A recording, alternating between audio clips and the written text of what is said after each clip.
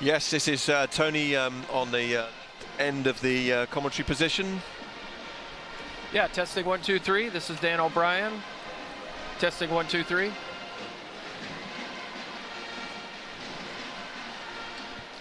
I'm testing 1, 2, 3, 4, 5. Looking at the brass band, clean white suits. Cheers.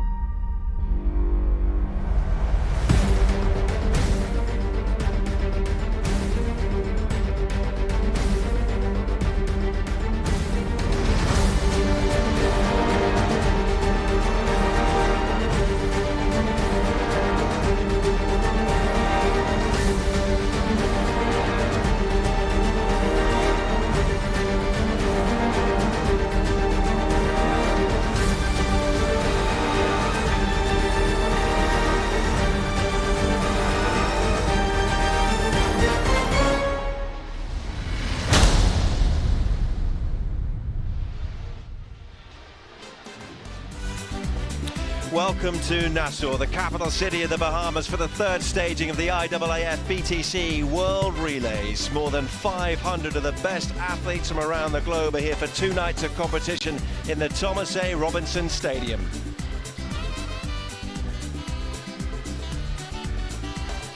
Tremendous atmosphere outside the stadium tonight. Good evening from Tony Husband. I'm joined by the former Great Britain Olympic bronze medalist Catherine Merry and 3-time world champion and Olympic gold medalist Dan O'Brien. These are the scenes outside the Thomas A. Robinson Stadium this evening. Big crowd expected for what is becoming a huge event in the calendar of the Bahamas. So, Catherine and Dan, great to have you with us, and we are looking forward to a couple of nights of hopefully scintillating sprint action. Tony, this is my first time in the Bahamas. I'm really excited to be here. I've had a chance to see this event a couple of times on television over the last couple of years. And what I think about the World Relays in the Bahamas are those indelible moments that live on forever. Ryan Bailey crossing the line in the 4x100 meters when the U.S. men were able to beat the Jamaica for one of the very few times in a major championship. So I'm thrilled to be here. Here's the schedule on this first evening of these World Relays. We'll get underway after the opening ceremony with the 4x200 meters, and we'll progress right through to 4 finals there, culminating in the 4x100 meters relay for men at the end of the evening.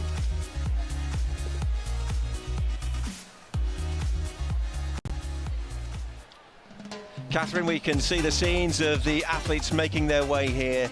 This has become a big weekend in their calendar as well, hasn't it?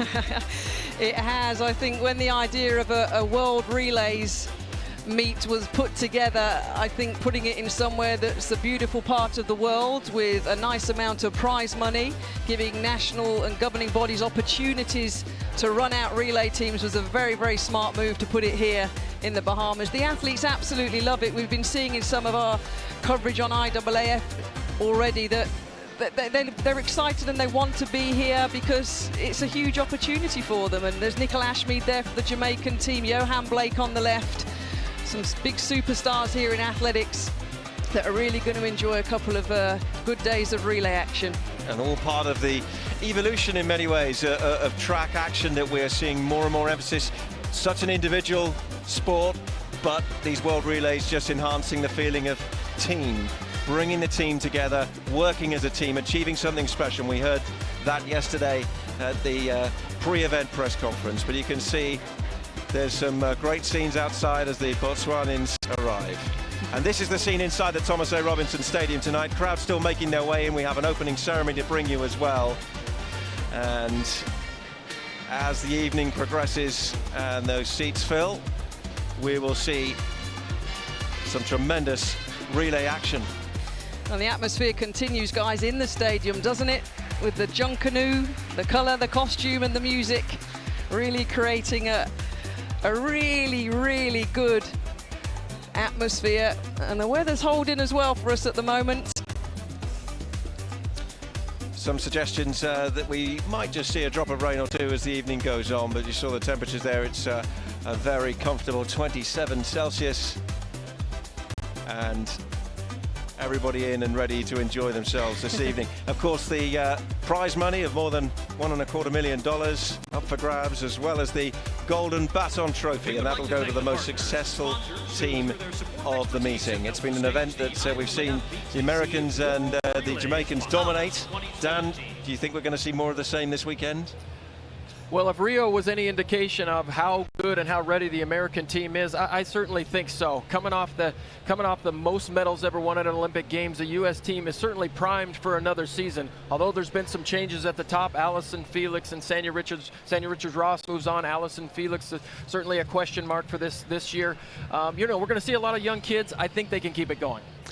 Well, let's be honest, there's only 4 nations that have ever won races here at the World Relays: the USA, Jamaica, Kenya and Nigeria. I think a few more countries will be added to that list at the end of the Sunday evening. So we saw the athletes arriving, didn't we, Tony? And we go through a process, don't we, Dan, when we get to major competitions after we've warmed up and we're good to go? Well, we certainly have, and we get a chance to see these athletes come in for a little bit of a athletes welcome.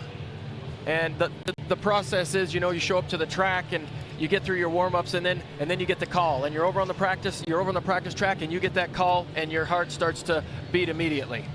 We'll have some innovations across our coverage over the next couple of nights. One of them you're seeing right now. This is a body camera. This is actually going to be on one of the athletes. We're going to see this in the 4x800 meters, and that will give us a unique perspective, take you right down into the heart of the action, onto the track, into the race, perhaps in the middle. Who knows what kind of view we'll get? It might be of behind, it could be out in front. Who knows? We'll see as the evening goes on here in Nassau.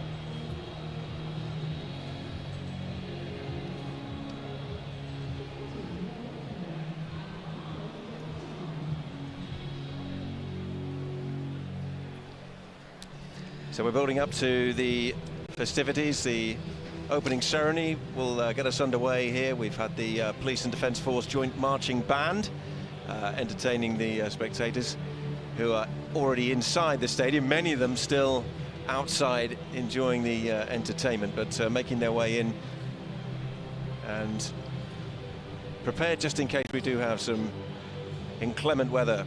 The officials making their way out into the stadium now. Volunteers and athletic officials from across these islands here this weekend, and a chance to get a close-up view of some of the world's best athletes.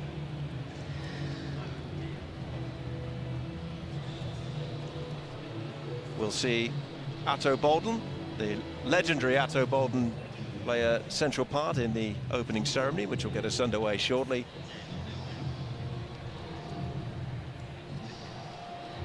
And you can just see now the imprint of the floodlights coming down on this stadium. The track relayed in 2014, ahead of the first World Relays. And an event that has really settled itself in the athletics calendar. So these people ready for 2 nights of great athletics. Will the American and Jamaican dominance continue here? And who will we be fixing our eyes on this time round?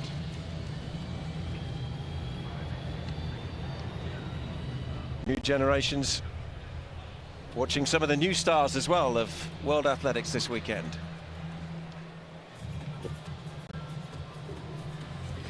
Well, it's going to be interesting, isn't it? Because Team USA, we talk about the golden baton, we've talked about the prize money that's on offer, but points as well. 8 points for a win, all the way down to 1 point for an 8th place finish, and the team with the most points at the end of the 2 days of action are awarded that golden baton. Won twice previously by the USA, so they're going for the treble, Dan. Well, and the biggest improvement for the U.S. has been in the middle distance races. We should see them put out 2 extremely talented 4x800 meter teams. They'll continue to improve in that 800 meters, and no 4x15 this year, but they're certainly getting better. Okay, so let's hand it down to Atto Boldon, who's going to get the opening ceremony of these World Relays underway. Please welcome your host, 4-time Olympic medalist and IAAF ambassador, Atto Boldon. 2-4-2, 2-4-2. Bahamas, make some noise. Oh, we're gonna have to make that 2014, 2015 World Relays noise. Bahamas, make some noise. What a thrill it is for us to be here once again for the World Relays. And why do we keep coming back? Because of the warmth and the hospitality that you guys continue to show, and of course some of the best track and field fans in the entire world. Give yourselves a big round of applause. We're gonna get things cracking very, very early tonight with some of the fastest human beings in the world. You guys would have all watched the Rio Olympic Games. Elaine Thompson, 100 meter and 200 meter Olympic champion, will be here tonight. And oh yeah, a young lady in Rio who in the 400 meter dash delivered Bahamas' second Olympic 400 meter crown, Shawnee Miller, will be here tonight. But before we look forward to tonight, let's look back at the previous 2 editions of the World Relays.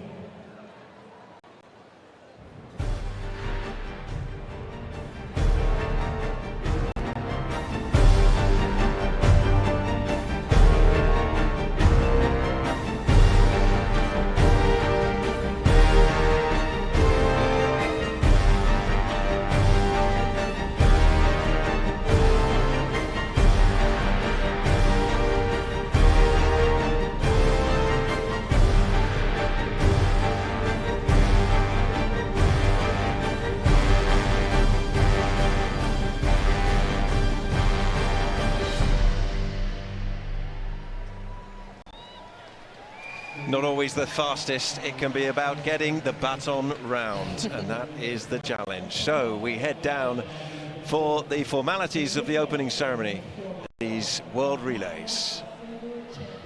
World or Olympics since 2008. But the last time they were on this track, the United States took them down. So you can look forward to those heats getting started this evening. And of course, the women on the other side, where the U.S. wins the Olympic Games and Jamaica seems to win all the world titles. So a lot of U.S. and Jamaica, and of course, the Bahamas. But don't forget Europe, because Great Britain is here, and Japan, who of course had that brilliant second place finish in the men's 4x1. So that's a preview of what's coming up. Now let me put you up to our in-stadium announcer, my friend, Paul Swangard. Thanks very much, Otto, and again, adding a pleasant good evening, everyone, here in the Bahamas as we welcome you to 2017 IAAF BTC World Relays Bahamas 2017. It is wonderful to be back, part of the crew here, to call the races for you throughout the 2 days of competition. There are So Otto Bolden setting the scene for those spectators who've made their way in. The first race is at 7:35 local time, and that will be the 4x200 meters for women. You can see the scene. There's the warm-up area. Dan, I know that you were down there yesterday and were pretty impressed with the facility. Well, this facility is fantastic, and to have a practice track like that right behind really just enhances this program. But what I thought was cool is you see all these little tents around the outside. Every team has their own little home base. They got their flags up around there, so these athletes know right where to go in between their warm-ups, in between their races. They can go back to their home teams, get a stretch, get a cool down, get a drink of water. Yeah, we can see some of the athletes who are going to be in that first race of the evening, the 4x200 meters, the first round, Heat 1. So the likes of the French and the Kenyans there. So we look down on this fantastic scene, and you can see the ocean in the far distance there as well, as we see the Police and Defence Force Joint Marching Band performing. And now the flags of the nations taking part in these World Relays.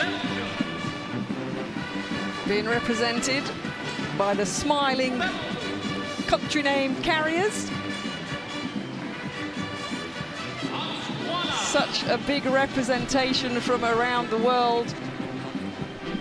And we've talked about some of the big teams who will collate most of the points. Yes, Jamaica and the USA and Nigeria, Great Britain and Northern Ireland, but we have a wonderful mix of individual athletic superstars that are here. The likes of Daphne Schippers, of course, from the Netherlands. She's due to compete with her team. There really is some big names involved in this third edition of the IAAF BTC World Relays.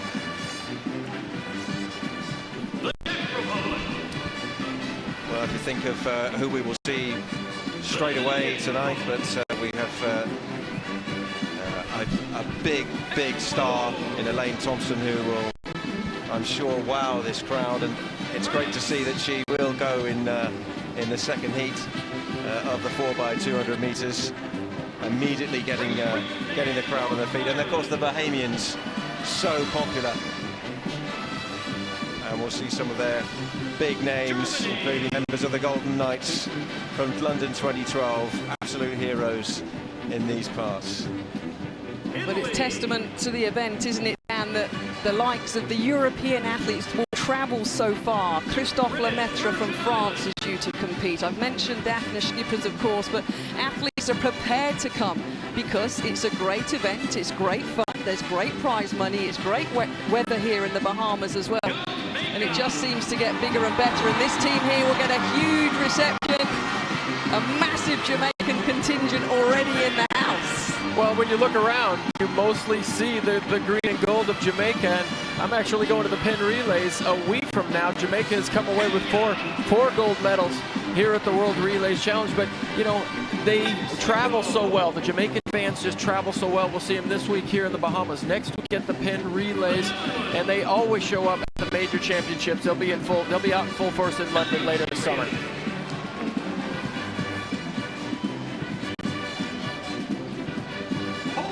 We will have the Bahamas flag coming out shortly. That will be the last one we will see, and that I'm sure will get a huge roar We are in the capital of the Bahamas here, and the island of New Providence. 70% of the Bahamian population actually live here. Some 275,000 people. And they're enjoying a really big month of sport, including these World Relays.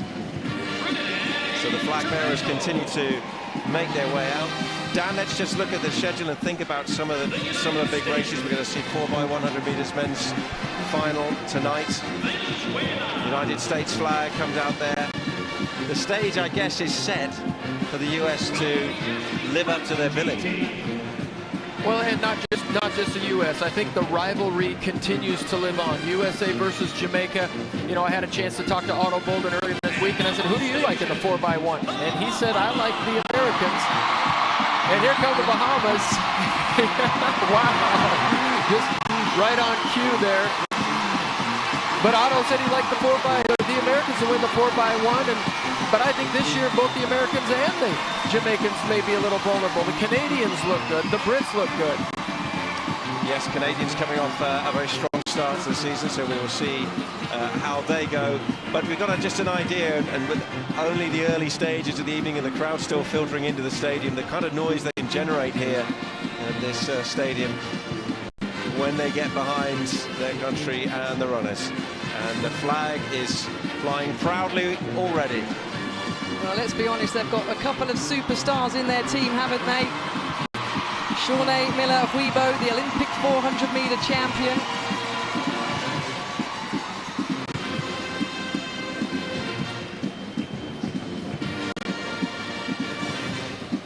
And then a certain Stephen Gardner as well. We're all excited to see him over the 400 meters, the world leader.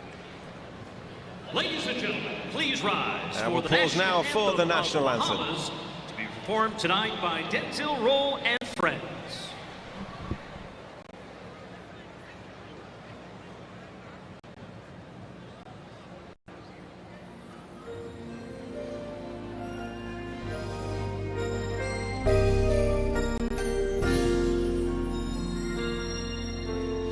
Lift up your hand to the rising sun.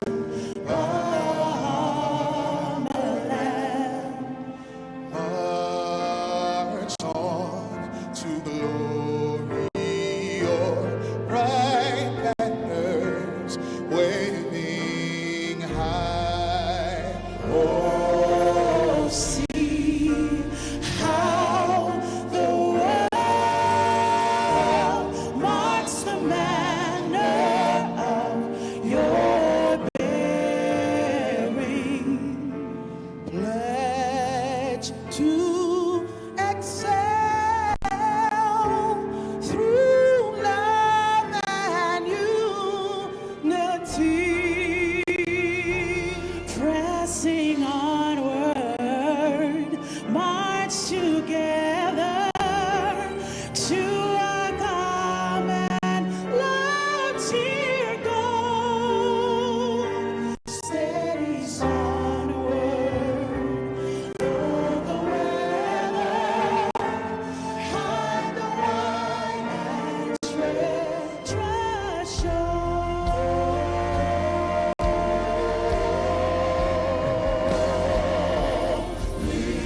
Lift up your head to the rising sun. Bahamas to the road you trod, lead unto your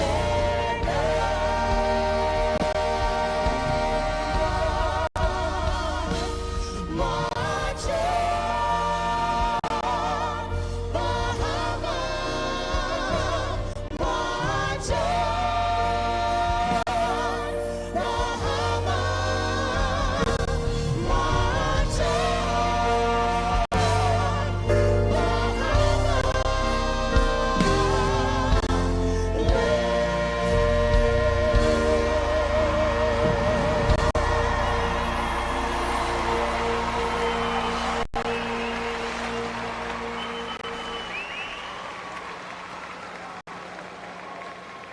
Ladies and gentlemen, Please welcome the chairman of the local organizing committee, Keith Parker, IAAF Vice President Alberto Wantarena Donger, and please welcome the Right Honorable Perry G. Christie, Prime Minister of the Bahamas.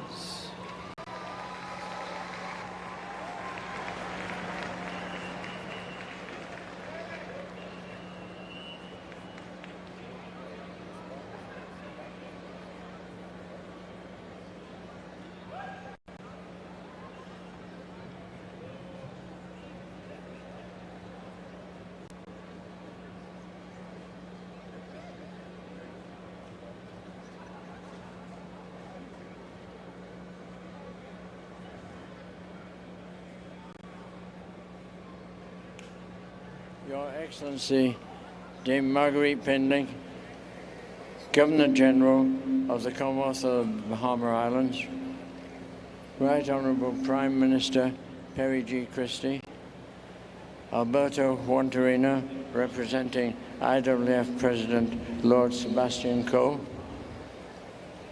IAAF Council members, members of government, members of Parliament, senators, members of the judiciary, ladies and gentlemen, athletes, boys and girls. It is a great honor and delight for me as chairman of the local organizing committee to welcome you all to the IAAF World Relays event hosted in the Bahamas for the third time.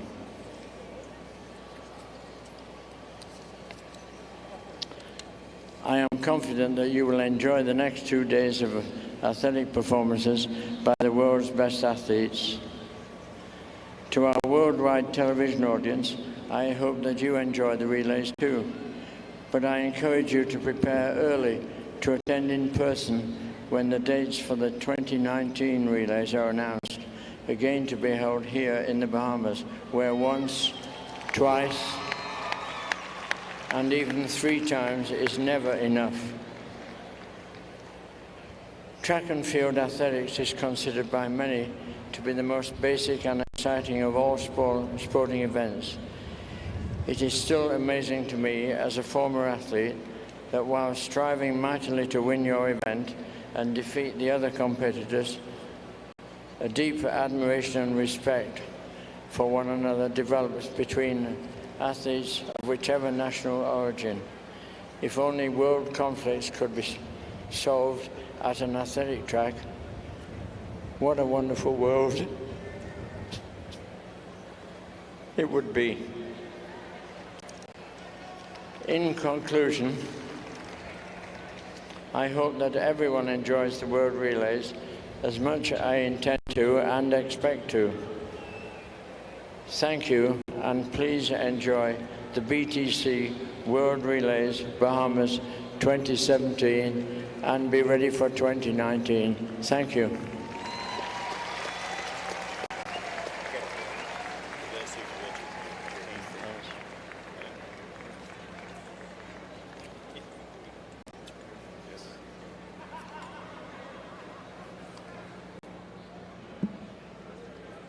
On behalf of IAAF President Sebastian Coe, I am honored to welcome all athletes, officials, media, and spectators to the 3rd edition of the IAAF BTC World Relay.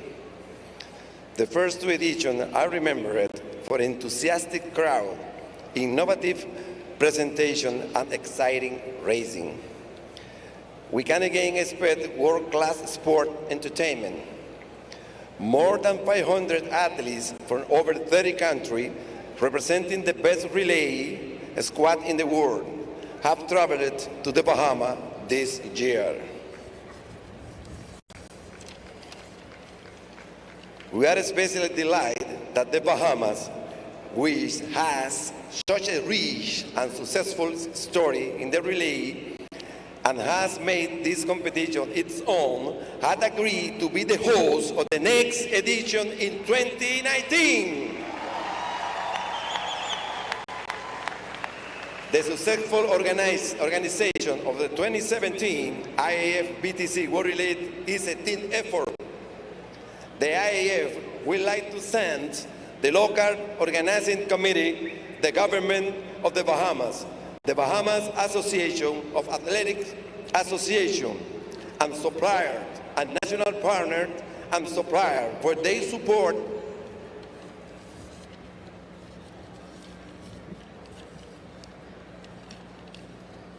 combining with exciting relay racing, passionate people who know the track and field, the atmosphere is guaranteed to be electric. Finally, as well as wishing good luck to the athletes, I offer special thanks to all the volunteers and technicians, officials without whom this event could not take place. Thank you for your attention.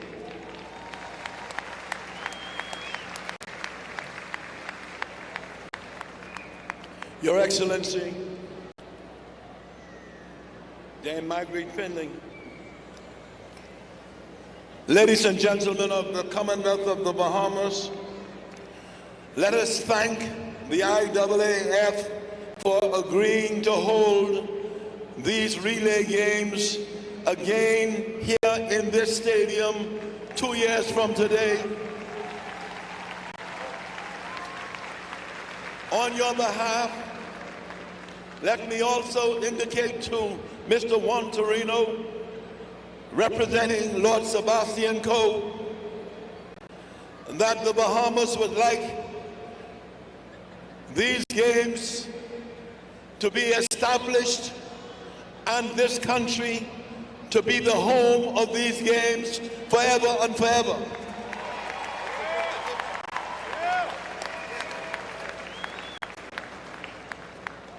It is my honor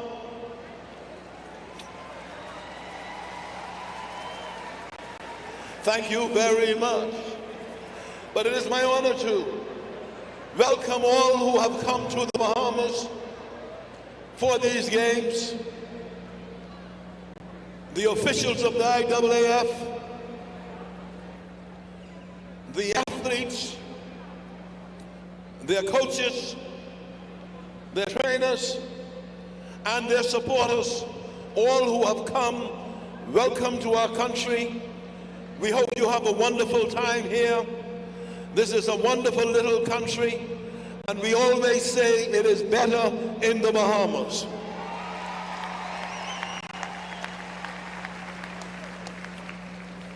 Let me also thank BTC for their sponsorship of these games. Join me in thanking BTC for helping to make these games possible. To the athletes, we have witnessed you setting world records in this stadium. It is our wish that you do the very best you can, and in the process of doing the very best, we look forward to new world records being established here in this stadium, yet demonstrating this is one of the fastest tracks in the entire world.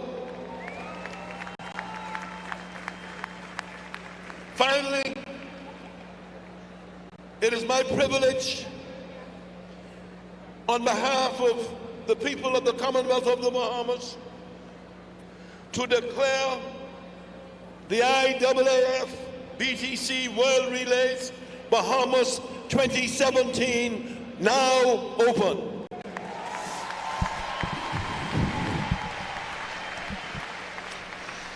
So the Prime Minister officially gets these third IAAF BTC World Relays underway, and we will have the playing of the IAAF anthem and raising of the flag ahead of our opening races of this 2017 edition.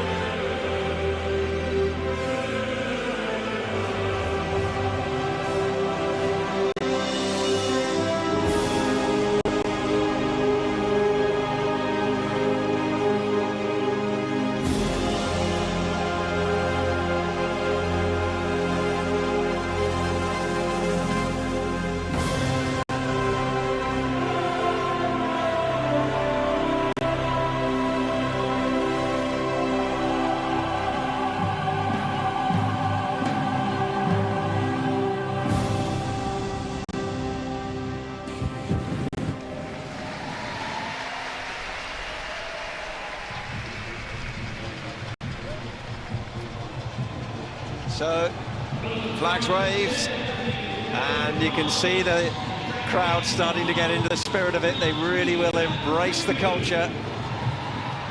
And Catherine, I know you're a fan of the junk canoe. All day, every day.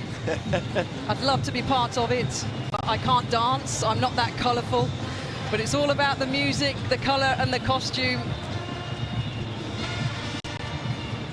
I thought you dressed up pretty well last night now, seeing these the formal dinner that we attended for the IAAF, and we got a little taste of Bahamian culture, and that's what we're seeing now as they enter the stadium from that far end under the floodlights, bringing some colour and culture ahead of the start of the action on the track. Well, before I knew what Junkanoo was, I was asked if I liked it, and I thought it was a dish that you may eat. So I was definitely wrong, but very surprised, and I love the flavor. It's great, isn't it? And normally when the Junkanoo starts, it doesn't stop very often, so hopefully throughout the whole 2 days, they're going to be bathed, hopefully in a little bit of sunshine at some point, but definitely in the local culture with the music and the dance and the costumes. And this is what athletes love. It's the vibe, it's the relaxed nature, it's having fun with track and field. And that's why the Bahamas now on their 3rd edition. They've been assured they're having 2019 in 2 years, and they're in the bid for 2021, 2023, and to make it the home of the IAAF a permanent BTC base World for this Relays. event. So come on then, you two. How much would you be aware of these things if you're not due on the track imminently and you're not over warming up? But Well, how much would you want to get involved in all this? One, you want to get involved, and it raises the blood pressure and it raises the excitement. But what's unique here about the Thomas Robinson Stadium, as Dan was alluding to, the warm-up track is very, very close to the main stadium. So the athletes will hear this, they'll get excited, they'll want to get involved. And it's great because then it's not far for the athletes to travel once they've warmed up to get into the stadium and get going. It's all close. The vibe just gets created, doesn't it? And then you just want to get going. We've been waiting now for a couple of days as commentators to get going on these World Relays, and the athletes are no different. Dan, but this fire you up, you see this, you want to really embrace this and use this as another extra tool for your competition. Absolutely, and I think what track and field needs, especially in the United States, athletics around the world, is it needs a shot in the arm. We get way too serious at the championship sometimes. It's all about business, winning those medals, and there's so much stress and tension as an athlete. To get a little music out there, shake your booty just a little bit, it relaxes you and it allows you to have fun. And really, that's why we started running track and field and athletics as a young kid. Well, they're enjoying it, and it's certainly just given the whole atmosphere a big lift since they came into the stadium. The incredible array of musical instruments are down there, and of course extraordinary outfits as we look down on the scene this opening evening, just on the outskirts of downtown Nassau. And so far the rain that we feared that might come along just holding off and allowing this most colourful of pre-event shows to take centre stage. Well, we saw the lovely drone shot, didn't we, over the stadium.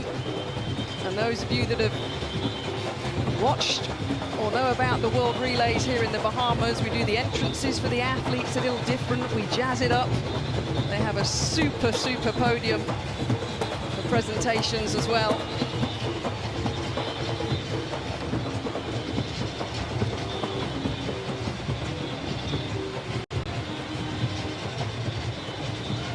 Yeah, a tremendous show.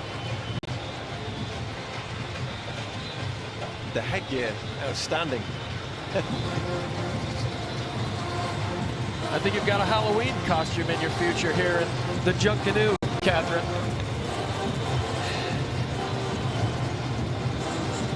It's reason number 45 why I would move to the Bahamas.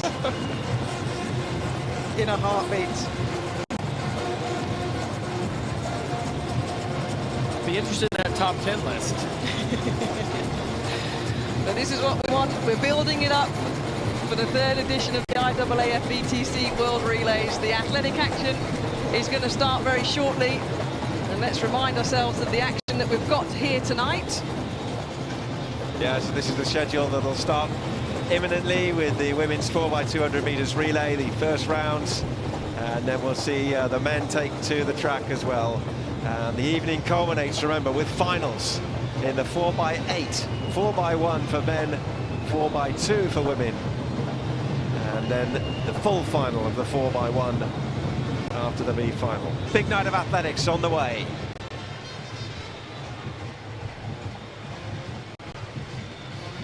And in the call room they are poised and ready, the first athletes who will be taking out to the track and that will be presented in that very special IAAF World Relays way.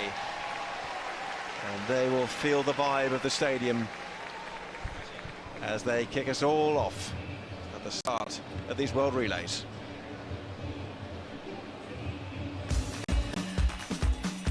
So much beauty in the Bahamas, and this is about the caves originally utilised by the Lucians, the original inhabitants of the Bahamas. The caves of Nassau offered these native peoples various uses. Relatively cool, constant temperature, and a natural shelter would have given them opportunities for storing food and protecting themselves from hurricanes. Cave Beach Bahamas offers everything you'd expect from Bahamas beaches.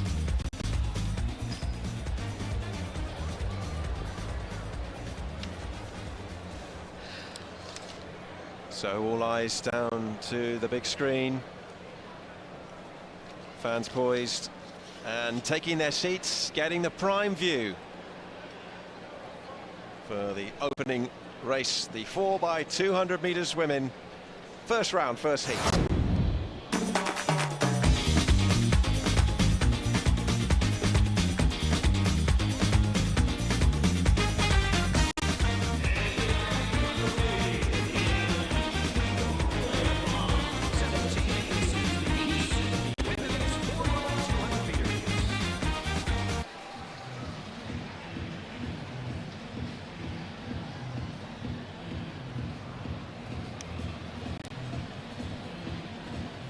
There'll be 5 teams. In lane 7, France. And they will start to make their way out. In lane 6, led off by the French. Here comes Kenya. 5, Trinidad and Tobago. And Caribbean cheer for Trinidad and Tobago. In lane 4, the United States. Watch out for this quartet from the United States of America. And lane 3, it's Germany. Support for the United States as we see the German team emerge from the big screen out onto this fast track here at the Tommy Robinson Stadium.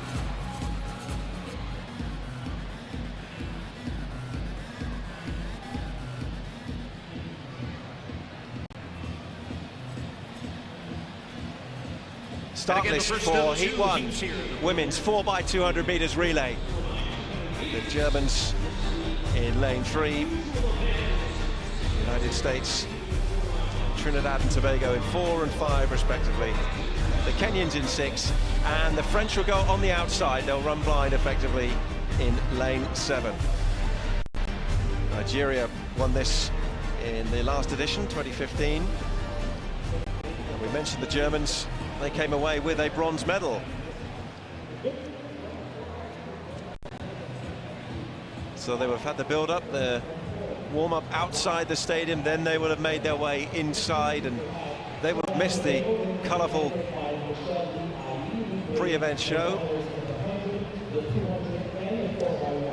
And here's confirmation of what you've got to do to reach the final. It'll be the first 3 of each heat who will automatically qualify, and then it'll be the next 2 fastest times to secure that place in the final.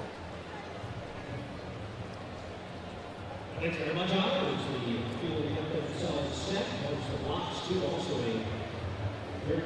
Chance to check the blocks. You've been in this situation, Catherine. What's the emotions? What's going through these athletes' minds right now? it's taking a collective choice of you've got some responsibility now. We see that any relay, you're coming out of your comfort zone. It's not about you, it's about your team. And it's brilliant that we're starting off this year's edition of the World Relays with this 4x200 meter relay. Not a championship event, of course.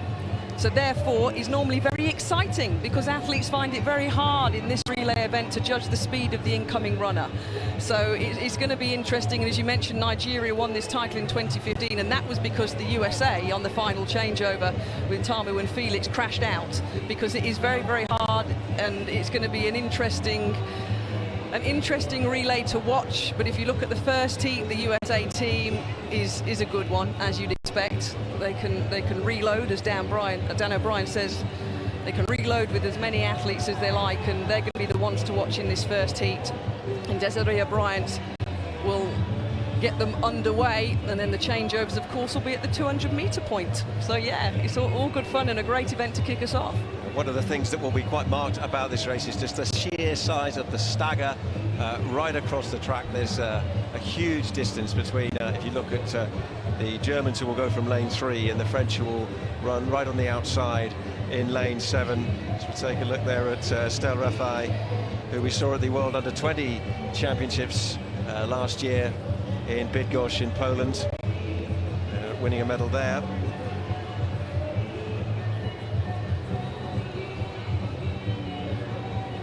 The handover zones,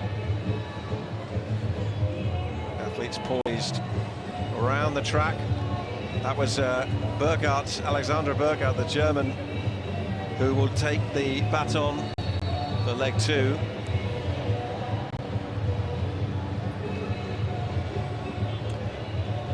It's a good team in lane 5 though, isn't it? Trinidad and Tobago, Michelle Lee IE. There'll be ones to watch as well. Automatic qualifying, the first 3, as you mentioned. From the outside, France will go in lane 7, led off by Jennifer Gallet, the 25-year-old. They'll feature Estelle Rafai, the bronze medalist at the World Under-20s. The Kenyans just inside. Maximilia Imali, a World Under-20 finalist, will run the lead-off leg. Jepkovic, Chege and Aknov, the youngster, will see them through. Trinidad and Tobago inside on lane 5. Kamaria Durant, who's got experience of major championships with a 2014 Commonwealth Games appearance on the lead leg. The United States with Desiree Bryant, only 5 foot in height, low centre of gravity. Runs the lead leg for the United States. And Laura Matthijs of Germany, the 24-year-old, will set the Germans off from lane 3, handing off to Burkhardt, a European under-23 silver medalist over the distance of 100 meters.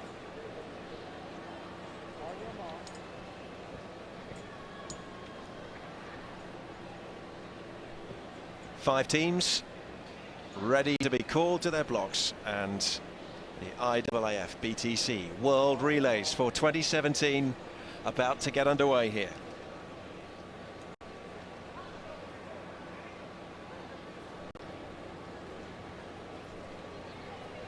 Gallet on the outside there in lane 7.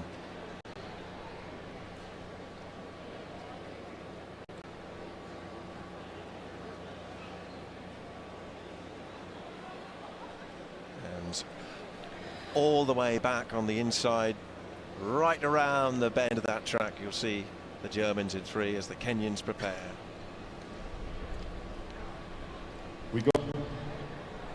Well, looking down, guys, looks like there's potentially a problem with the starter's microphone, but it's been fixed. Now they can get underway. Into the blocks for the first race of this IAAF BTC World Relays 2017. 4x200 meters. Germany, United States, Trinidad, Tobago, Kenya and France.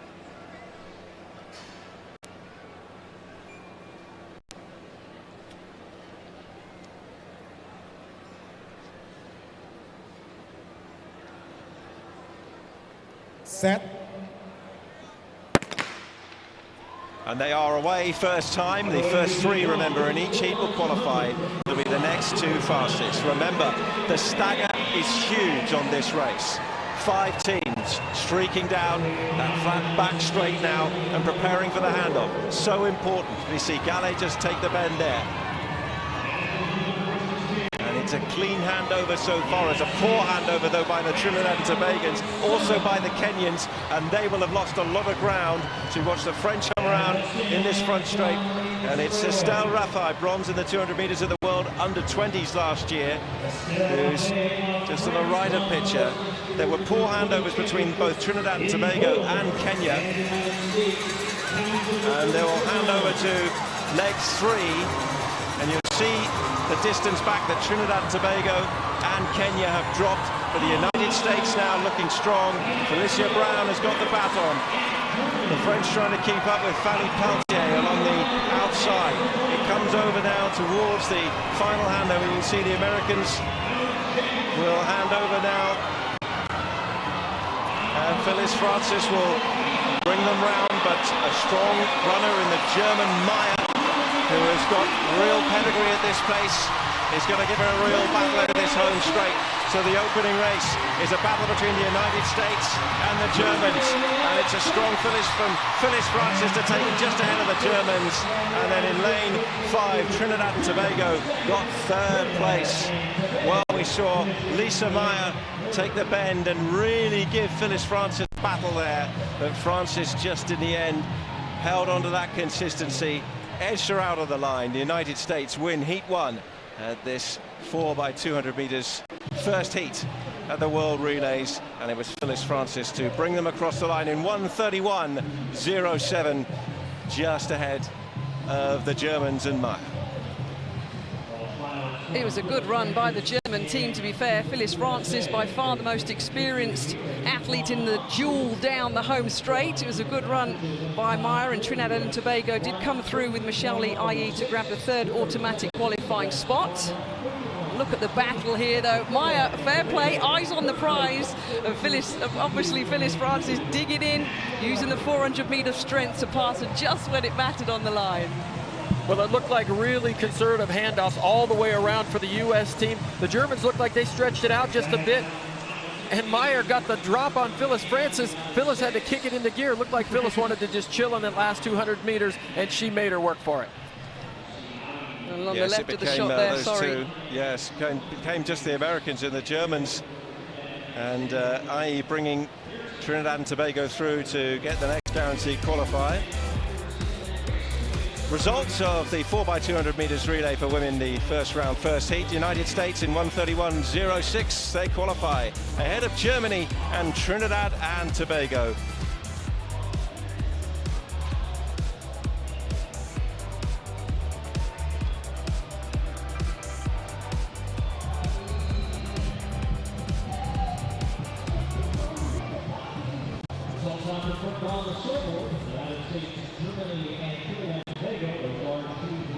So these fans getting to see a good finish in the opening race, and that's the kind of relay action that's exactly what you want to see. A real battle in that home straight between two very, very good finishers. Meyer, the German. And Dan, you talked about the German handovers.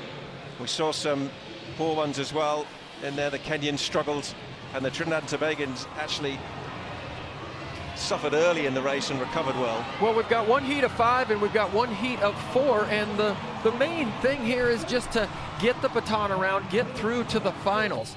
And there's no reason that you shouldn't make at least very conservative handoffs. Give your next runner a chance to stay in the race. You know, so that I was not surprised that the U.S. did conservative handoffs. Germany had a couple early conservative handoffs as well, but that's the whole idea, is just get the baton around, survive and advance. Stand by, here comes the second heat.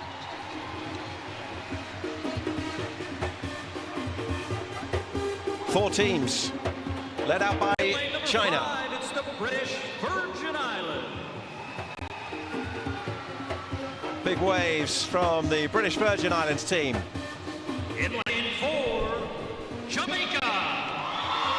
Huge reception, Elaine Thompson and the Jamaicans.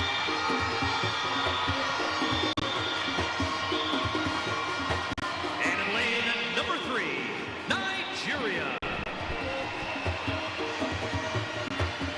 And the defending champions in this event, Nigeria.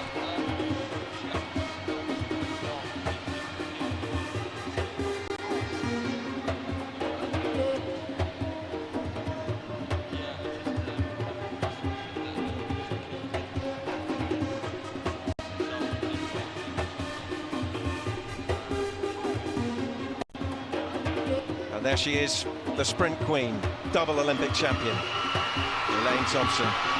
And the roars are for her in this home straight. The Jamaican contingent in the stadium already running quickly in 2017 as well. She ran a wind-assisted 10.75 to thrill those fans in Kingston just last weekend. The lineup for Heat 2, women's 4x200 meters relay. From lane 3, Nigeria, the Jamaicans outside them, then it's the British Virgin Islands, and on the outside, lane 6 for this second heat will be China.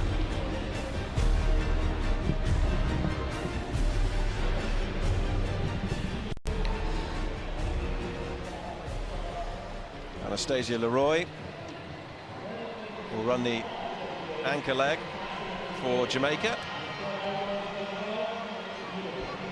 Knows all about winning gold. 2014 Commonwealth Games winner.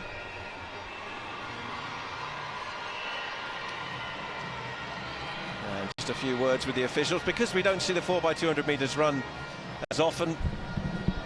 You see a few questions with the track officials, people just wanting to check they're in the right places.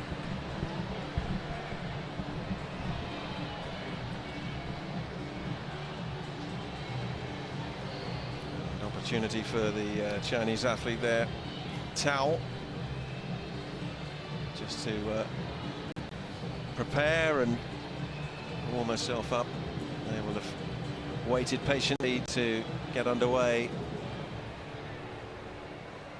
and they will have seen the Americans win the first heat just a few moments ago. This night, Otto, hopefully, as we'll get back to action. Yan Bingzhu, the 20-year-old. One of the youngsters in the team for China. 200 meters. In the United States, Germany, Trinidad and Tobago are safely on through to the final. France and Kenya now waiting to advance on time. Nelda Huggins will lead off the British Virgin Islands, and she'll hand off to Harrigan Scott.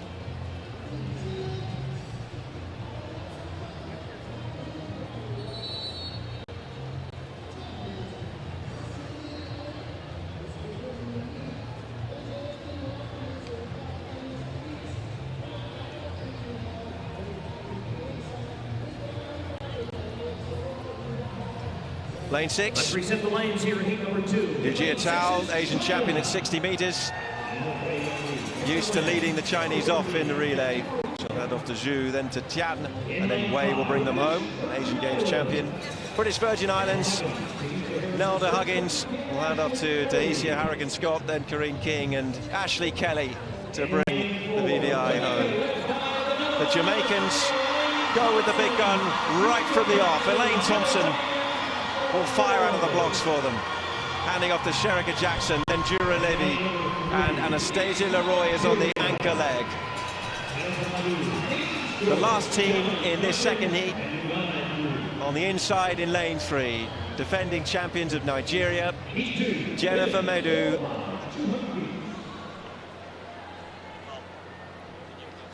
Sending them off and handing to Patience George, Dominique Duncan and Ugonna Ndu complete the rest of the Nigerian quartet.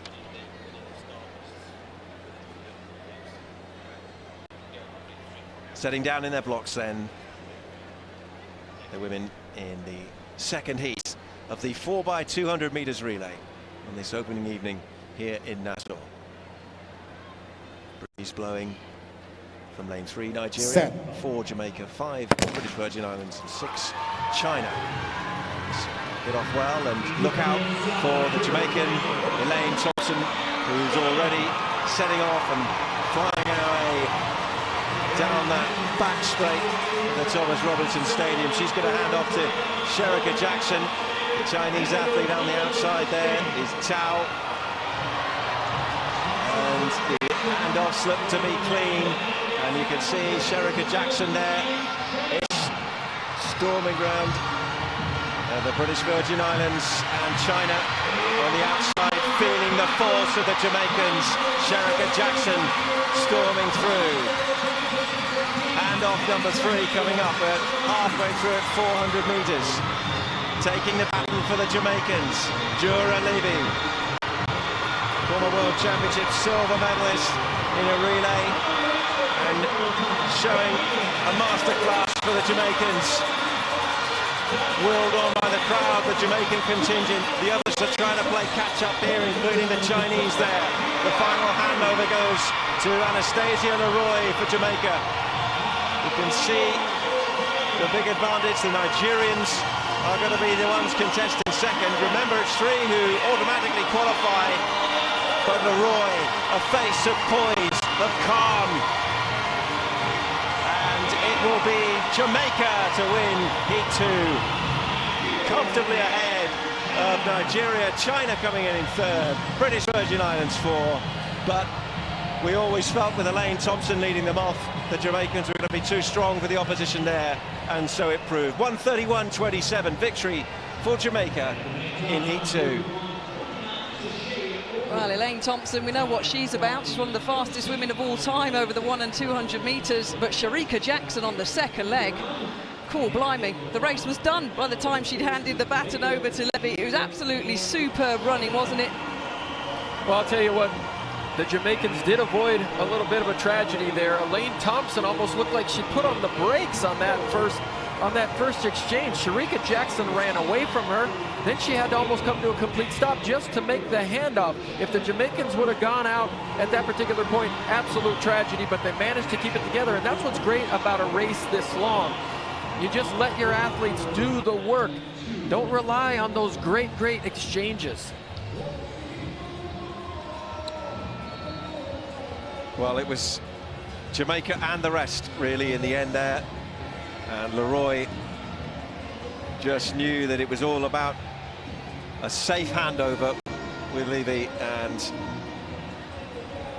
the result from the second heat, 4x200 meters relay, Jamaica, first automatic qualifier. Nigeria and China will join them in progression to the final. British Virgin Islands with a national record in their 4th place finish.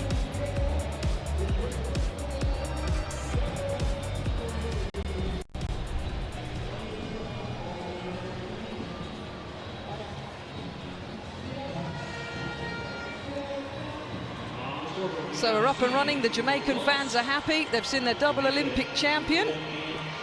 The final for that event later tonight at 22:21 local time. So the girls will go and rest up before that.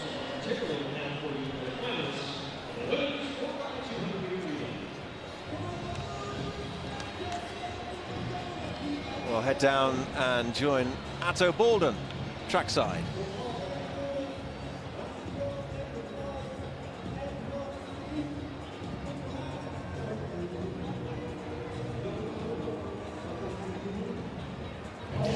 Here with double Olympic champion Elaine Thompson. A very good lead-off leg for you, but you guys had some problems on the exchange. What happened there? I mean, it's our first heats out here. We came out in the second heats just to safely pass the baton around and to advance the finals. Now, you had an amazing 10.75 opener, just illegal win a couple weeks ago in Kingston. What does that tell you about what's possible for you in 2017? Well, last weekend in Kingston, I opened my 100-meter season. I was a little bit surprised. I didn't expect to run that fast. But at this time, it tells me where I'm at and how much work I have to put in. I have to take it race by race and step by step. Congratulations. See you in the final. Thank you so much.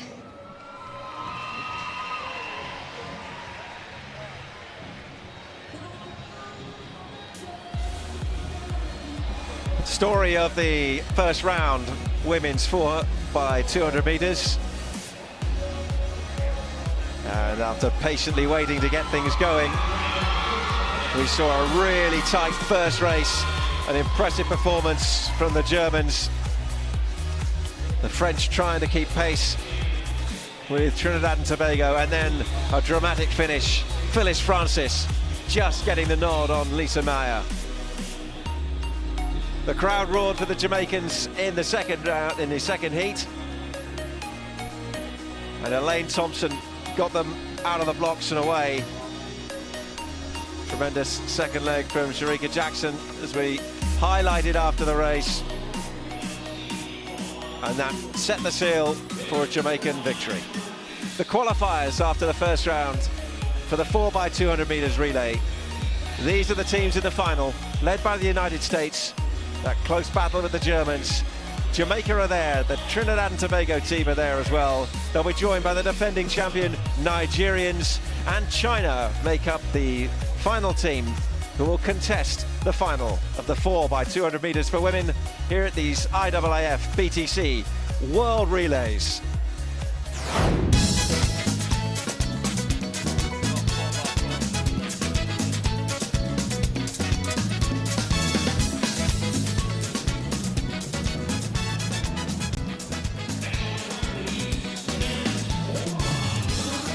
So, we've seen some of the fastest women in the world open up these IAAF BTC relays in their 4x200 meters. But it's time for the fast boys. The heats of the men's 4x100 meters. In Heat 1, Lane 8, China. The People's Republic of China. They'll start out of lane 8 in Heat 1. In lane 7, welcome the Bahamas.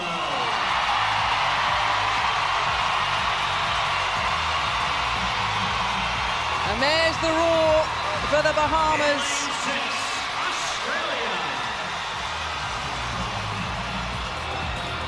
Australia will start out at lane number 6. In lane 5, it's the Netherlands.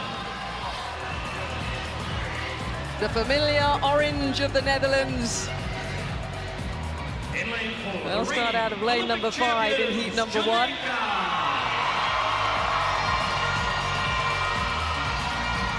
And the roar for the Jamaican team.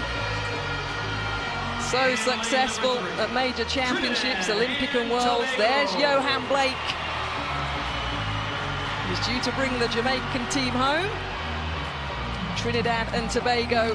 And in lane number 2, Ledman due to lead them off. And the final team in heat number 1, Antigua and Barbuda.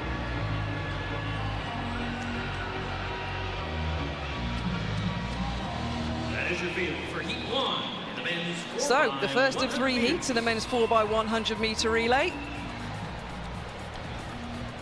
Clark of Jamaica in lane number 4.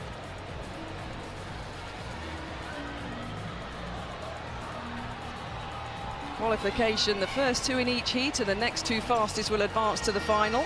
And then the next 8 fastest advance to a final B. There's Johan Blake, acknowledging the crowd, formerly known as the Beast. Lots of injury problems, Johan Blake, but he's trying to get back to the form that he was in when he won the world title. The lineup for the first heat then of the men's 4x100 meter relay. Jamaica in 4, Bahamas in 7.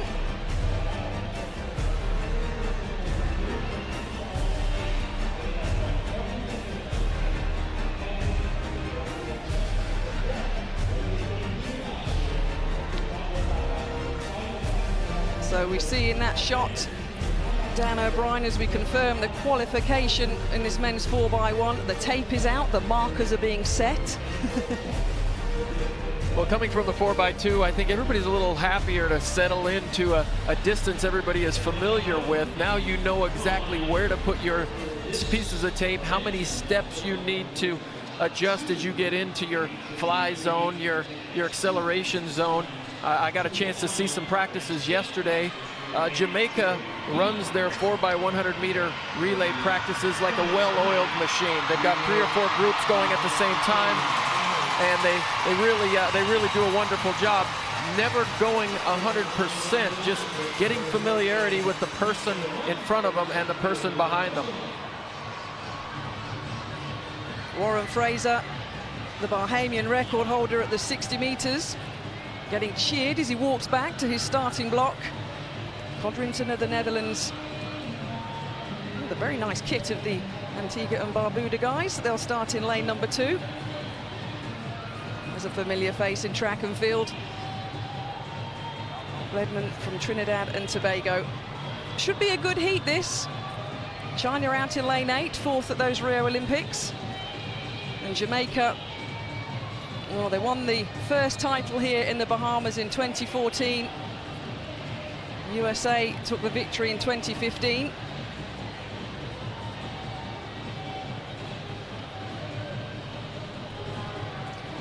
So lane number 8 then in heat number 1, the People's Republic of China.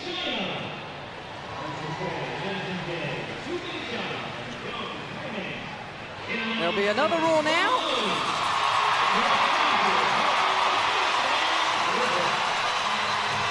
Team from the Bahamas in lane 7, Fraser, Hart, Grasse and Griffiths.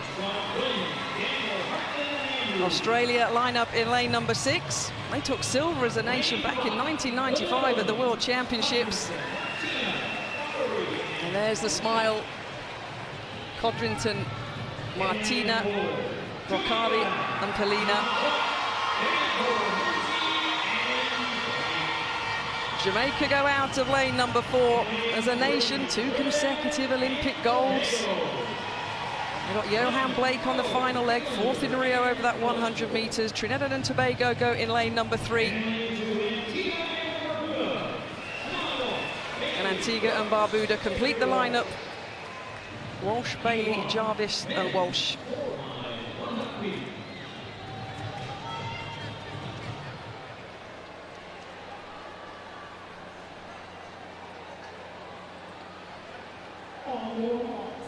Heat number 1 of the men's 4x100 meter relay. First 2 in each heat. And the next 2 fastest advance to the final. Bahamas starting 7, Jamaica starting 4.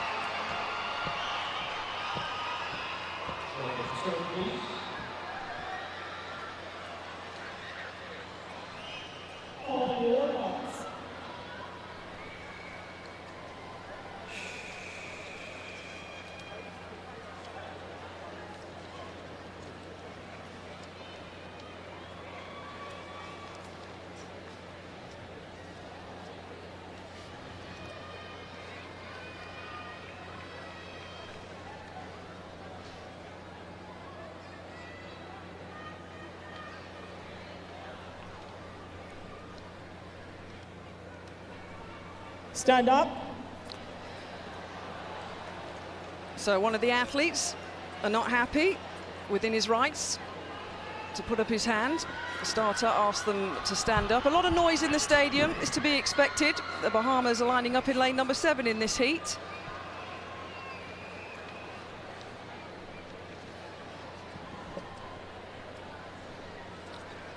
So a reminder again then, heat number 1, Antigua and Barbuda in 2, Trinidad and Tobago in 3, Jamaica in 4, the Netherlands in 5, Australia in 6, Bahamas in 7 and China in lane 8. Heat number 1 of the men's 4x100 meter relay.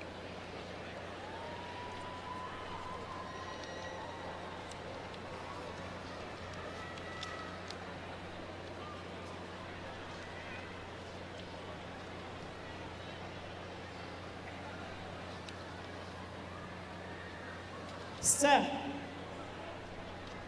Well,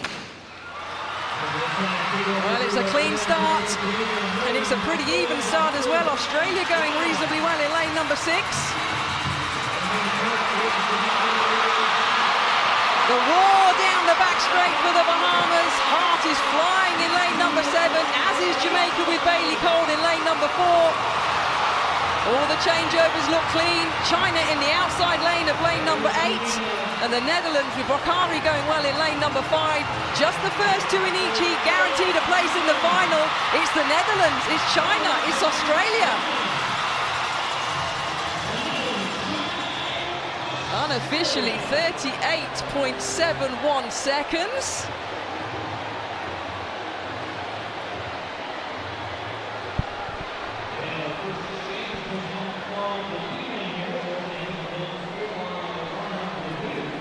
Oh my goodness, Kat. What did we just see there? A team in the orange kit comes through first, and I'm looking for the green and gold, and they're nowhere to be seen. Wow, this is shocking. I didn't see exactly what happened, but it looked like the third. Well, Jamaica's not even there for the third exchange. Well, as Polina on the final leg for the Netherlands steams to a victory, at the top of the shot you saw Johan Blake going in the wrong direction, walking around the top bend. Let's have a little look at what happened to the Jamaicans. We know their history, no Usain Bolt, but look in the corner, just on the right of your screen there.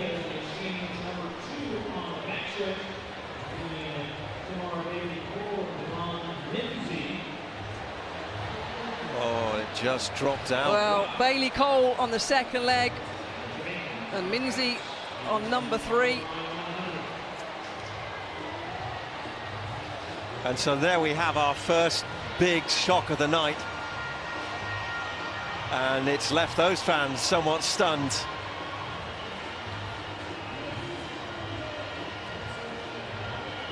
And the frustration quite clear for all to see. So Jamaica will not be in the final.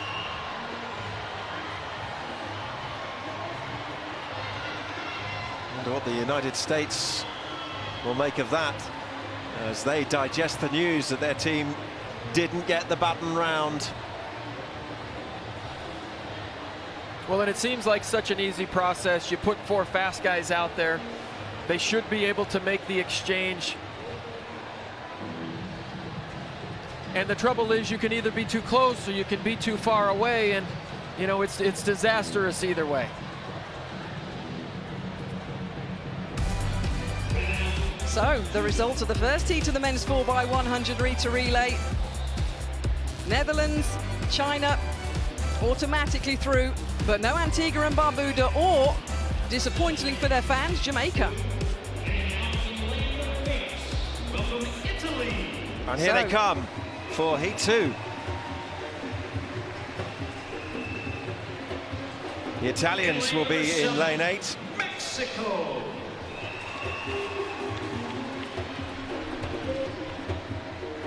And the green and red of Mexico emerging from behind the screen in lane 7. Poland. Watch out for Poland.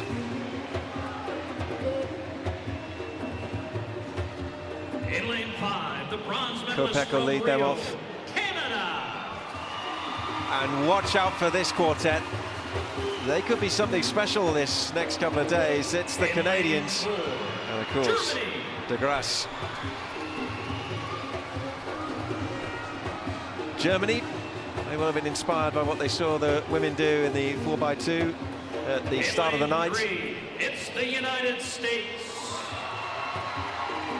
And now with no Jamaica, well, what awaits this American quartet? The United States of America, anchored by Justin Gatlin. France. And on the inside, the team who were 5th back in 2015 at these World Relays, France.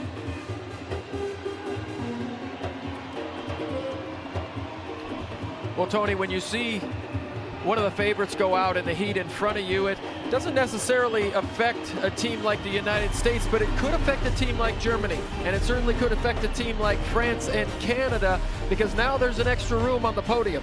Now there's another space up there for somebody to walk away from here with a medal and maybe even upset the favorites like the United States. Here's the full list for the men's 4x100 meters relay. Heat 2. We will see the United States, we will see Canada.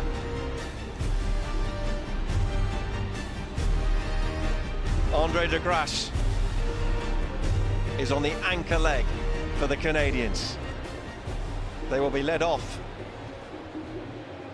by Akeem Haynes.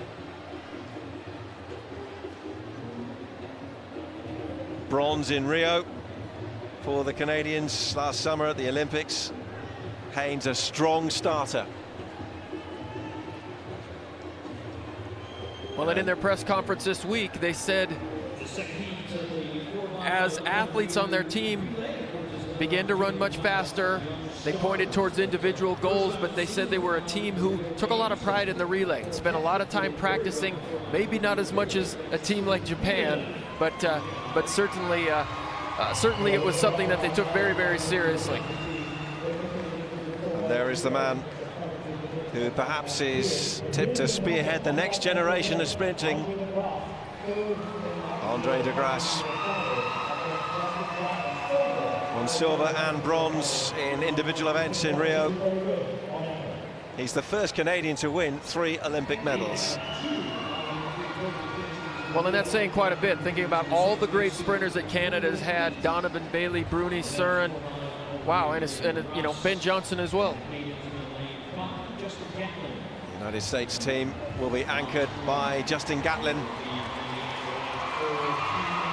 This is a new move for Justin Gatlin. Him running the anchor leg. He certainly is familiar with the anchor leg, but we've seen him over there in the number 2 position for many, many years. Yes, and it'll be Marvin Bracy who will come out of the blocks for the United States. They have changed their order and their lineup here. Mike Rogers has often led them away, with Gatlin actually running the second leg, but he will bring the United States home.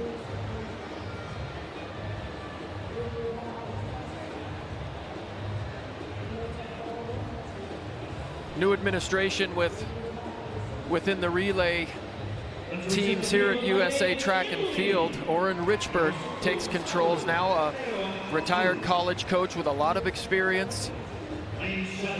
On the outside lanes, it'll be Italy in lane 8, led up by Cerruti, we saw, as there's Hector Ruiz of Mexico. Just inside them. It'll be the Poles with Kopek. And Simnovic will bring them home on the anchor leg. Big cheer for the Canadians. Hakeem Haynes on lead leg. Andre de Grasse on the anchor.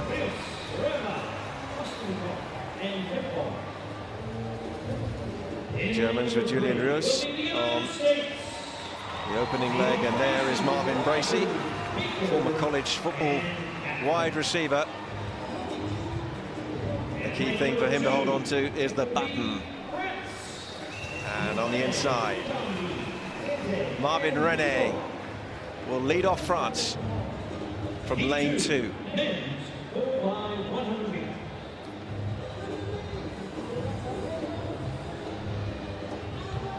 Who can forget the Jamaican world record in this event? On your London marks. 2012, but the Canadians have been the team to keep an eye on in 2017. What kind of challenge can they give the United States and the rest? 7 teams in their blocks. From the inside, France, then the United States in 3, Germany 4, Canada 5, Poland 6, Mexico 7, and it's the Italians on the outside, lane 8. Heat 2, men's 4x100 meters. Off they go, and we'll see how Marvin Bracy takes on that lead leg for the Americans, but good start by the Canadians as well. They've gone out really strong, and along that back straight they're looking good. The Americans are also there with Mike Rogers now. All the experience, and the handover looks clean over there on that far side of the track, and they bring it round with the third stage. Baker for the United States will hand to Gatlin, and Gatlin will be away against de Grasse. What a battle this is going to be in the home straight. And look at de Grasse, he's pushing Gatlin all the way. It's these two for qualification. It's Canada who take it ahead of the United States. Those first 2 will go through to the final, and we've already seen a real thrilling sprint finish there to that second heat of the men's 4x100 meters. 38.19 seconds. And de Grasse and Gatlin thrilled the crowd in the home straight.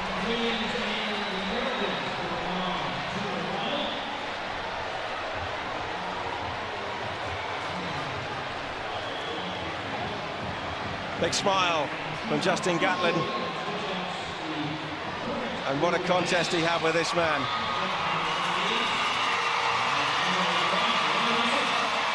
And a a measure of what might be to come, and with the Jamaicans, of course, nowhere now in this 4x100 meters. It could be the US and Canada who we're watching do this again in a final. Well, great changeovers from both teams, but we take a look about 70 meters in. Grasse looks over at Gatlin as he cruises past him. It looked like Grasse had another gear. Yeah, it did look like Grasse had another gear and just was holding back just a little bit. Wow, there. He looked once, he looked again. 3 times, a hat-trick. Well, we've seen that, of course, before with the great Usain Bolt and Grasse. He got a ticking off on that occasion, but here he was able to take a glance off, and Gatlin was absolutely straight ahead, but Grasse, well, looked comfortable. High five from those two, and let's hear from Andre Grasse, who's down at trackside with Atto Bolden.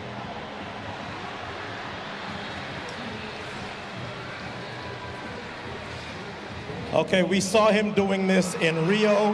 Now he's in the Bahamas doing it again. What is it with you and looking around at these anchors? How about that leg? I'm just out there having fun. You know, I just got to save some energy for the finals. It's going to be fun competing against these guys. And, you know, I feel like we got a great chance to take it home.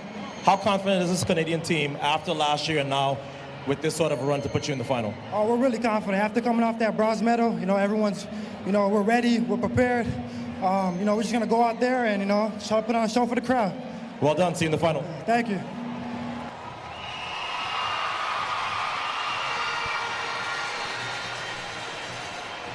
Well, Andre Grasse talking to Atto Bolden, and the crowd certainly enjoying hearing from one of the great hopes in athletics. Results of Heat 2 in the 4x100 meters relay, and it's Canada who edged just in front of the United States. Those are the 2 automatic qualifiers. The French are the season's best. We'll have to wait. They came in 3rd, the Germans 4th, and Poland bringing up the rear.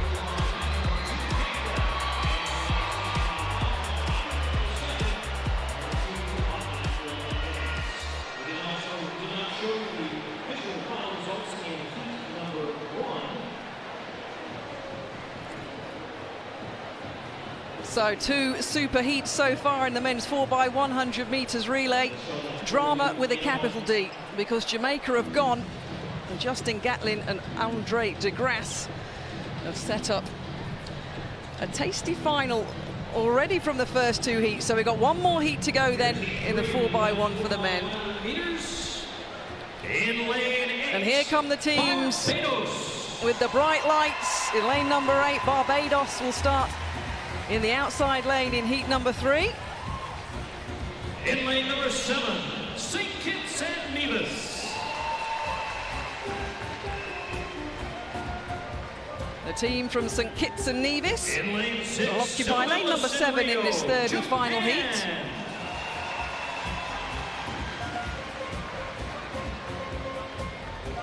In lane 5, The Japanese Great Britain and Northern Ireland. will be in lane number 6. And then the team from Great Britain and Northern Ireland, collectively, Lane 4 is the Dominican the British Republic. athletes are running some fast times. That was Danny Talbot. He's gone under 20 seconds, wind aided already in 2017. The Dominican Republic will start will be Brazil. in lane number 4. Good view before the athletes come out for the entrance. There's the Brazilians. They'll start in lane number 3. Welcome, World Championship Cuba. medals have been won by them previously. And the heart and the love being shown by the Cuban team, who will start in lane number 2. So, what will heats number 3 give us on this Saturday night, the first evening action of these IAAF BTC World Relays? To the final, you see 2 DNFs as Antigua and Barbuda and Jamaica unable to get the baton around the track safely. So the tape, the markers, relay zones, exchange boxes, 20 meters in length. Athletes have a 10-meter acceleration zone as well. They put their mark down, and when the incoming runner hits it, that's when they go off. The The final heat then of the men's 4x100 metre relay. Great Britain and Northern Ireland will be looking for automatic qualifying here in lane number 5. And in recent years, we've learnt not to discount Japan, of course, as well. Silver medaler in Rio last year at those Olympic Games. None of the 4 athletes who won a medal in Rio are here.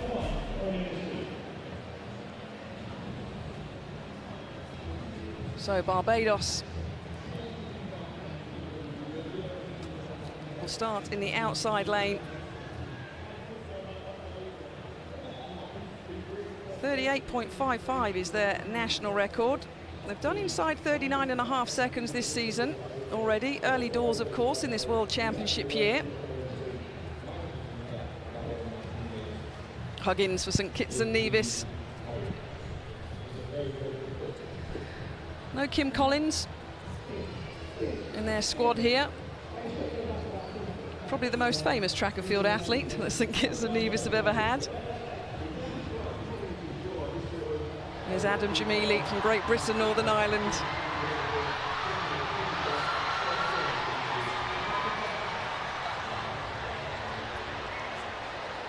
Masuda of Japan. He'll lead off the Japanese in lane number 6.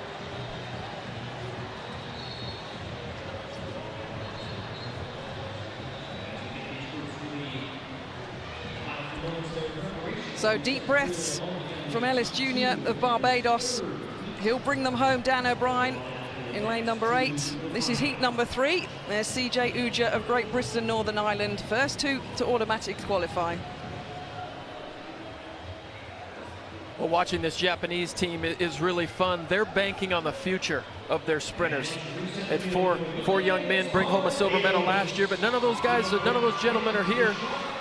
Everybody under the age of 20 representing Japan this year.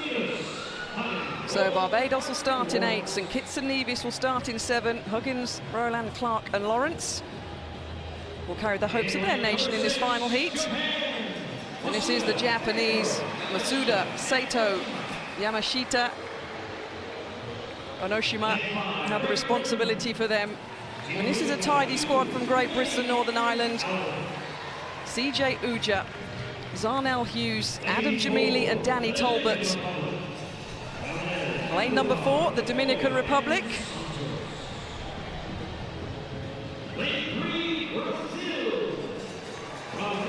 The Brazilian team in 3, Rodriguez, Di Barros, Silva and Dos Santos on the final leg. And completing the lineup for the final heat, the Cuban team.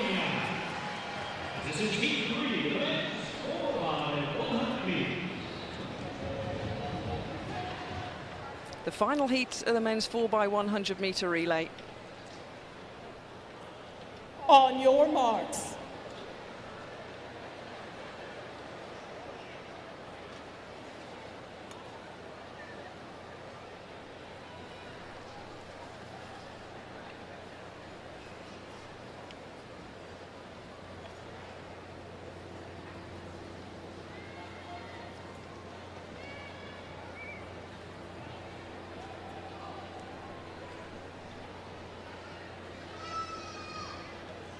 Set.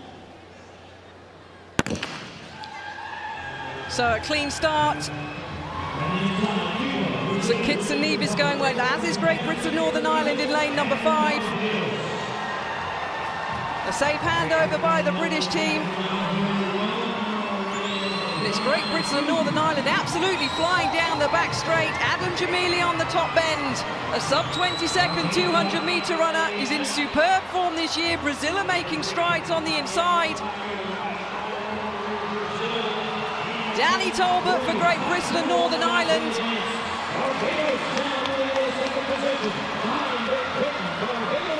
Unofficially then, the British team, 38.32 seconds. It's a strong squad. Danny Talbot brought them home. He's just run under 20 seconds. Yes, it was wind-aided, but it's been a big start to the World Championship season. But Brazil had a bit of problems down the home straight with injuries.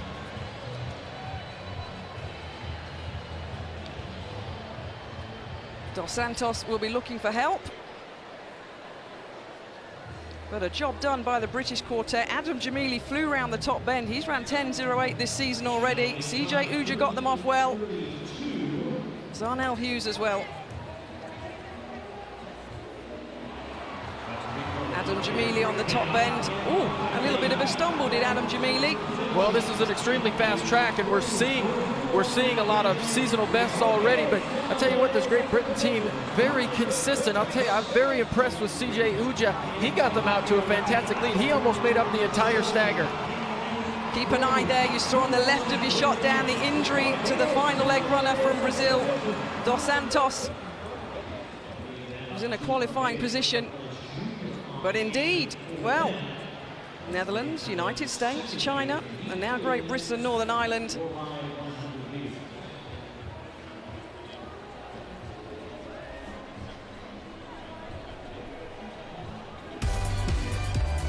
So, I think there is the result of the men's 4x100 meter relay. The final heat was won by Great Britain, Northern Ireland, Barbados getting through as well. And in terms of the final, it's looking tasty. Big teams are in, no Jamaica.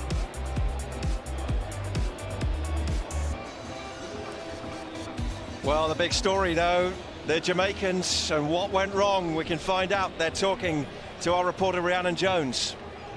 A really disappointing night. Well, how are you feeling? Well, it's a big disappointment because we expected to come here to the Ram and win, but disappointments do happen. And it was a really important race because of qualification for London. Well, it's a disqualification, but what can we do about it? It's past and gone already. Really and truly, we don't know what to say. So what happened? Well, it was just probably a misunderstanding in the past. But as I said before, accidents do happen. Well, it's a mishap, yes. We did not get here in time to do any practice, to get any exchange in. Okay, so what next for you guys? Well, it's just brushing ourselves on and moving forward. I'm really sorry, commiserations. Good luck for the future season. Thank you. Difficult. I'll put the question to you two on things like that as we look at Bingo, the mascot. It's so tough at that point, isn't it? As we look back at the story of this round, and there is only one story, Catherine. Well, there is the shock result for the Jamaican team. You see the drop baton there. They tried to give an explanation. Sometimes these things happen, but the Americans came out, they delivered. Andre de Grasse here, look at that. He's a superb athlete in superb form, and those two have set up the final wonderfully well. Cheeky little glance there. And then in the final heat, well, it was the informed Great Britain and Northern Ireland team going out of lane number 5. The shout by Zarnell Hughes. Adam Jamili flew around the top bend, and Danny Talbot brought the British team home clear and has set up a very interesting final in the men's 4x100 meter relay. And this is what it's going to comprise of: Canada, USA, Great Britain and Northern Ireland, all the way down through to Barbados. Mark that on your calendars. That's going to be a tasty final. And they are the guys that will contest it.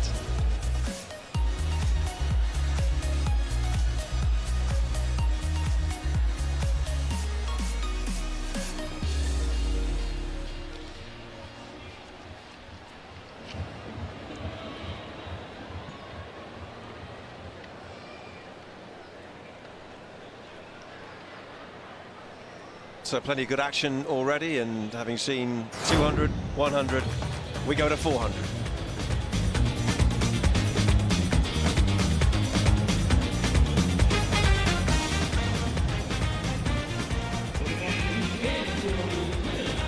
Little look inside, and the teams preparing to be called out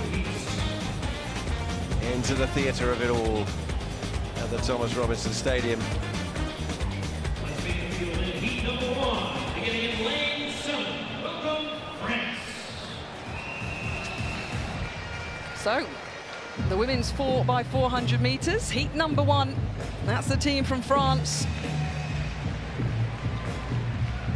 In lane number 6 will be The familiar United face States. of Florida Gui on the final leg for them. And there is team for USA, Atkins, Spencer, Hayes, Hastings, Natasha Hastings. Been there, done it, with a bulging medal cabinet from relays in particular. Australia didn't get our post from the United States women. We're waiting for the final for that one, aren't we, Dan O'Brien? They're keeping it very hush-hush. Lane 4 will be Brazil. Da Silva, and De Lima. And then completing the first heat in the women's 4x4, Trinidad and Tobago. Dominique Williams will bring them home on the 4th and final leg. In the women's 4x400 meters. So 5 teams in heat number 1 in this women's 4x4. An event the USA won in 2014 and 2015 in the men's event, and also by both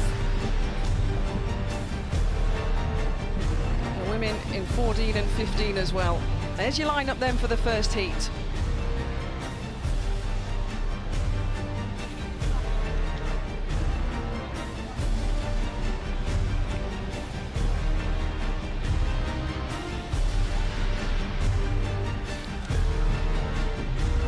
Well, if you're going to put a drone anywhere in the sky, a Saturday night in the Bahamas is a good place to put it.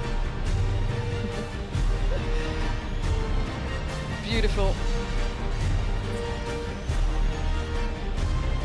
So the drone is one of the innovations here at these IAAF BTC World Relays. Look at that. Flying high above the first heat of this women's 4x400 meter relay.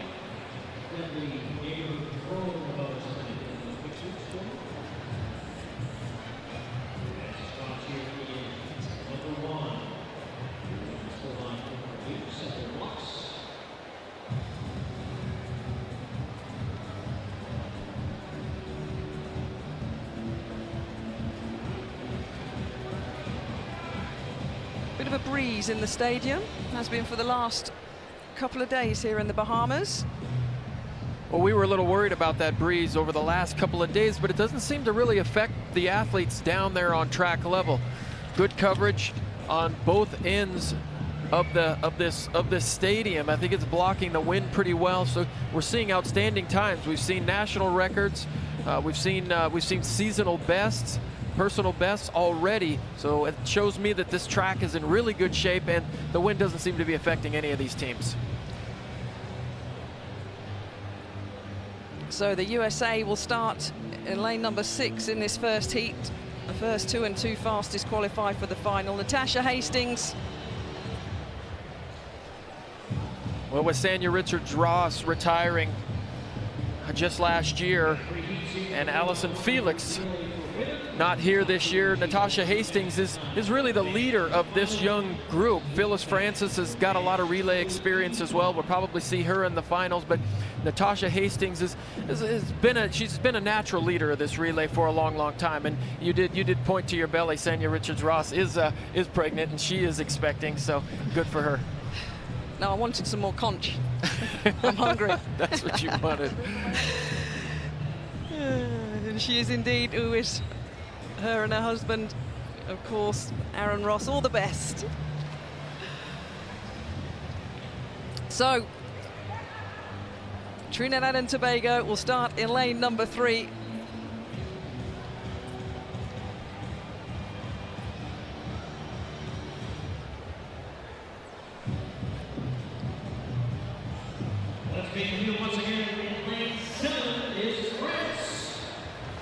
So let's get the one-lap relays underway in the women 4x4, lane number 7. There's the team from France, the outside lane.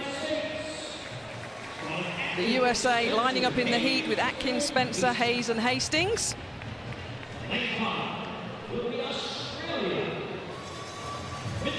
Australia will start in lane number 5.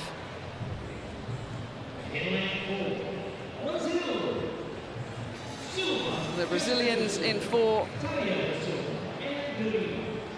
Silva leading them off. De Lima will bring them home. And Selvon from the Trinidad and Tobago team. So it's hard to look past the USA in any 4x400 metre relay at any event. Between themselves and Jamaica, they're always battling it out at major championships. Jamaica due to line up in heat number 3.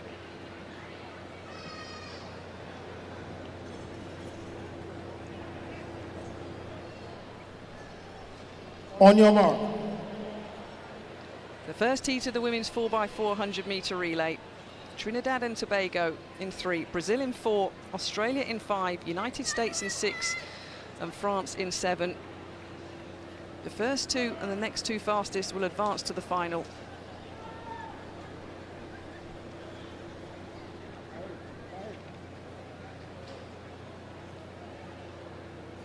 Stand up. Stand up, please. So you see the official in the centre of the shot walking over to Trinidad and Tobago in lane number 3. Everything has to be behind the line in terms of your body, of course. The baton, Dan O'Brien, can stick out. Put your fingers. As an athlete, you think maybe the official won't see me touching the white line here, but they always do. They see everything. Heat number 1 then of the women's 4x4.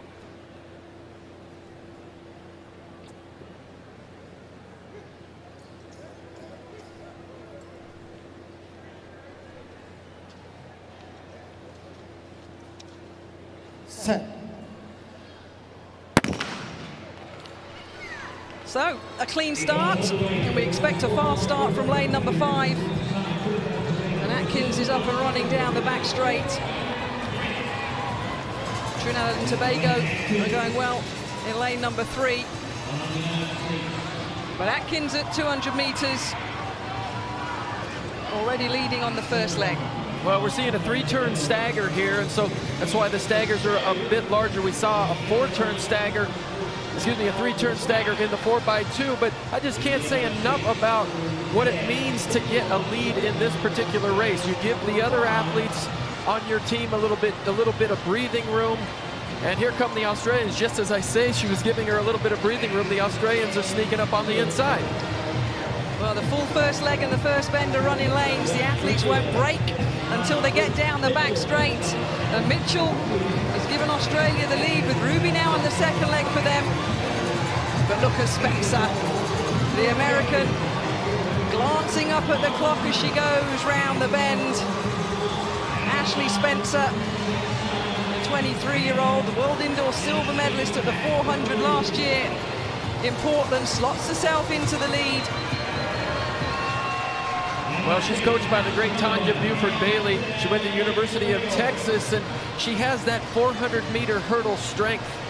400-meter runner in college, and she switched to the hurdles and makes her Olympic team in her Olympic debut year in the 400-meter hurdles.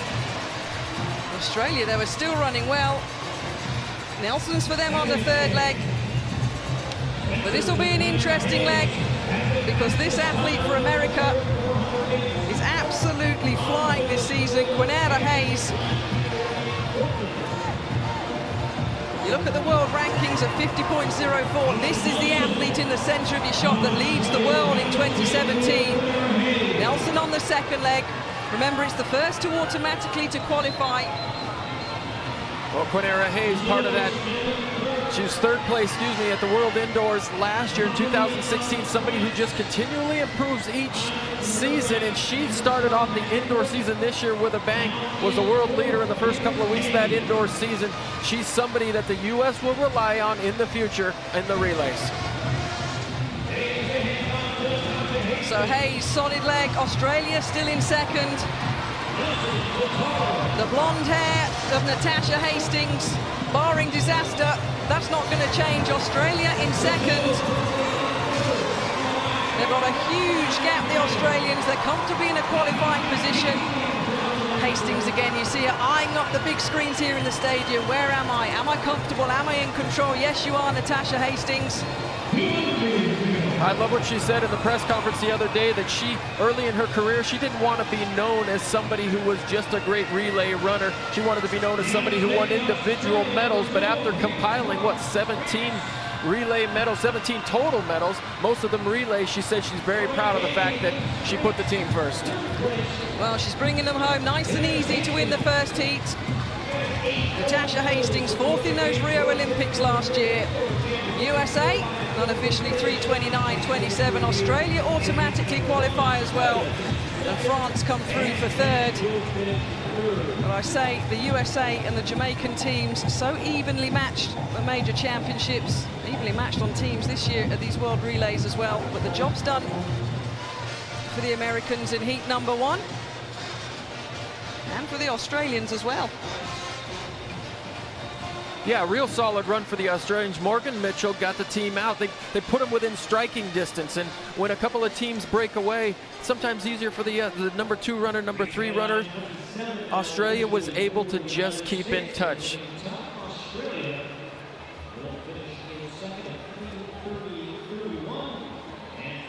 So the USA have never lost this 4x4 relay.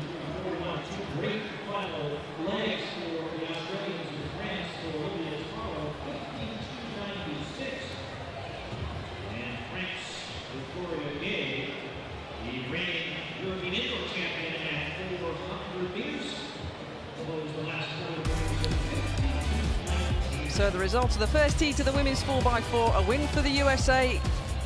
They're automatically through, as are Australia. But we need 2 fastest qualifiers after these 3 heats. Non-automatics, so France, they'll be waiting to see.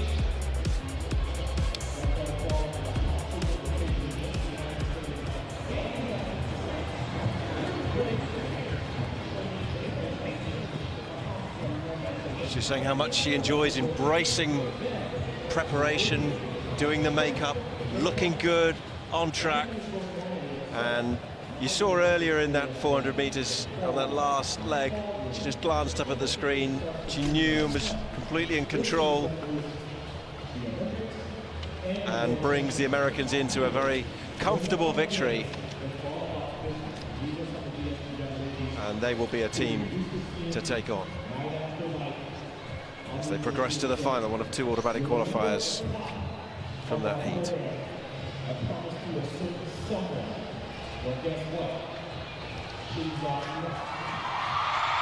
a good crowd in, despite a slightly iffy weather forecast, but they're going to enjoy this next race. Great work, where you couldn't have hoped for a better start really to the event. Oh, I was hoping they put me way out there so I could just come on home and run a clean race and get into tomorrow night's final. You guys looking to defend your title? What are your hopes? We're hoping to defend our title, have some fun, and drop a good time as well. And some fantastic legs there. Can you talk me through the race? I just wanted to get out since I was in lane 6. So I wanted to get out, hold my composure in good form, and come home strong. And this is a very important race too, because it's automatic qualification. It would mean for London. So can you say it one more? It's an important race too for automatic qualification for London World Championships. Oh, that means a lot. It just shows that where our strength is, that we're in a good place, and we just got to keep it up. Fantastic. Well done, gals. Good luck. There they are, the Americans, thinking about the final. Good performance to win that first of the heats. There will be 3 in all in this 4x400 meters relay for women. And the roof will come off this place very shortly, with the host nation involved in this next race, which will be the second heat in the women's 4x400 meters. Let's go to heat 2 of 3, the women's 4x400 meters. In lane 8 is Canada. The heat 2 teams start with the quartet will be in lane 8, Canada. How about lane 7, the Bahamas?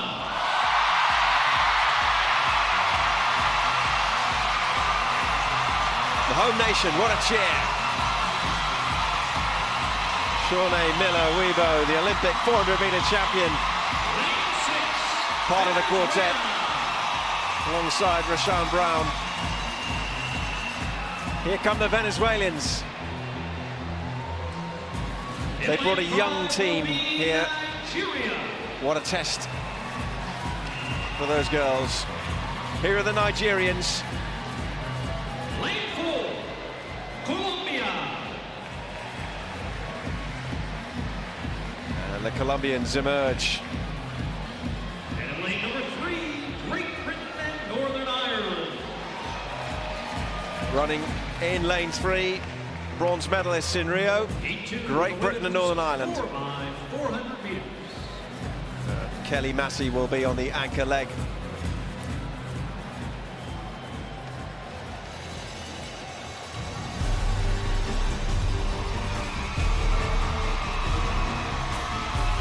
Start list, heat 2, women's 4x400 meters at these IAAF BTC World Relays. Opening night, and balmy conditions, breeze swirling around a little.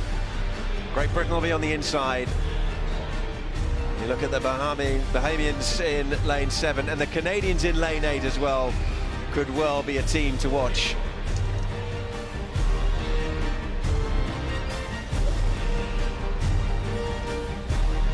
And Shawnee Miller-Uibo, one of the stars of Bahamas athletics, Olympic champion. Special moment for her in Rio, and a chance for her home support to show her just what she means to them. And she will look to get the host nation off to a really good start, running in lane for that first 400 meters before she hands off to another star in Antonique Strawn. There's 32-year-old Kelly Massey. She knows all about winning medals at major events, lots of experience, and she'll be on the anchor after Ailey Doyle, part of the team that won bronze here in 2015 at the World Relays, gets them on their way.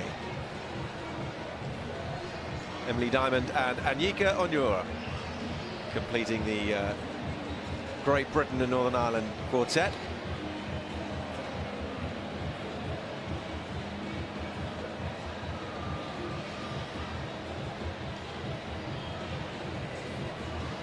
Colombians have the 19-year-old Chavez on the opening leg.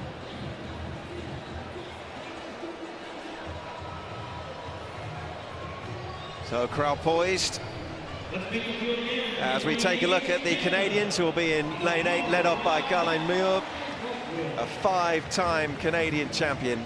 The roar for the Bahamas.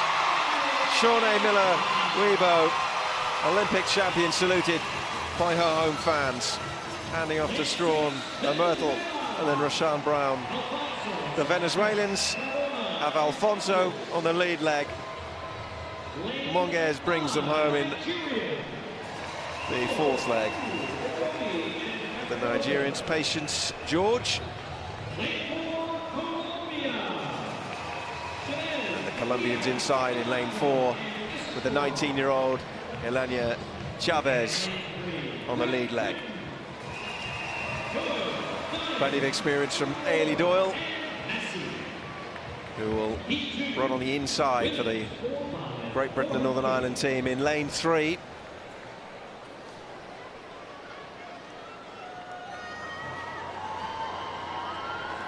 Remember, the first 400 meters run in lane, and then they will break on the back straight of leg 2. And look at that smiling face, almost a little bit overawed by the reception. Time to get focused and down into the blocks.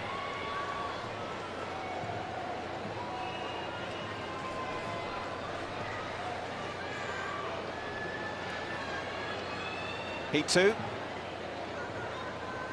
Women's 4x400 meters.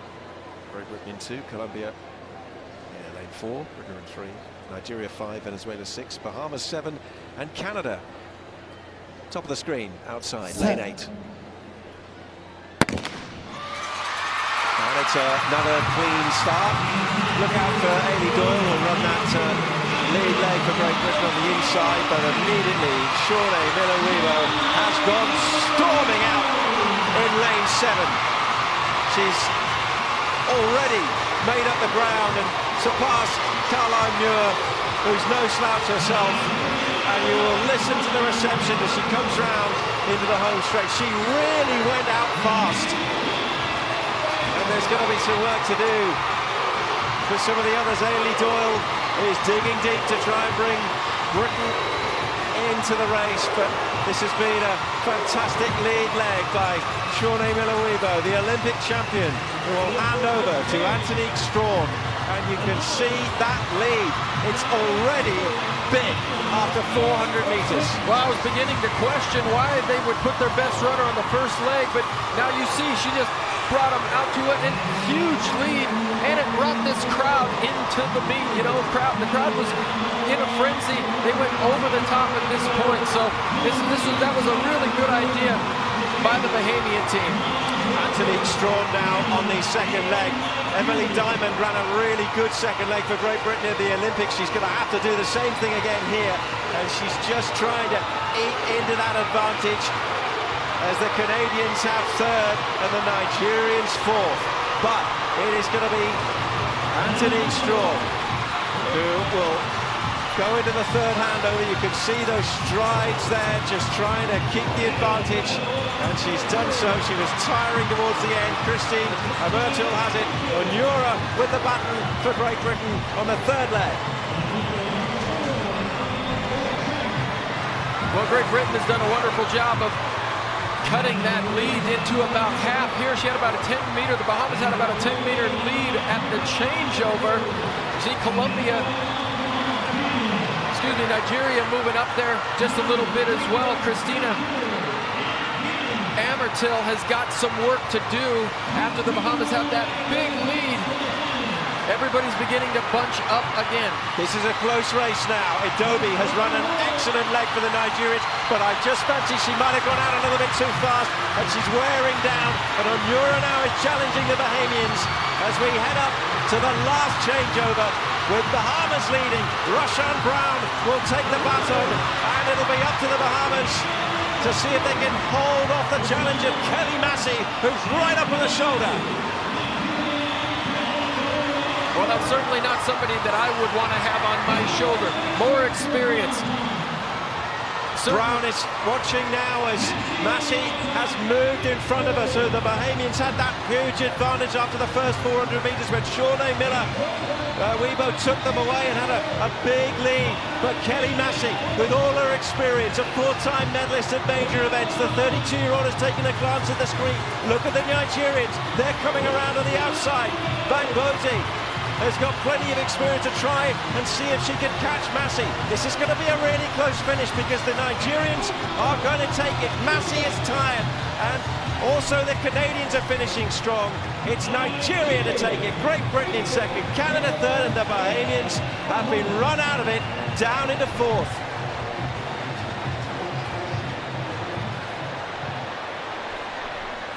And right at the back of the field, it's the Nigerians, it's the Venezuelans, I should say, who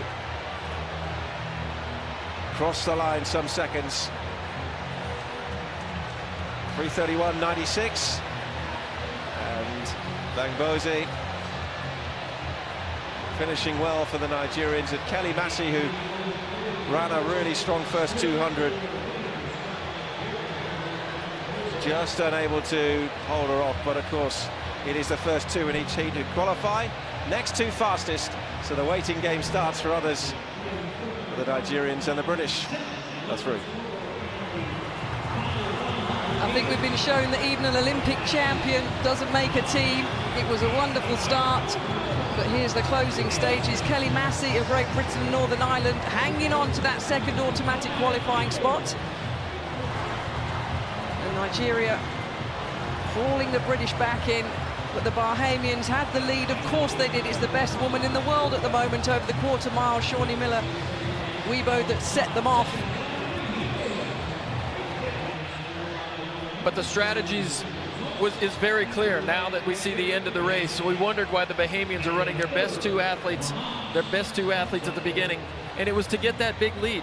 They lacked that fourth individual that could get them over the hump. You kind of wonder though, what if you hit that, you know, what if you hit your weak runner in the second leg or the third leg? Would Shanae Miller have enough to come back from? I thought the strategy was brilliant at the time, but it didn't pay off tonight. And Nigeria with a strong finish, which means it is their quartet who took the honours in 3:31.97. It's a season's best for them, as it was indeed for most of the field. Great Britain take the second automatic qualifying position. The Canadians and the Bahamians are going to have to hold on. And talking of Bahamas, Shawnee Miller-Weibo is with Atto Bolden. Seated here next to a very tired Shawnee Miller-Weibo. Now, you guys had an interesting strategy there. Let the Olympic champion lead off. Tell me about it. Well, you know, we decided to come together as a team and try and lead up from the front. And I think the ladies did an amazing job. We came over here and I think that we represented the country very well. And we're just happy that we can come over here and make them proud.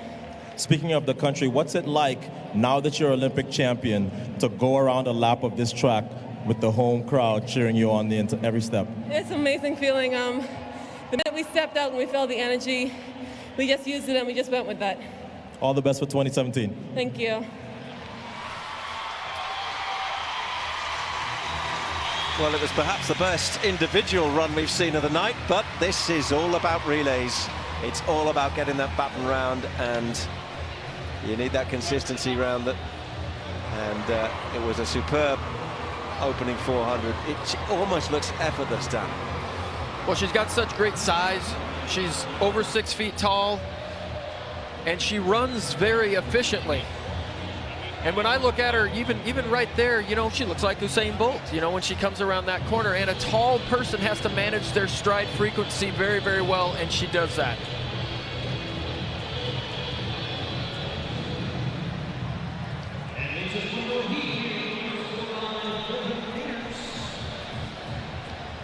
Two heats of 3 completed now in the women's 4x400 meters.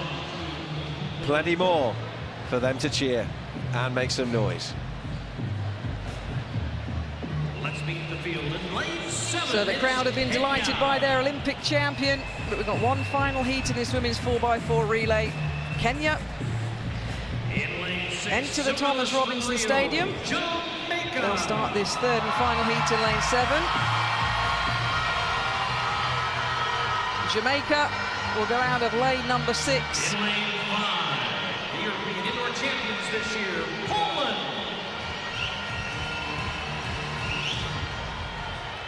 Poland enter the arena. Germany. They'll start the final heat in lane number 5. Hands in the air, nice little waves from the Germans. They'll start in lane number 4. Lane 3, it will be Botswana. And then completing the lineup in the third and final heat, the team from Botswana.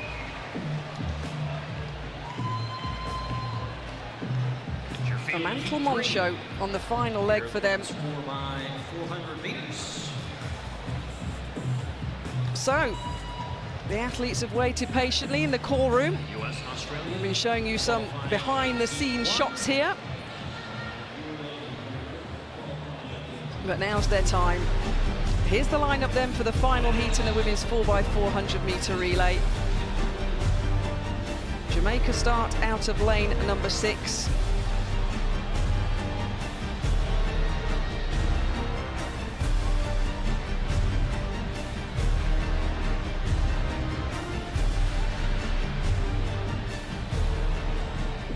So the Jamaican crowd have already been disappointed once this evening.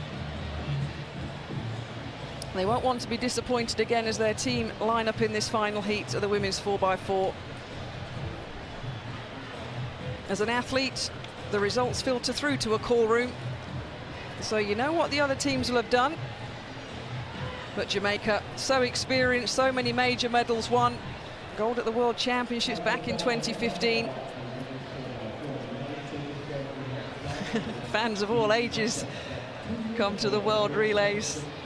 Well, and what's interesting, Catherine, as well, is that the team that we're seeing here on the track right now is not always the team that we're going to see in the finals. As excited as you can get about a team, you know, finishing in the top 2 and automatically qualifying, we can see, you know, a change or two in that personnel and come out and produce a completely different result.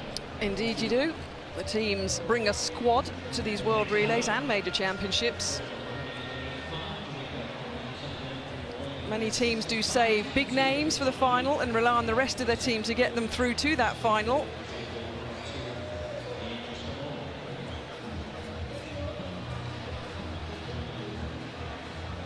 Deep breath from Müller from Germany. The lead-off leg for them.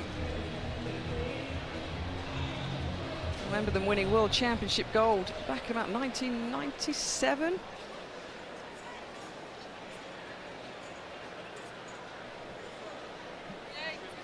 So the Botswanan team will line up in lane number 3. Remember, it's the first 2 in each heat and the next 2 fastest which will advance to the final, and then the next 8 fastest advance to a B final. Another chance for national squads to run maybe different teams if they want. And it's also important because if you have a disqualification in the main final, the winner of the B final will be upgraded, and therefore they could potentially end up being in the top 8, which get the automatic qualifying for those London World Championships in August. Only, of course, in the 4x1 and the 4x4 events.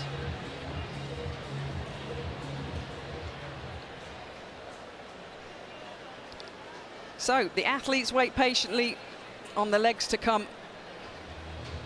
They will be put in position of where their teammate is at the 200-meter mark and not allowed to move. Lane number 7 then, the team from Kenya.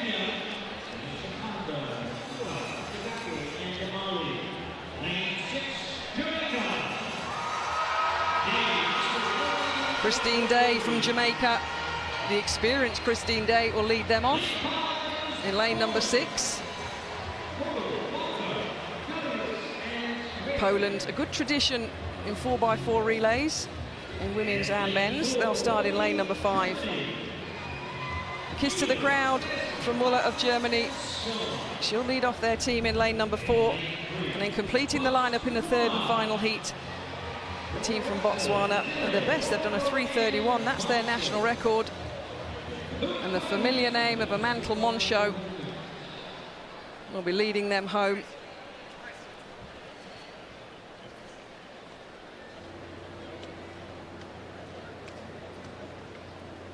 On your mark. The final heat of the women's 4x400 meter relay. Botswana in 3, Germany in 4, Poland in 5, Jamaica in 6, and Kenya in 7.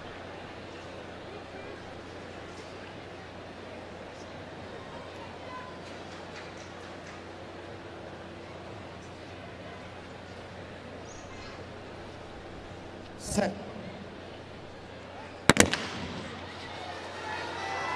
So a nice little graphic to remind us of the teams and the lineup in this final heat. As expected, Jamaica going well down the back straight with Christine Day.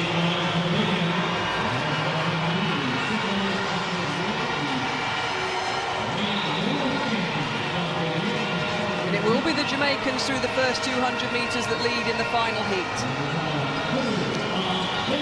Well, we've seen a couple athletes in the last 2 heats really go out hard in that first 200 meters, and it's early season, and you wonder what everybody's fitness is like coming into these championships. But, you know, these athletes are either opening at this meet or have run one race so far this outdoor season. So, you know, there's going to be some questionable fitness for some of these athletes on these squads.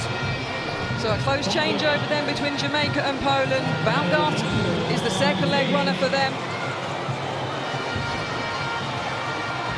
Look at the sweeping through the first bend. Oh, for Botswana. The Jelle, they've put themselves in a position now. Just the first 2, remember, guaranteed. Russell looks up at the big clock.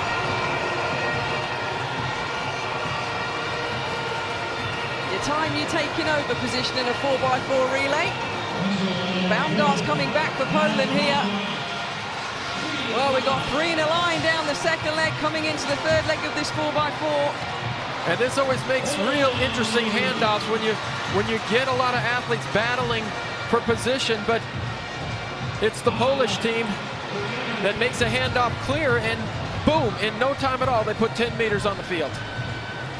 It's a good changeover. Changeovers, of course, important in 4x1 relays, but you can make up a lot of ground in a 4x4 if you time it and sneak it on the inside and put a bit of acceleration in down the back straight. And that's what the Polish team are doing. Janovic is leading them.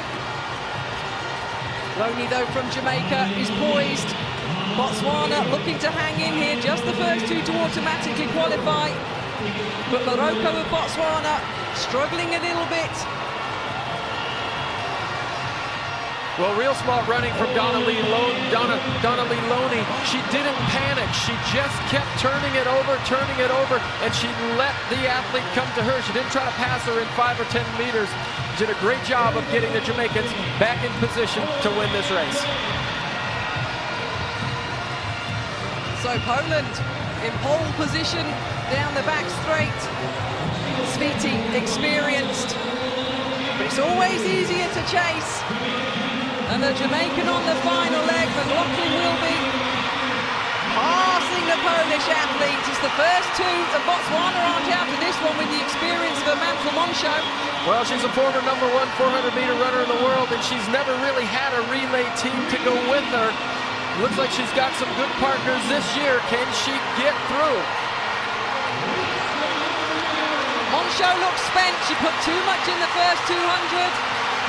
It's a battle that's not needed to get through automatically, but Lane draws her a stake for finals. That's experience running there. That is by Sviti and Poland. Unofficially 3:29.43 seconds. They qualify for the final, as do Jamaica. That was a good race, that third heat of the women's 4x4 relay. But let's not forget, get into that final. $50,000 up for grabs for the winning team. Automatic qualifying for London as well. It means a lot, this early season World Relays. Well, and that's just fun racing. You see the young lady from Poland, their sweetie, to finish up. You know, she didn't need to pass a Jamaican runner. The top two automatically qualified, but sometimes you feel great, Catherine. Sometimes you feel so good, you don't want to let up at all. You just want to continue your turnover and carry it through the line, and that's what this young lady did right here. She had great turnover. She was in a groove, she was in a rhythm, and she didn't want to let it go. She could have easily backed off 50 or 40 meters to go, but I think this sends a message, too, that the Polish team is ready to run in the finals. Well, they are indeed. As I say, they're pretty established in 4x4 running, and the European indoor bronze medalist this year, Justina Sviti, the 24-year-old, bringing home her team and booking her place in the final.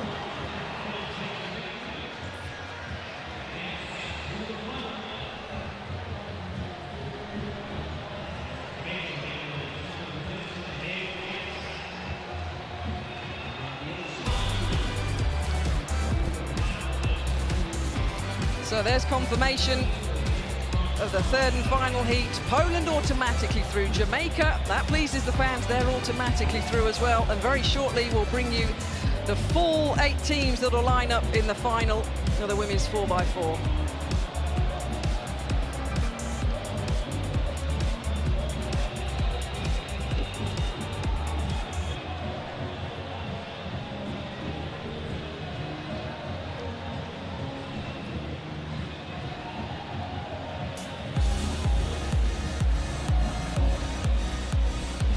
Three good races, all with their own individual stories to tell. The United States looking imperious with Hastings, comfortable. We saw a real good battle. A fantastic first leg from the Bahamas in the second heat. But gradually the rest of the field ate them up. Great Britain and Nigeria taking the automatic qualification places in Heat 2, the Bahamians 4th. And then it was welcome to the Jamaicans on track and in the stands. And this turned into a really good battle with Poland, and one that the Poles would edge on the line. But they are the qualifiers, Poland and Jamaica. And that's the summary from the first round. And there are the qualifiers, with Germany coming through the season's best to get a qualification position. But they're led by the United States, Poland and Jamaica.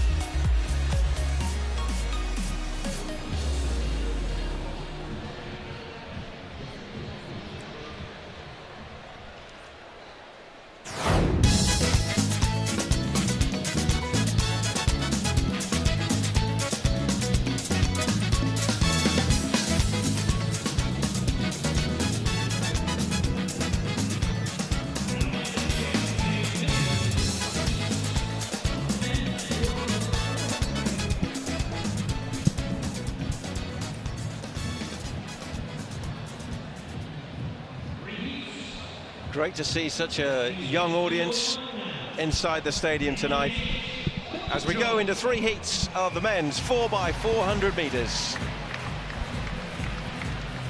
It's a family affair when it comes to the Belgians. 2 of the 3 Bourlet brothers will run in this heat. They include a Golden Knight and the man of the moment. Watch out for the Bahamas in lane 7.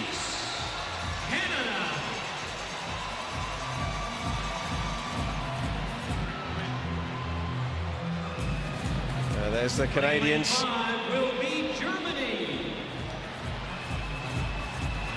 While the German quartet will be in lane 5.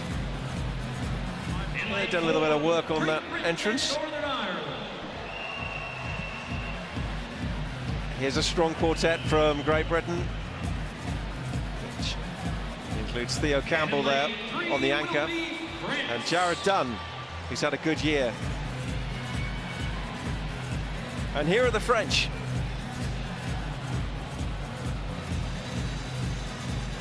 Mamadou Han will lead them off, and Thomas Jourdier is on the anchor leg.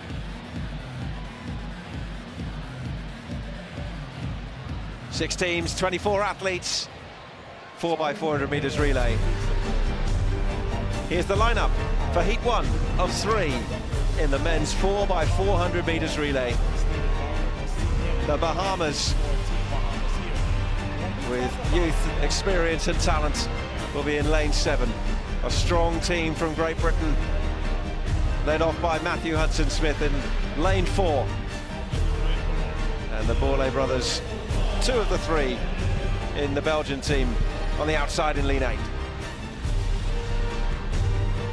When we think about some of those images from the World Relays here in the Bahamas, the Belgian brothers celebrating after their bronze medal in 2015.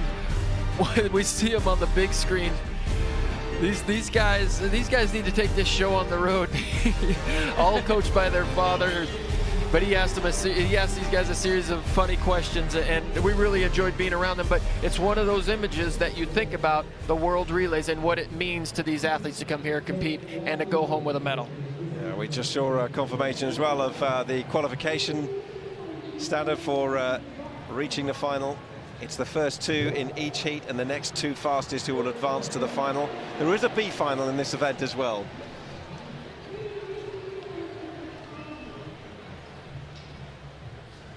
And a Golden Knight to lead the Bahamians off in Michael Matteo. He's running the outside lane, which is just inside of the Belgians on the far outside in lane 8. So the Bahamians will be lane 7. They'll be handing over to Demetrius Pinder. We'll see Stephen Gardner on the anchor, who's had a fantastic start to the year. Next to Pinder there is Delano Williams of Great Britain and Northern Ireland. And that's Daniel Harper of Canada. 2 years since his World Student Games medal back in 2009. There's a lot of history, isn't there, for the Bahamian men? They've won every colour of Olympic medal over the years, and that bronze in Rio in 2016, such history, and they will feel it. They're in the Thomas Robinson Stadium with a home crowd, but as you mentioned, that last leg runner, world leader, in super duper form. Certain Matthew Hudson-Smith as well, who will run the lead leg for Great Britain. Birchfield Harrier. Great club in Birmingham, in the centre of England, for our listeners around the world and viewers. We can get a full rundown from you, Catherine, sometime on the qualities of the Birchfield Harriers, a famous club known the world over. Well, there's more than one Birchfield Harrier in this race, but we'll introduce the lineup now, and just one familiar ball A. Yes, it's Dylan who'll lead them off.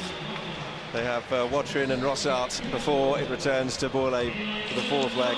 Here's Michael Matteo. One of the golden nights in golden times for Bahamian athletics. There's Daniel Harper for Canada, lane 6. Handing on to Thompson, Attar and Franklin. The Germans will be led out by Alexander Gladitz,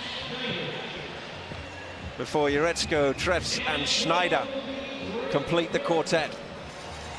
Great Britain send a strong team here to Nassau, and Matthew Hudson-Smith will hand over to Delano Williams, Jared Dunn, and then Theo Campbell brings them home. And here's the French, Mamadou Han.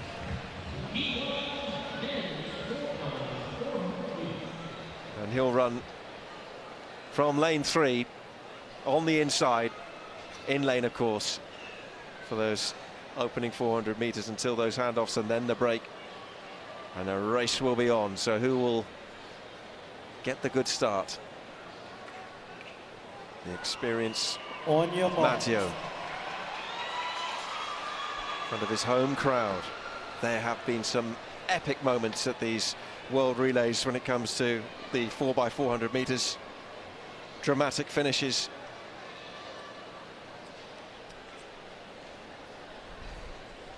And what will the story hold this year? France in 3, Great Britain 4, Germany 5, Canada 6, Bahamas 7, Belgium 8. Set. And away they go.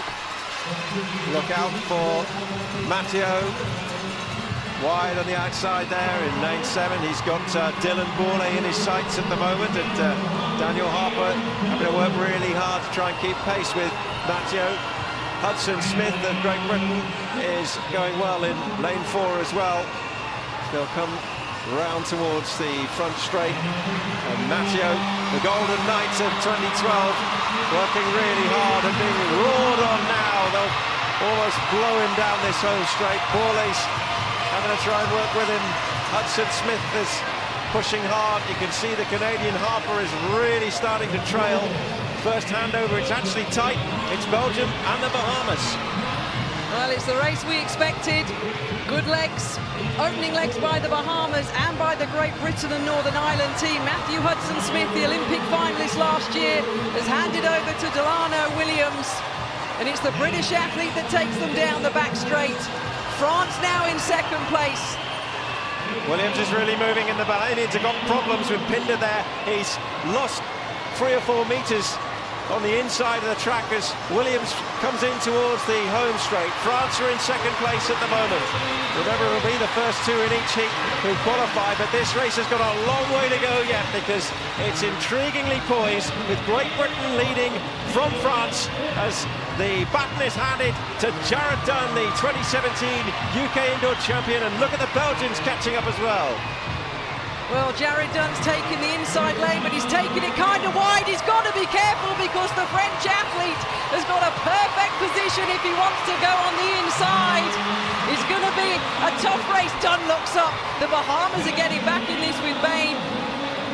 Andretti Bain has recovered somewhat for the Bahamians and is pushing hard up on the Belgian in third place at the moment. Well, Dunn just showed the French a pathway there at the start. It was a dangerous move, but he's recovered well, and he's really working hard in these last 50 metres as we go to the final handover, and the baton safely transferred to Theo Campbell, and Jourdier of France will be up against him, and the battle on for third place and extra qualifying positions, but it's only the front two, remember, who'll qualify. Look at the size difference. Theo Campbell, a former triple jumper down the back straight. He's got to concentrate here. He's a huge character. This is a big deal for the young British man. They're going to automatically qualify. Jourdier is in second for France. The Bahamians are making a charge. Is it too late to get in the first two? Probably, but they'll be looking for automatic, non-automatic qualifying spots. Well, Stephen Gardner's had a real go and is making ground, but at the front, it's all about France and Great Britain. Watch Gardner coming in for third, and it's going to be France who take it. Great Britain second. Bahamas will get third. They'll have to wait and see. Jourdier with the victory, though, bringing in France just in front of a tiring Theo Campbell. 3:04.75. France winning the first heat in this 4x4 100 metres relay. A good performance from the French quartet. They were pretty consistent all the way around, and they just had too much for Theo Campbell in that last 50 metres. The big man just started to tire, and you saw the Bahamas with Stephen Gardner, well, the world leader and the boy wonder, come on really strong to give the Bahamians a chance at qualification. Well, that was it. That was his job. The world #1 load his own national record, 44.26 this year. The battle was at the front.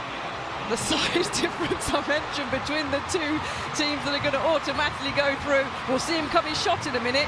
Stephen Gardner, he was dipping for the line, and we'll see when the times come through whether he's done enough to get his team into the final.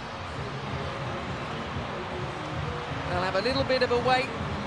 They'll check their time, and then they'll wait for heat 2 and 3. Look at Gardner on the left. I love Stephen Gardner. He is a tall, rangy athlete. He is so talented. It's unbelievable. Spoke nicely and well in the press conference. What a good race that was. First heat. He recovered well and got the Bahamians up to third place. Confirmation of the results, the 4x400 metres relay for men, the first of the three heats. France getting the first automatic qualification position, 3:04.74 to pit themselves in front of Great Britain and Northern Ireland, 3:05.19. The Bahamas, well, they might have Stephen Gardner to thank if they qualify. It was a season's best performance in 3:05.37 for them. Two of the three Bourlet brothers race for the Belgians. Kevin Bourlet just saw himself overhauled by Stephen Gardner in that last 100 metres or so, and well, we talked about him, the world leader, a star in the 400 metres. Let's hear from Stephen Gardner. Well, Stephen, for this to be just the first round, you had to do an awful lot of work on that ankle leg. Yeah, I know our team isn't as strong as it used to be, but just had to go there and help my country to qualify. Now, I was in Grenada when you set that national record. What does that race tell you about what you think is possible for you in 2017? That race was the fastest I've ever opened up in my life, and it just showed me that things are going in the right direction for 2017. Well, I think the Bahamas is going to get in with that time, so we'll see you in the final. Congratulations. Thank you. Atto Bolden with Stephen Gardner, and you can see Atto there, he's pretty confident that that 3:05.37 will see the Bahamians through to the final. See Gardner's finish there, getting in front of the Belgians, and you know what, if he had a little bit longer, just a few more meters, he may well have even got up into second place. Good performance. No. Theo Campbell had it covered. It was a good run though by the young Briton. He's the least experienced in that squad, and they put him on the last leg in a heat with the Bahamas. He ran extremely well. So the waiting game for the Bahamas.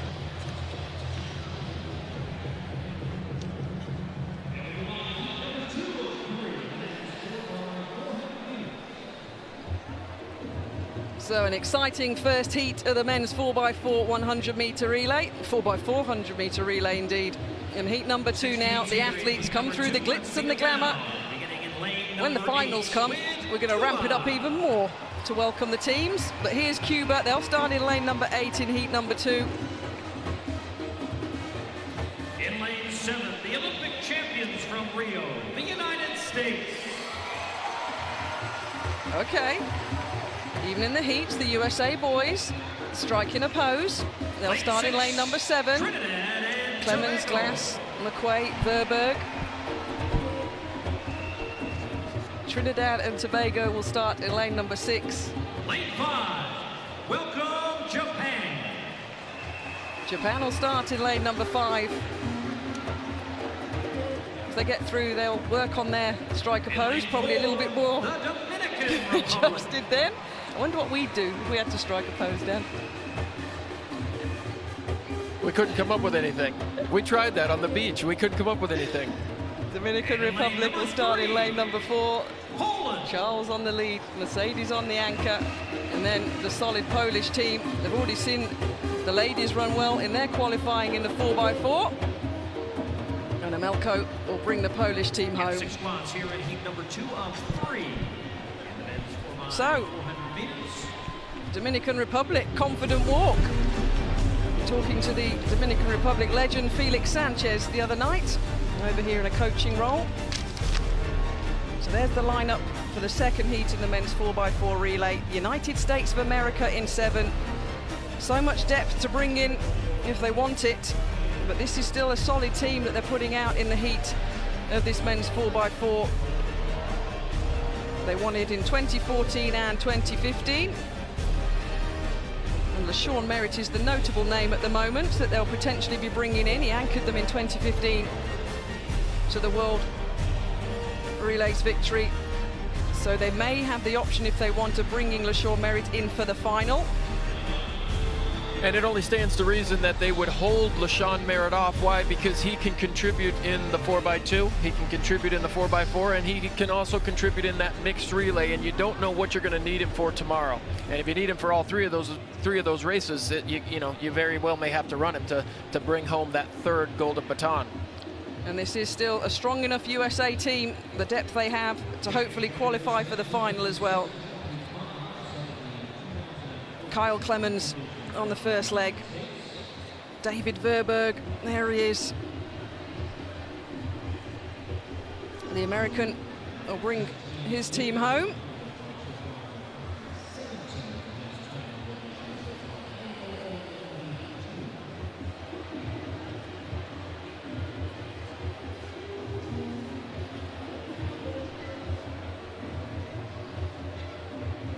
Reniquo of Trinidad and Tobago.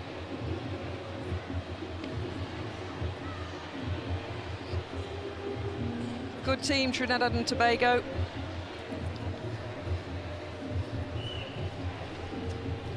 Took bronze in the London Olympics in 2012, a World Championship silver in 2015.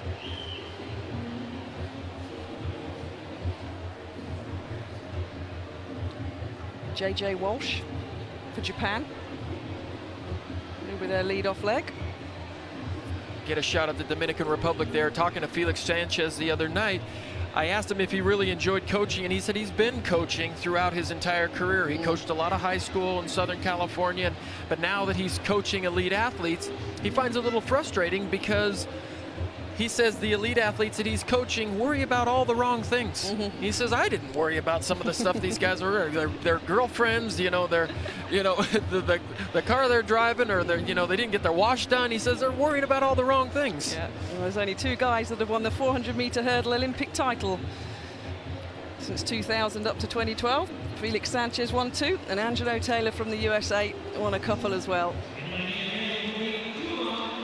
Well, and it's interesting to see Cuba there on the outside. One of the guys that I wanted to meet as an athlete growing up was Alberto Juantorena, and I got a chance to see him this week, and I just remember him as being such a stud. Cuba in 8, there's the USA. 17 Olympic gold medals the USA have from this event. Trinidad and Tobago then, Quo leading them off. Gordon on the last leg.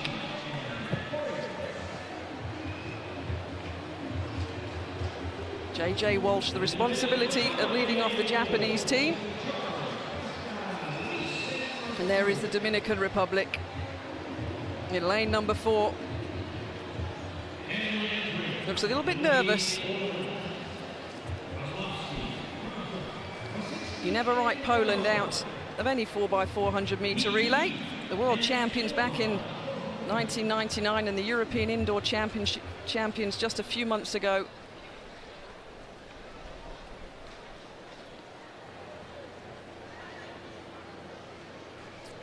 On your mark. Heat number 2 then of the men's 4x400 metre relay. Poland in 3, Dominican Republic in 4, Japan in 5, Trinidad and Tobago in 6, United States in 7 and Cuba in 8. The first 2 will automatically qualify to the final, and the next 2 fastest as well. The Bahamas 3:05.37. They're standing on the sidelines and they will have to wait for 2 more heats to go. Stand up. Well, Mr. Starter, check in lane 6. Rennie Kuo of Trinidad and Tobago. And Rennie's got way too much experience to be reprimanded at the start of this race. Well, look at his face. And I didn't do nothing.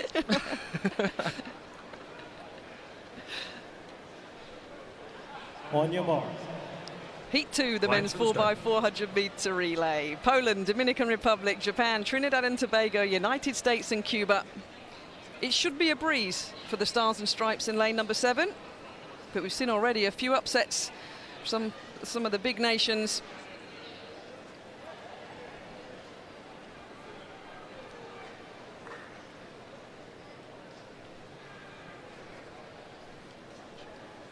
Set. So here we go, heat number 2 of the men's 4x400 metre relay. JJ Walsh of Japan starting off well in lane number 5. Oh, Walsh, oh, commentators curse. Walsh is down for Japan. And America going well on the first leg. Kyle Clemens sneaking himself into the lead with Trinidad and Tobago following closely. Well, Clemens has been a real useful relay guy for the U.S. They put him in some semifinals and let him run in some heats, and you know he wants to run himself onto that A team, and he's doing a pretty good job right now, but so much experience on the inside of him with Rennie Kuo from Trinidad and Tobago. So the USA, Trinidad and Tobago. Richards for them on the second leg for Trinidad and Tobago. Najee Glass for the US of A.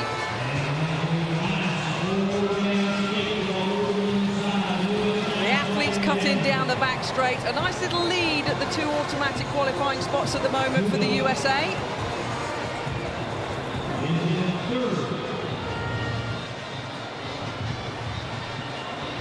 Well, Najee Glass, he's your wide receiver from the University of Florida. He's a guy who can just fly in the 40, transferred over to track and field, doing a very good job at it, as Trinidad and Tobago now will lead Tony McQuay out by a few meters. Well, Jareem Richards ran a good leg for Trinidad and Tobago. Handing over to Dion Lendor, going down the back straight.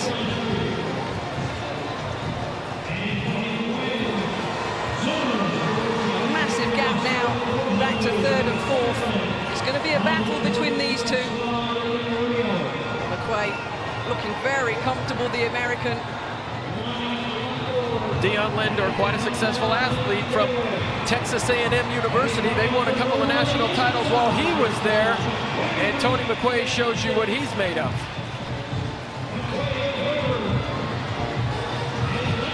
USA take over, some 5 or 6 meters ahead on the final leg of this heat.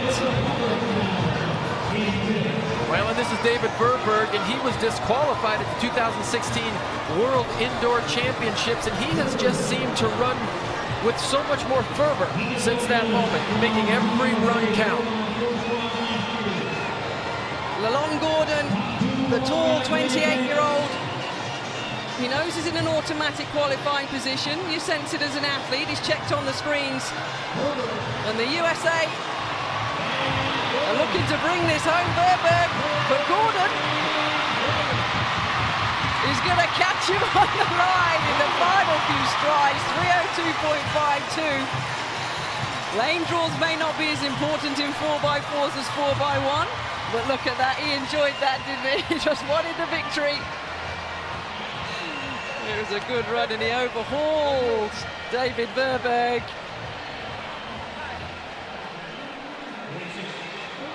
We talk about football players, now that guy should be a football player. Wow, big, powerful, strong. Well, he's got a flat PR, personal best of 44.52, Gordon. 2 bronzes from the London 2012 Olympic and Commonwealth Games. But let's have a look at replays of some of the race. There you go, that was the injury there to JJ Walsh. He was absolutely flying around the first bend. I picked up on it, and he's paid the price there. He's put a little bit too much gas in the tank, and Walsh had gone down. So there's 3 Japanese athletes that won't get to run in the 2017 IAAF BCT World Relays. We wish him well. But Clemens, on the left of your screen, the American, forged ahead. That is a horrible feeling when you're responsible for the rest of the team and you have an injury or a problem. Well, and we both know what that feels like, and there's absolutely nothing you can do about it as an athlete. But here we see the finish, the big man, Gordon. His technique's not all that great, but he just powered it home. You know, maybe a little early suspect to conditioning for Verberg, but impressive, and he celebrated like they won the title. Well, you mentioned his physique. He tried previously to make it in volleyball and basketball because of his stature, but Lalonde Gordon, a major championship medalist now, born in Tobago, moved to New York at the age of 8. Didn't start running seriously until 19 years old. He just wanted to win that heat, and I love that. Eyes of Gordon overtaking David Verberg in the second heat of that men's 4x400 meter relay. So confirmation then of heat number 2. Trinidad and Tobago automatically through. The United States are automatically through as well. We wait to see the changes that the USA team may make for that final. But Lalonde Gordon, well, he was the man of the moment in that second heat. He's now trackside with Atto Bolden. Okay, I'm here with my countryman, Dion Lendor, which means I will go now into full Trini accent. All right, so Dion, you ran third leg. I know you guys had to be very disappointed with not being on that podium last year in Rio. What's the mindset on this Trinidad and Tobago team this year? Well, the mindset is to not worry about the past, work on the mistakes we had in the past, and go forward to the future and come out even harder. What about you personally? You had a fantastic career over at Texas A&M. You've had some injuries. How's your fitness this year? Well, I had to go to a new area to train, and most of the thing I've been working on is just trying to stay healthy, trying to do the right things, you know, the minor things that will help me in the long run, especially health-wise. And of course, you're watching Marshall Sedenian and all the guys who you came up with running so well. There has to be a part of you that's just been burning to get back fit and healthy. Yeah, you know, it's always motivated to compete with your countrymen, but, you know, it's always happy to see them going far. I know that at the end of the day, Trinidad will be a great force to reckon with. All right, congratulations, Team TTO into the final.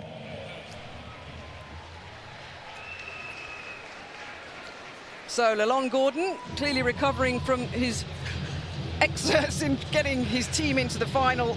We actually had a quick word with Dion Lendor. But they're there, and they've qualified for the final, which means there's 1 heat left in the men's 4x400 meter relay. And let's meet them now. Beginning in lane number 8, it will be Botswana. And this should be good. Watch out for this quartet. They've got the routine, and they're pretty good on the track as well. Was that hip-hop? I pass no comment on that and defer to you on that, Dan. There, the Botswanans, though, will be strong, and, of course, the Jamaicans always ones to watch. Javari Bell will lead them off as we see the Kenyans. Interesting to see how they get on. The Czech Republic. The Czech Republic quartet. A calmer entrance onto the track. And lane number 3, Brazil. And the Brazilians will go in lane 3. Venezuela were slated to take part in this race, but they have withdrawn. So we will have just the 5 teams who will contest this third heat. Remember, it's the first 2 in each heat who will qualify as well.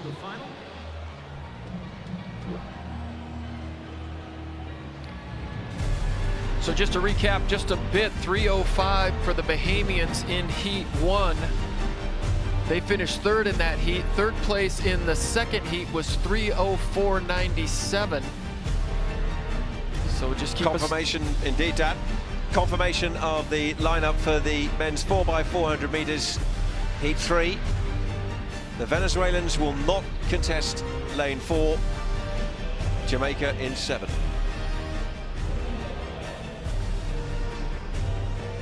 We just pick up on what you were saying about 3:05.37. What we call is the fastest loser position right now. Fastest, you know, first 2 qualify, next 2 fastest. So we'll keep an eye on the keep an eye on the times in this, and we'll see if the Bahamian crew can get through. That's right. Strong finish from Stephen Gardner, which has given them a chance.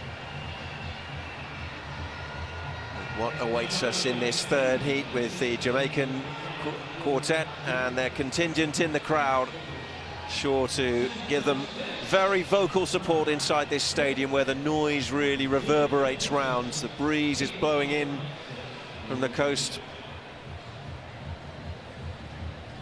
Those are the athletes standing by to take the second leg, and you can see Sibanda there, the Botswanan we just had a glance at. Here's the Kenyans, led off by Collins Gichana. We've talked a little bit about American football tonight. Well, this guy's a former rugby player, rugby sevens, a very strong, powerful figure, and has played at international level for them. Athletes who've either finished or aren't in action today, joining the crowd inside the Thomas Robinson Stadium.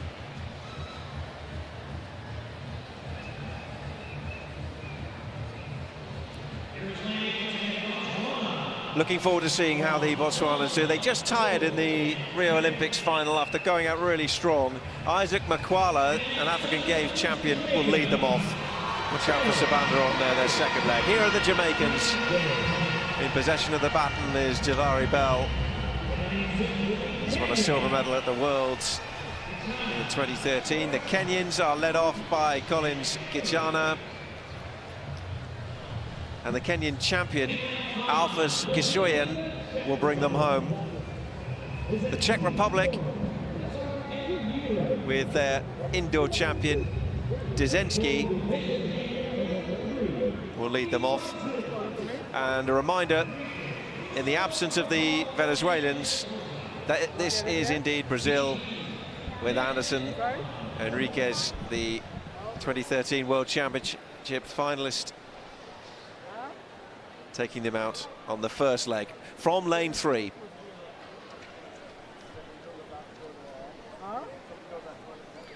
Just get an idea of the breeze. You can see the flags fluttering above the stadium, vests blowing in the wind. They're called to their blocks for this, the third and final heat in the men's 4x400 meters opening round. Brazil in 3, Czech Republic 5, Kenya 6, Jamaica 7, and it's Botswana on the outside, lane 8. Set.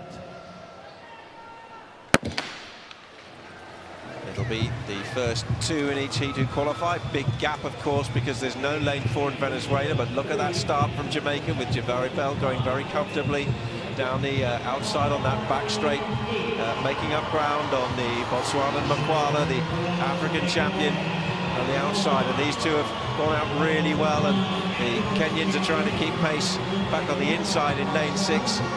The Brazilians as well are trying to work very hard, but it's Botswana and Jamaica who've made comfortable and strong starts. Makwala will hand off to Sibanda, the first handoff point for him. He's got a little bit further to go. The Jamaicans close as well, and it is really tight between Jamaica and Botswana at the first handoff, and the Brazilians trying to make up some ground as they prepare to go into the back straight and break. Well, Makwala certainly ran a good first leg. He comes in with a personal best of 43.72, clip back in 2015, so he has the credentials certainly to take this Botswana team to the top of this heat. And Sibanda running second leg here. He's ranked number 3 in the world this season.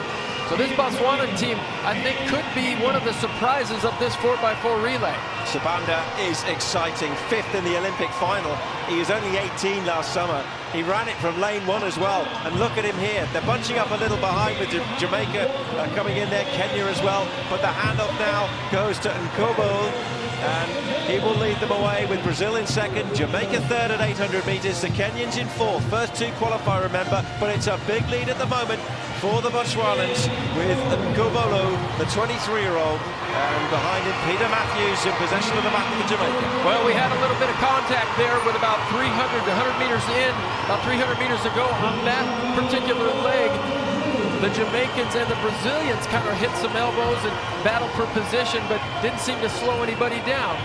This is where you need the sharp elbows in the 4x400 meters without a doubt. And it's a really strong finish from the Botswanan athlete, just to pull himself away a little bit from Peter Matthews. The Brazilians are hanging on in there. It's the final handover. Babaloki Tebe, the 2016 African champion. He's quick and he's on the anchor for Botswana, who are trying to pull away from Demishke, the Jamaican, in second, and Brazil have third. Well, this young man is very exciting. He's ranked number 2 in the world right now, only behind his countrymen Simbada and Gardner. He's just a small, tiny guy, but he's got an extremely long inseam, and he's using that all to his favor right now. And here comes Gay for Jamaica. Into the home straight, and Tebe has gone strong, and can he hold on for Botswana? The first two will qualify. The Jamaicans know that they're comfortably sitting in second, with the Brazilians in third. Botswana take it, Jamaica second, and it's Brazil who finished third. Tebe brings the Botswanans across the line. He's been such an exciting youngster, and Demish Gay decided he'd wait for another day, perhaps, for the battle. And 3:03.09, and the big question is whether the Bahamians have made it through to the final as a fastest loser as well. But the Botswanans will be very happy with their lot. We said they were dangerous coming into this. I think the Jamaicans have got a little bit more in the tank perhaps yet to challenge them, but the celebrations in the stands for the Botswana team, and why not? They have a lot of excitement in that team. Makwala led them off, and he ran a really good first leg. And handed off to Sibanda, who ran well.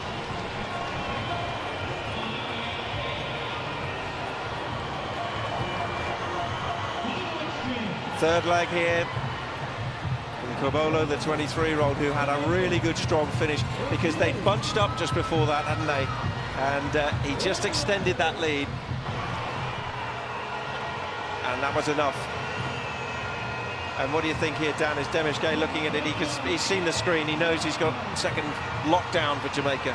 Well, and that's the advantage of having the big screen. You can look up there, see what's behind you. And back in our day, it was, you know, when in doubt, look about. You had to turn your head, but not with a big screen. But that was an outstanding run by this Botswana team. And I think if they get somebody they can race against, they can certainly run faster. And you can see Brazil there finishing strongly with D'Souza in third place, and that could well prove to be bad news for the host nation, who have such a pedigree in this event.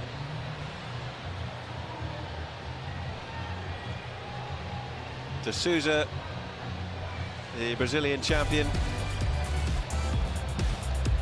bringing them in 3:05.05. The two automatic qualifiers result from the 4x400 meters men's relay, Heat 3, and it was Botswana taking victory in 3:03.09, and Jamaica in second place. Saw the Americans in one of the earlier heats, and they are now trackside talking to our reporter Rhiannon Jones. Kyle, a great lead off from you. Congratulations on your leg. Oh, thanks, appreciate it. I mean, the objective was just definitely get my team out to a lead, set us up for tomorrow, Today just to qualify, that's all. Now, you guys are defending 2 titles that you've won here in 2014, 2015. Can you do it? I believe we can. These guys are ready. Come back tomorrow and then bring home a W. How surprised were you with Trinidad and Tobago, and in particular Gordon in that ankle leg? In the ankle leg? I mean, I know who he is.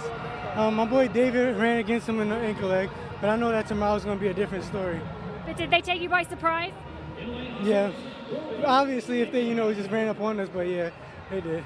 Can I bring you into, sorry, this is important discipline because of qualification for London. How confident are you that you're going to qualify? Oh, I'm very confident, just go day by day, continue to train hard and focus on the mission at the end of the day. How are you going to prepare for the next race? Oh, just go back, get mentally prepared, get some rest, hydrate, get good treatment, come back with a positive mindset. This race is over with, this day is over with, now it's all behind us, and we come back as winners tomorrow. Well done for advancing and good luck. Thank you. Rhiannon Jones with the Americans qualifying. And 3 really good heats. Fingers crossed, watching on for the Bahamians. Impressive showing from Great Britain. French had a strong finish as well. Those two qualifying from Heat 1. We just heard from them, and they were happy in the United States. You see the unfortunate injury to the Japanese athlete. Trinidad and Tobago ran it all the way to the line, and then roared on by the crowd, the Jamaicans, but the Botswanans had them in their sights. And Tebe and Sabanda, stars along the way as the Botswanans qualify for the final. And to confirm the qualifiers, so no Bahamas, Trinidad and Tobago in the United States with the quick times, Botswana and Jamaica in there as well. Great Britain take a qualifying position after their second place in Heat 2.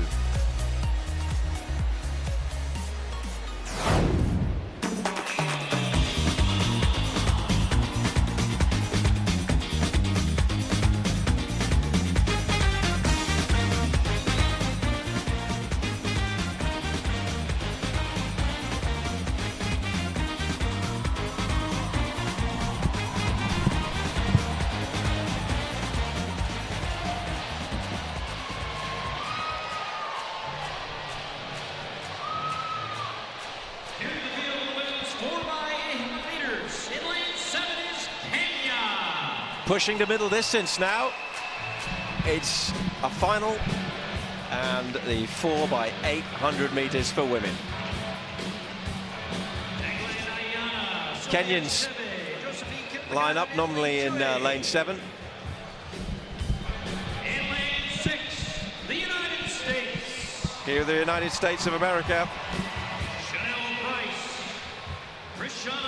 Two-time winners, 2014, 2015. They edged out the Kenyans. A bit of a surprise in 2014 when they did that. It's a strong lineup. Here are the Australians. Laura Story, the national champion, there on the left of the picture, leading the team out. In lane 4, Poland. Anna Samat, Paulina Mikovic-Lepiska. Here's the Poles.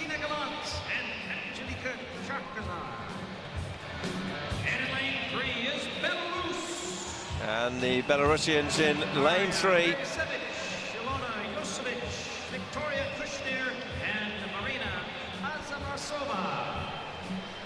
And they will be worth watching.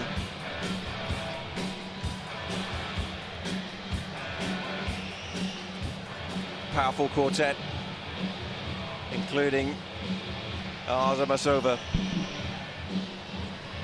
It's going to be a great race, isn't it? I can't see anybody stopping the USA for their third win in this. It's a very, very strong team. There's the lineup for the 4x800 meters relay for women.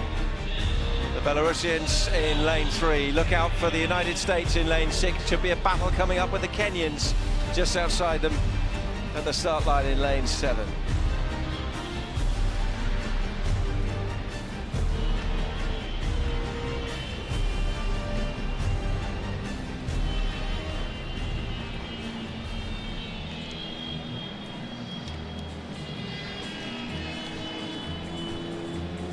Well, these are going to be the medals because this is the first final of the 2017 IAAF BTC World Relays.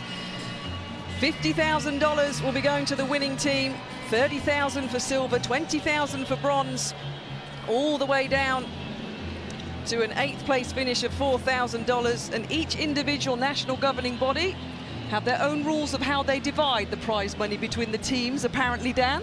They have rules in place. They make them up as they can do whatever they like with it because they have 6 members, of course, normally in a squad. Some will run in qualifying, some will run in the final, some won't run at all. So everybody's entitled to divvy it up, as we say in England, however they like. But this is a very strong American team, isn't it? Chantel Price on the lead off. Led them off in 2015 when they ran that championship record of 8 minutes, 0.62 seconds. Well, Chanel Price has run the leadoff leg in the last 2 wins here.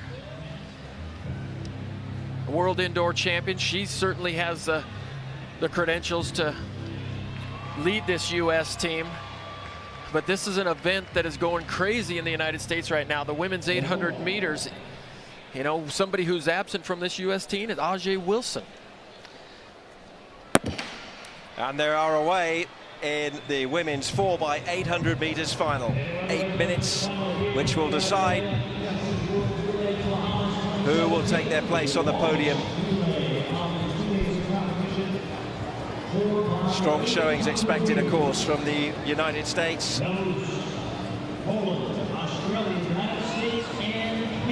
look out for Chanel Price, the 2014 World Indoor Champion, a relay winner twice already in these World Relays. Looking to get the United States off to a really strong start here, and she's got the advantage over the Kenyan. Story, the Australian, just tucking in 3rd place as they come into the home straight for the first time. Well, when they won their 2nd title a couple of years ago, the Americans won it by over 10 seconds, and they were averaging about 2 minutes flat in their team. A final leg of 1:58.9 from Alicia Montano really did stamp their authority on this 4x800 meter women's relay, and it is Price that leads them round. Another unique event at the World Relays, a 4x800 meters. A true test, making sure you set the pace and decide your tactics, whether you're going to dictate or whether you're happy to just tuck in and follow the leader. But there's no real surprise in seeing the United States, through Chanel Price, get to the front right from the start and decide to lead the field. Well, the U.S. has 4 young ladies who can all run 4 flat, so if anybody wants to challenge them, they have got to stay in contact. They've got to put up some personal best runs of their own just to stay in contact, because this team is so deep. And the first handover at 800 meters is at 2:02.65. And the United States just threatening to extend that lead as well now.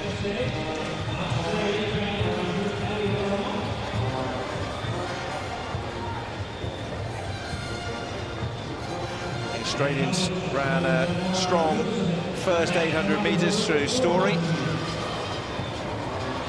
And de la Motte has now got possession of the baton. It's still the United States who've led from the front. And Usovic of Belarus in third. Two back markers now, proving to be Poland and Kenya. It's these three taking on the mental and physical battle combination now of all of those. The young lady up front from the U.S., Krishna Williams, believe it or not, she moved up from the 400 in 2015, and she makes an Olympic team last year in Rio. She's got a 2 flat seasonal best already this season. Yeah, the 24-year-old Texan ran an 800 meters in the Olympics, University of Arkansas. But you can see the Australians have made a pretty decisive move on that back straight. And the Belarusians are threatening to go as well. And Williams has just lost a little bit of ground here. And de la Motte has seen her moment and just moved things up a gear.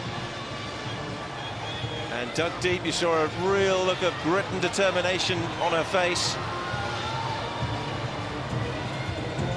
And I think Williams, having been a little stung by that, has just found another gear as well to finish more strongly. But the Australians have laid down the marker here as they go into the third leg. The handover's clean, and there's plenty of space there. It's Buckman for Australia. And the United States have just been given something to think about there. And Laura Raisler now, fourth at the 2016 World Indoor Championships, is sitting on the shoulder of the Australian Buckman. Well, she's an experienced athlete, isn't she, Zoe Buckman? 3 times the Australian champion over the 1500 meters. Just under 2 minutes 1 is a lifetime best over the 800 meter distance. But Rossler primed 1:59.54 this season. Well, Laura Raisler had a little bit of difficulty making the transition from college to the pros. A little bit of injuries, and just it's tough to leave your comforting life in college and strike out on your own as a professional. But when you talk about it's easier to chase than it is certainly to lead, Laura Raisler is a fantastic chaser. I can't tell you how many times I saw her run an 800 meters and come back literally 90 minutes later and anchor that University of Oregon 4x400 meter team. And the United States go back into the lead, and Raisler's made the decisive move on this third leg. Looking comfortable and composed, a little glance of the eyes there. The Australians continue in second, and what this has allowed is for the Belarusians to press their claims. Kushner is on the third leg, and she's just overhauling Buckman there now as they come back towards the front straight and prepare to hand off for the final time. The Australians have drifted back to third, and look at the advantage the United States have now got with just over 800 meters to go in this women's final. An excellent performance from Raisler, tactically superb, and she hands it over to Charlene Lipsey, who's had a great year, and the United States have got a big advantage now on this final leg. And the question will be, can Armazova, the Belarusian, do anything about it? And what does the youngster see the Australian got in her tank to try and pull in Lipsey, who looks very, very calm indeed? Well, Charlene Lipsey was an outstanding runner in college, but as she became an elite athlete, she really struggled. She almost quit the sport, connected with Ajay Wilson. Now they train together, and she's having the season of a lifetime.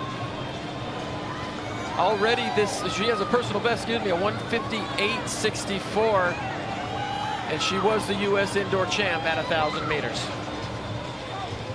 Well, Marina Armazova is the 2015 800 meters world champion, so you know she's got pedigree, you know she's got the experience. The 29-year-old who was also at the Rio Olympics, and she's got Lipsey in her sights with 1 lap to go in this, the 4x800 meters women's final at these World Relays. Can she dig deep and find something? Australians in third look like they're making some ground, and And Lipsy at the moment appears to have the answers. It's a strong lead for the United States of America, and I'm not sure that Belarus have got enough now to find any way to haul the Americans in. The Australians sit there in third place. The youngsters C is on the final leg for them.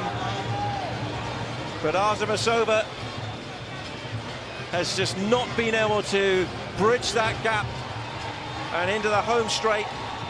With the Australians looking set for a bronze, it's going to be the United States. And Charlene Lipsy bringing the Americans home. It's a hat-trick of gold medals at World Relays in the 4x800 meters for the United States of America. Belarus in second. The Australians will be on the podium as she brings them in for third. But that was superb stuff from the United States. First Raisler and then Lipsy. Confident stuff, and it's gold for the US.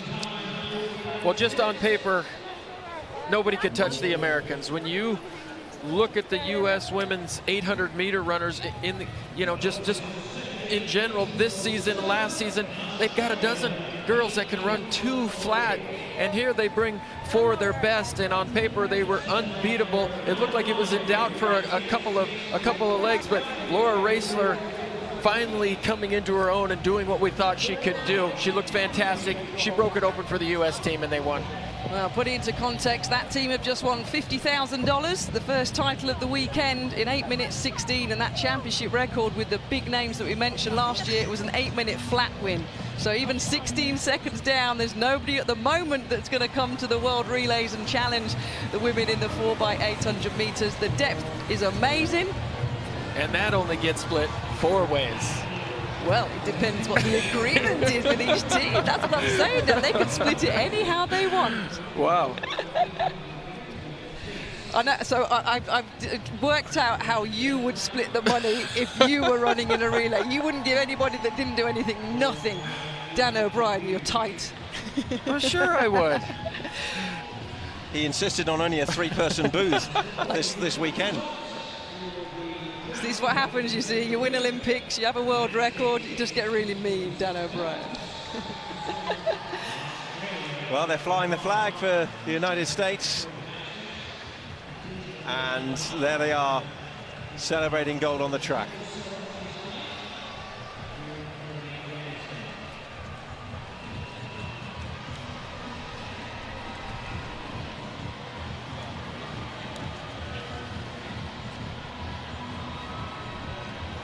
A 13th gold for the United States at these World Relays. Confirmed there for you, ahead of the Belarusians. Australia ran a strong race to come through with bronze. They'll be on the podium as well. But no one was stopping the United States. A big winning margin, securing gold.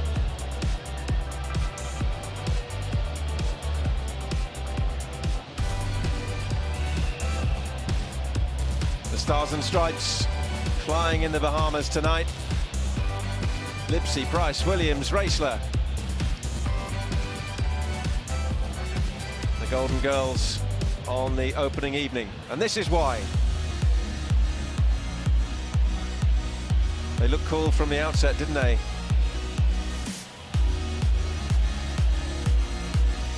The Australians with Laura Story running strong first leg. This was where it got interesting. Strong performance by the Australian on the second leg. Raisler then seized the initiative back on leg 3.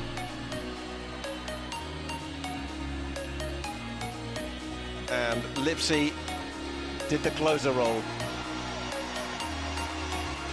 Belarus coming through for second place. See the 27-year-old Australian tucking in and securing a podium position for the Australians. But there's the winners. It's the United States of America. Gold in the 4x800 meters.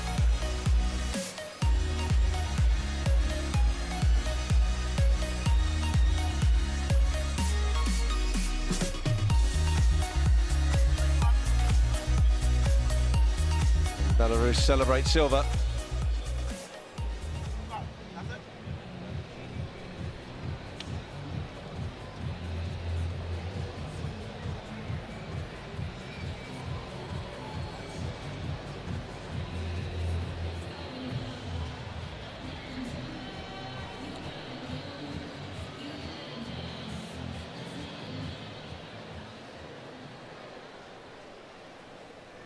Well, it was a great lap of honor and a great race. Well, Time they've just to hand completed out some their medals here in the race, World Relay. and they will go straight to the podium to receive their medals.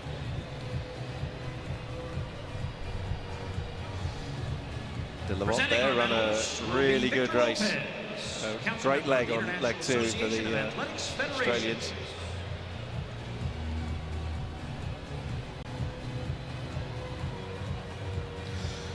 Bronze medalists, Australia.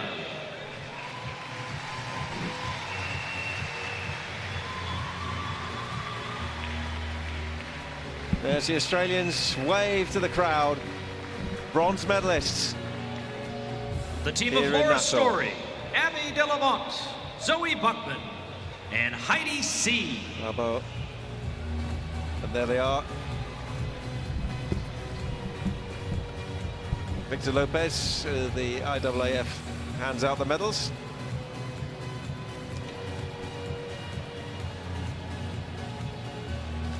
You get your own moment on the podium. What do you think about that? One podium, one position, center stage, just where you get your medals.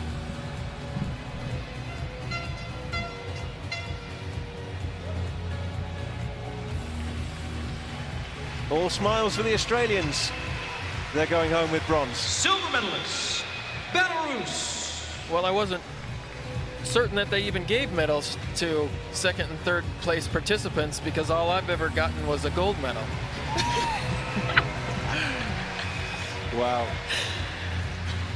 Daria There they are, Barcevic, the Belarusian Ilona team. Yusevic, Victoria Kushner, and Marina Arsamasova. 8:20.07.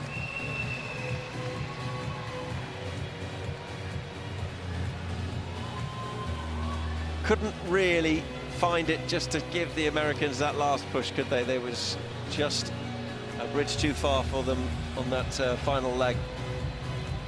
But they will be delighted to have claimed a silver medal, well deserved. And they were a consistent team coming into this, a strong-looking team, and they lived up to that billing. But these are the Golden Girls for the United States.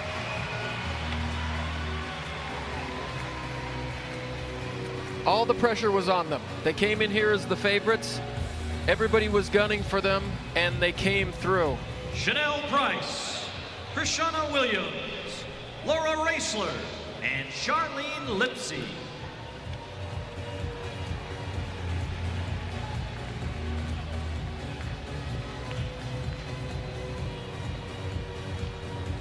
Winners in 2014, winners 2015, and once again, it's the United States of America who everyone's saluting in Nassau in the 4x800 meters relay. Ladies and gentlemen, the anthem of the United States. Here is the anthem of the United States of America.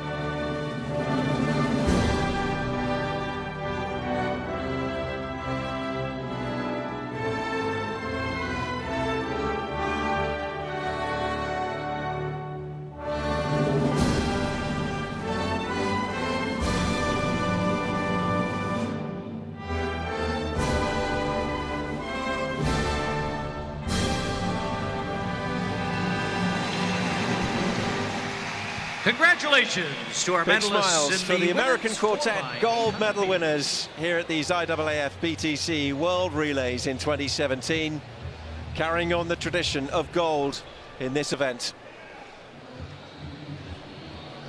All three teams will come together to congratulate each other.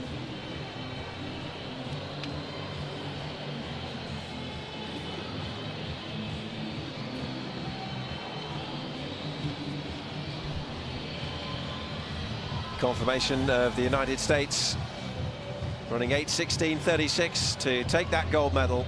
Belarus with the silver, and it's Australia who will make the long journey home with bronze.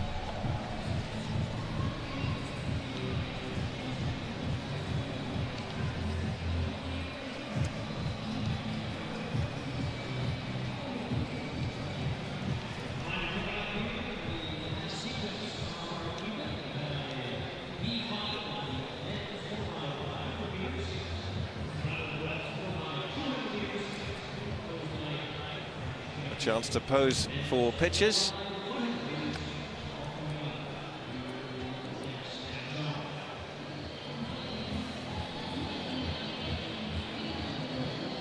And a healthy crowd inside the stadium for this opening night of this event. And they've seen an excellent performance by that quartet to claim a US gold, something they get very used to here at these World Relays. Well, the landscape of sports is changing. So many opportunities for photos and different ways to promote yourself, market yourself as athletes. It's been very difficult to keep up as an old guy.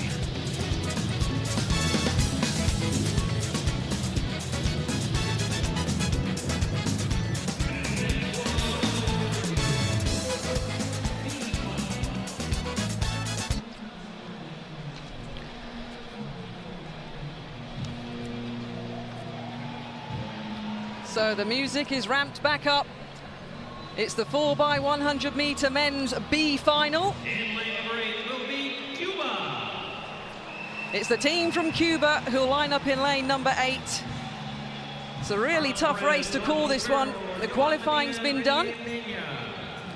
But there is importance, as I mentioned earlier, on this race, because if there are any disqualifications for any reason in these A finals, it will be the winner of the B finals in the 4x1s and the 4x4 relays that would be promoted into a top 8 position, which would get them automatic qualifying for London. Dominican Republic ran out in 7. Oh yes, nice little throwaway pose by the Japanese. They'll line up in lane number 6.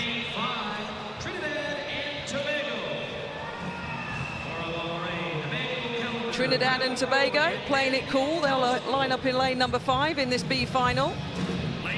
And then we await the welcome. Let's listen to the noise.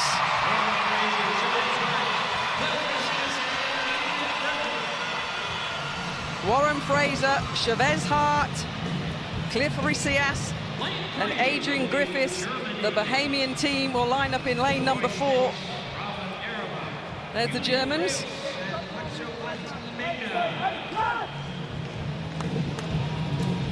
German precision in their striker pose.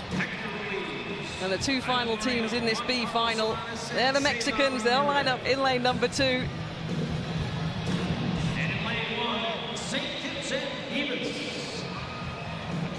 And they're the boys from St. Kitts and Nevis. Huggins, Rowland, Clark and Lawrence. So you look at season's best for all these 8 teams. They're all 39 points something.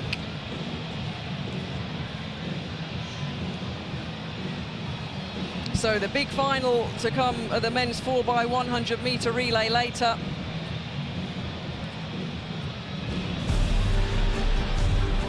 But here's the lineup then for the men's 4x100 meter relay B final.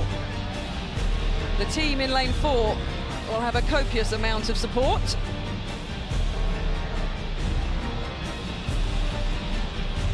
And lane 4, the preferred lane here on this particular track.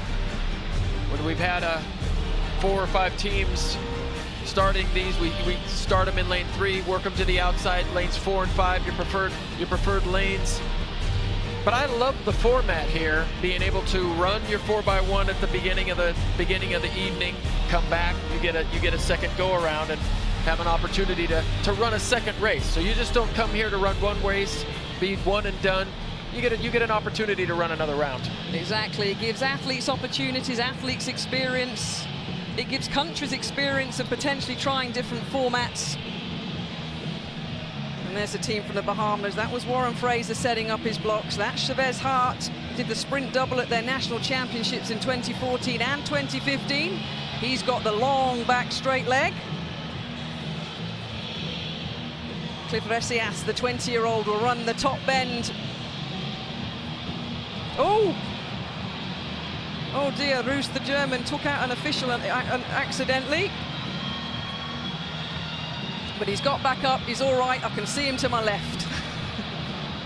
Well, certainly not the first time that has happened. No. Athletes are so focused. They have their heads down sometimes, running so fast, and officials have to have their head on a swivel out there. No problem, everybody's intact. And it'll be Adrian Griffiths, the 32-year-old. 10.11 seconds in the 2016 season. Little anchor the Bahamians home.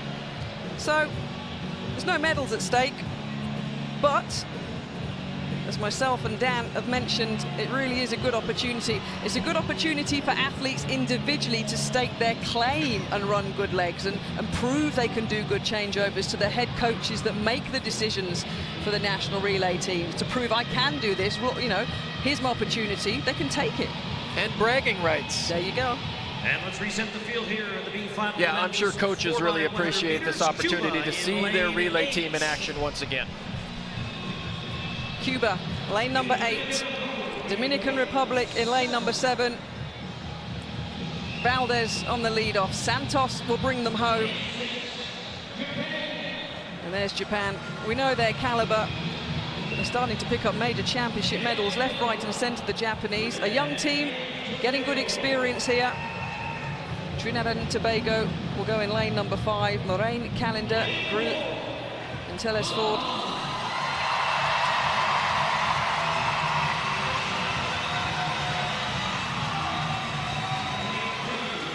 Well, the pearly white teeth of Warren Fraser appreciating the support.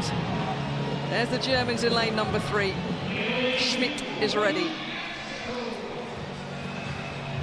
Ruiz of Mexico. Moreno, Alanis, Ramirez.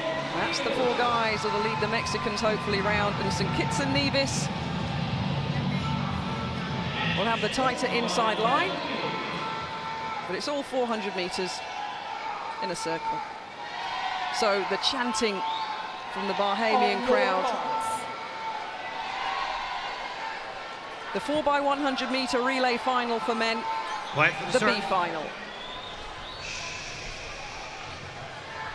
St. Kitts and Nevis in 1, Mexico in 2, Germany in 3, Bahamas in 4, Trinidad and Tobago in 5, Japan in 6, Dominican Republic in 7, and Cuba in 8.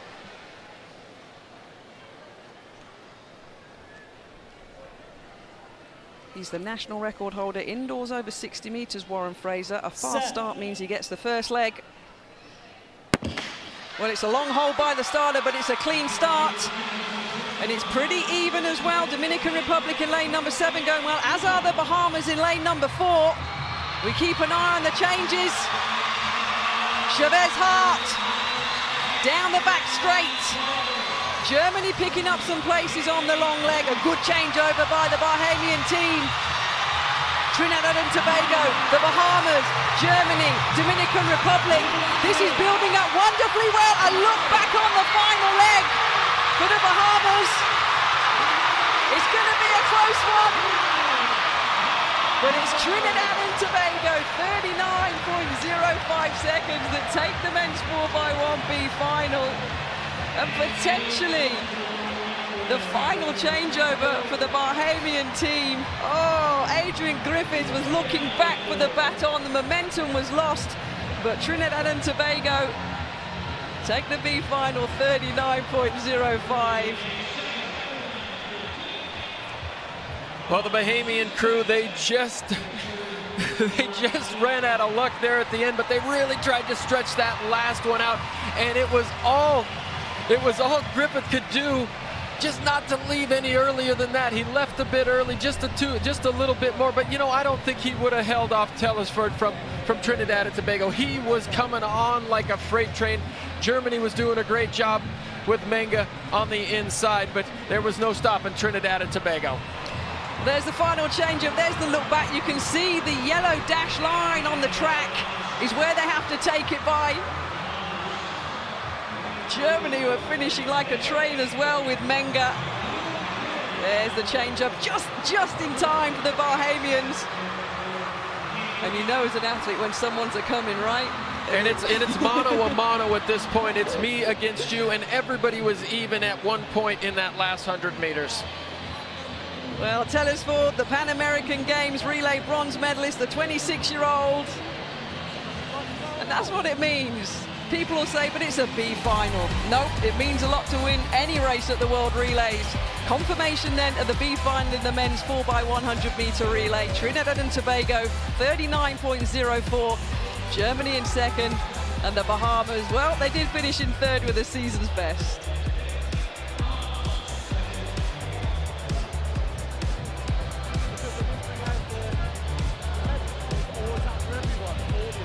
So that's a flavour of the main final to come in the men's 4x1. It's a nice little appetizer. But it really was a hard-to-call final, this men's 4x1. As I mentioned, on season's best, they were all extremely close. The Bahamas, of course, got a wonderful welcome. Fraser Hart, Grasse and Griffiths.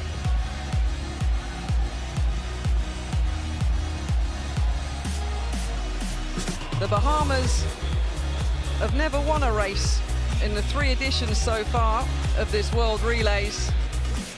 Maybe tomorrow night in the mixed relay in the 4x4. But this was the final sprinting. It's always easier as an athlete to chase than to be chased. But the long limbs of Trinidad and Tobago got the B final in the men's 4x1. Well, the win went to them.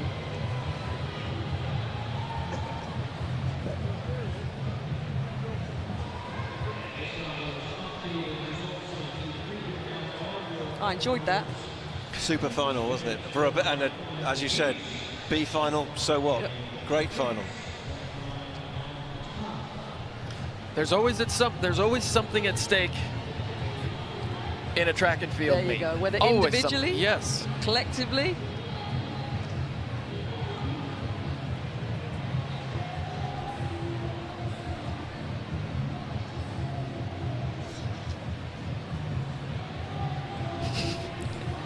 Grandma says, put your hat on. You do what Grandma says. Yeah. You're not waving that flag for just a few minutes. Well, he had a Jamaican shirt on, a Chicago Bulls hat on.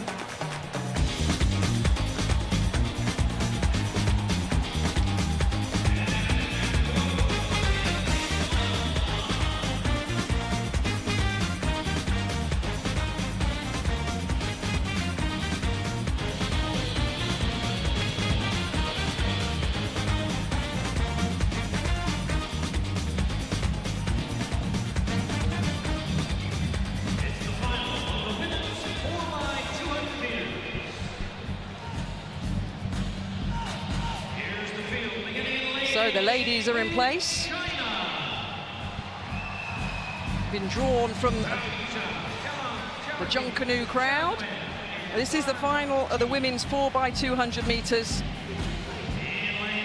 China coming out in lane number 8. That's the team from Trinidad and Tobago. They'll line up in lane number 7. Cheer for Jamaica. Elaine Thompson making a second appearance. The double Olympic champion. Nigeria, they'll be out next in lane number 5. You see at these finals, Dan, they start what we call, say in England, busting some moves. Let's see what the ladies from the USA have got. Out of 10? Mark out of 10? 7.5. You're a harsh man. The Germans will line up in lane number 3. You gotta wow me. Clearly.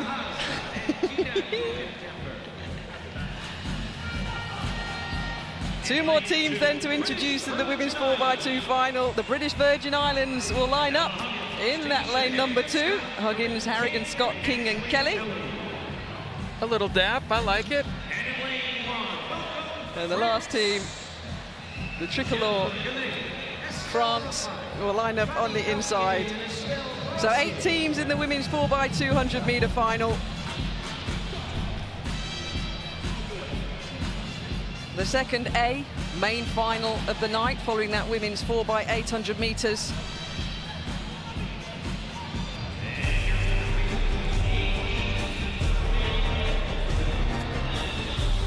So there's confirmation of the lineup.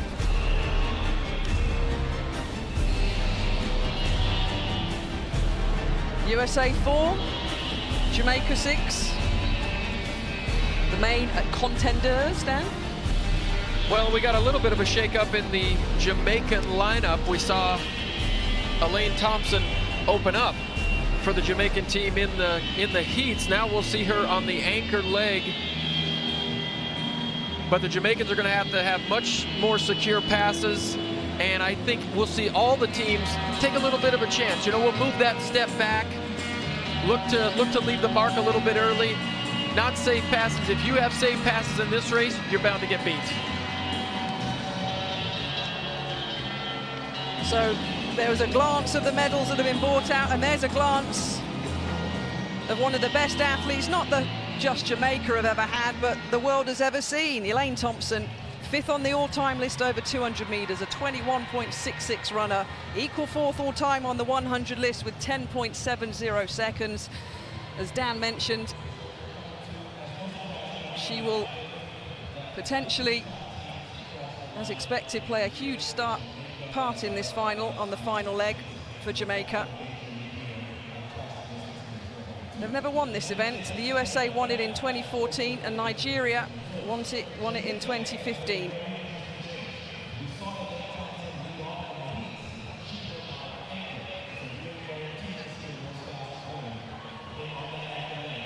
So a USA win, a Nigeria win, 2017.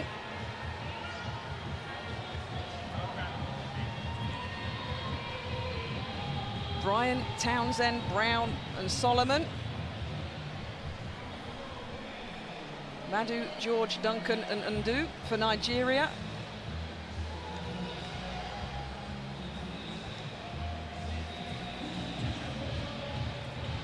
A little bit of a shakeup for the U.S. team as well.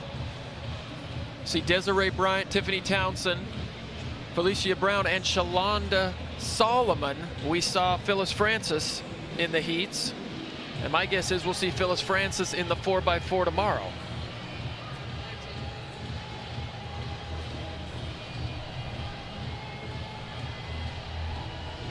So in other words, the U.S. was just toying with them in the heats. It's easy in the heats.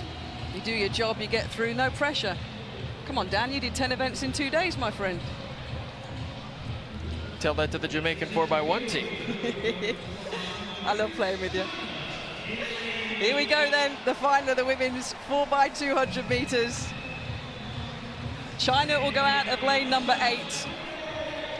Trinidad and Tobago in lane number 7. Kamaria Durant will lead them off. Hackett, Thomas and Selvon on the final leg. And there is the team from Jamaica. They have the responsibility, 3 of them, to get the baton to the double Olympic champion. Lane number 5, Nigeria. Jennifer Madu, George Duncan, Ugonna Ndu on the final leg for them. They are the defending champions. The USA in lane number 4. Bryant, Townsend, Brown and Solomon crashed out in 2015.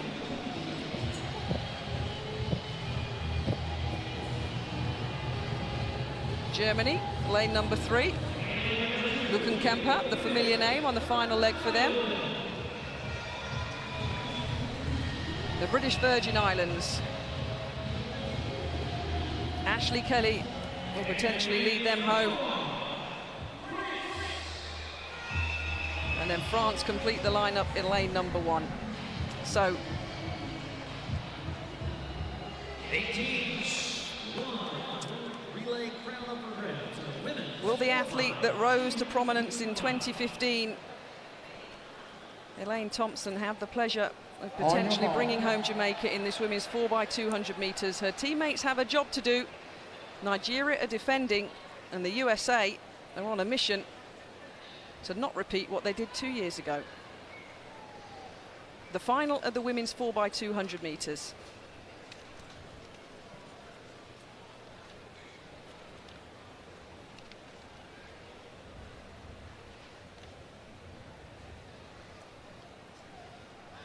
Set.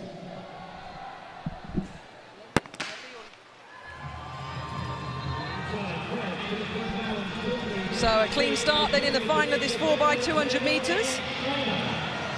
China going well, as is Jamaica in lane number 6 as expected, as is the USA in lane number 4 with Desiree Bryant.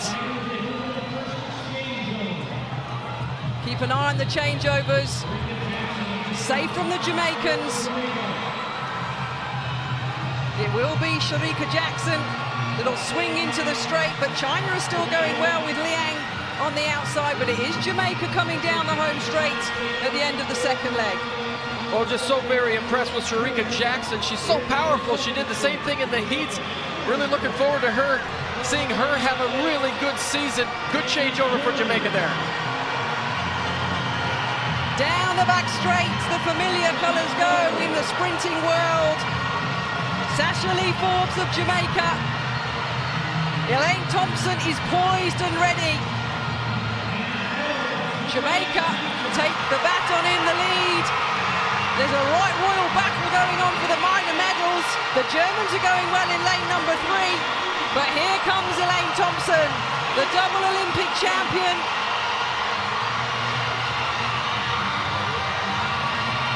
Germany are going to get second, the USA third. But the dip finish and the right arm is raised.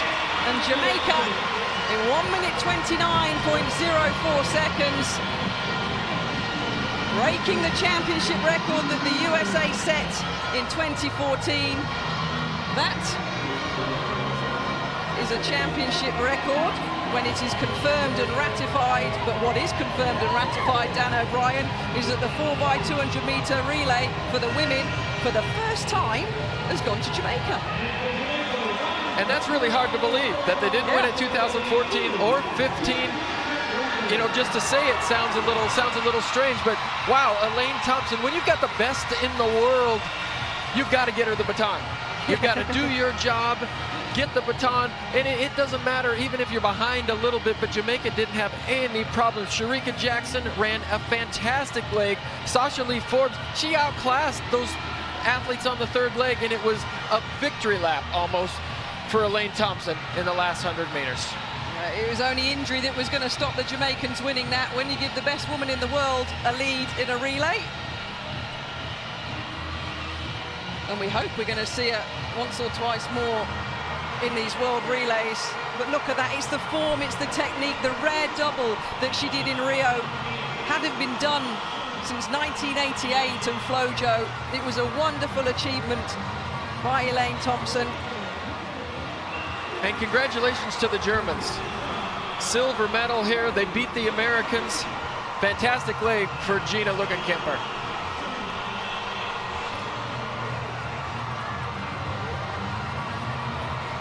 So Elaine Thompson, $50,000 go to Jamaica.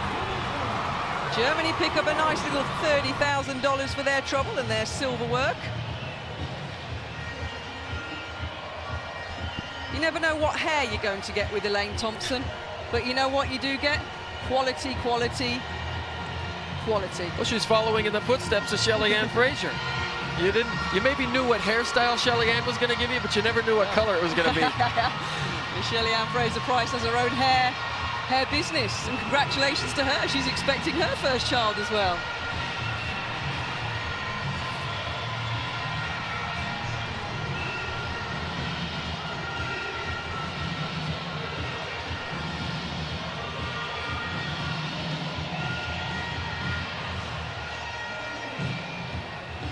Well, the camera's understandably focusing on the golden girl that is Elaine Thompson.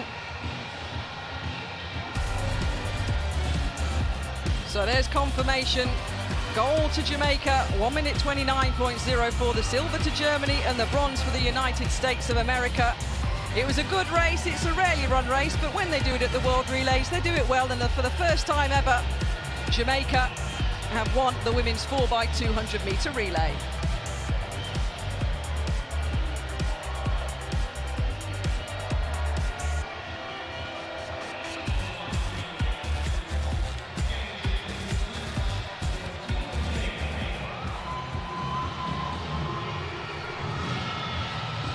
I love the story of Elaine Thompson. She wasn't particularly outstanding at school in terms of athletics, but then all of a sudden burst onto the scene, didn't she, in 2015? With that World Championship gold in the 4x1 and that silver in the 200 metres. And boy, everybody's chasing her ever since. Well, I think it just says so much about the country, who she had to look up to, who she aspired to be like.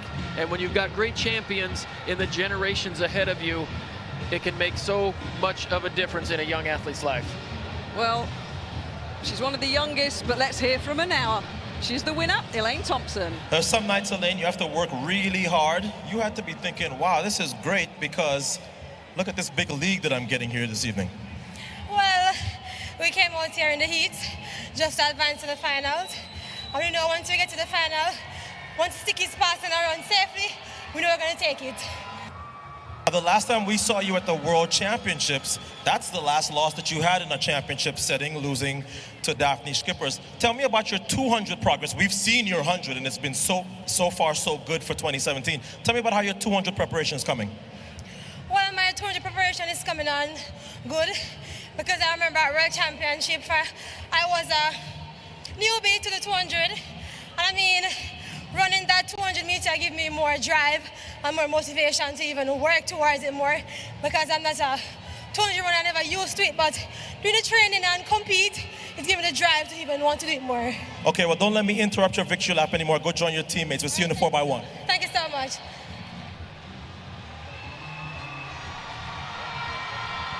Well, she's one of the stars, isn't she, at this IAAF BTC World Relays. It is a team event, though. Elaine Thompson is the shining light, but it really was a good race.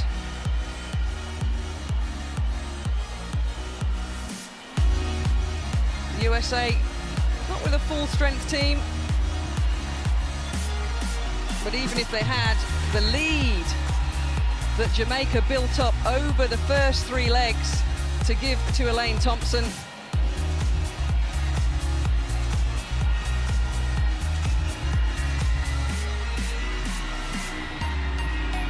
At this point, it was all over, and there she goes. Technically outstanding, so efficient, so tidy, so relaxed.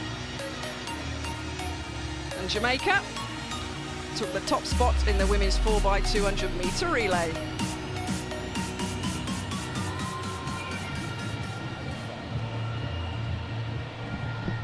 Well, that's more than a pocket, isn't it, of Jamaican fans inside the stadium tonight. And on that back straight, they really did ramp up the noise. And a great reception for their Golden Girls by the fans, predominantly in yellow and green.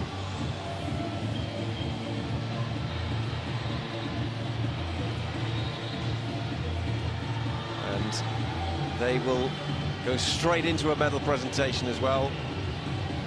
Stephanie Hightower will do the honours and hand out the medals as Jamaica celebrate.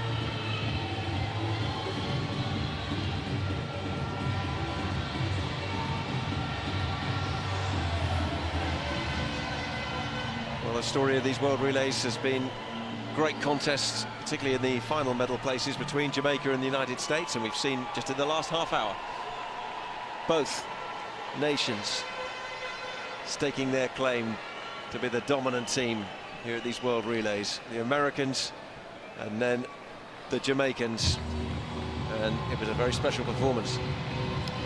It was indeed. It's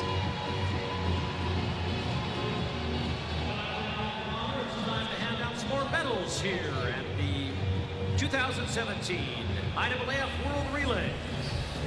So very shortly we'll have the presentation for that women's 4x200 meters.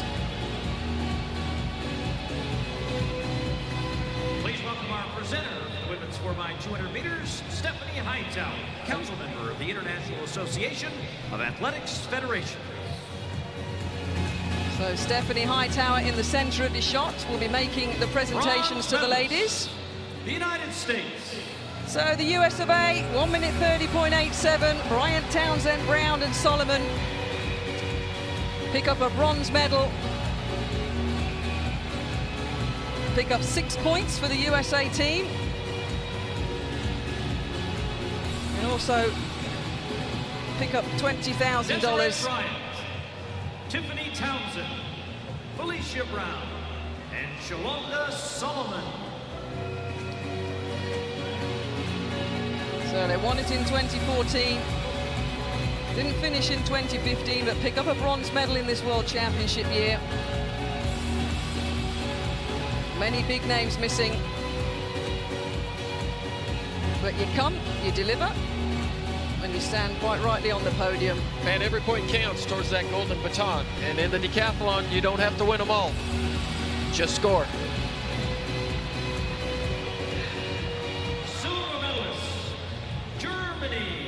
So the silver medal goes to Germany, 1 minute 30.68 seconds. It was a good run by the German team.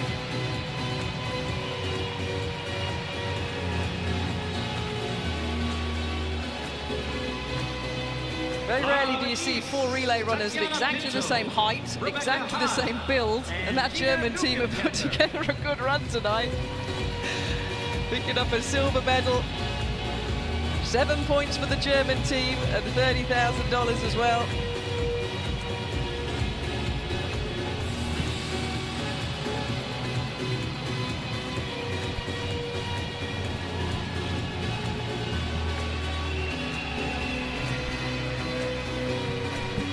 But potentially there was only going to be one winner of the women's 4x200 meters, but you just never know, as we've already seen with relay running here tonight.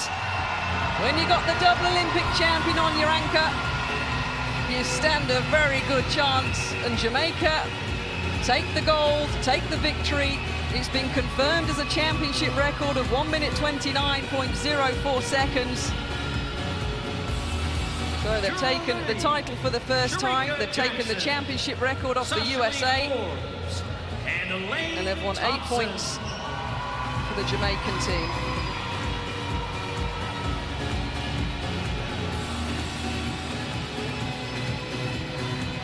Elaine Thompson's the youngest in this squad, which is hard to believe. And hopefully we'll see her again at this World Relays. But it's gold for Jamaica.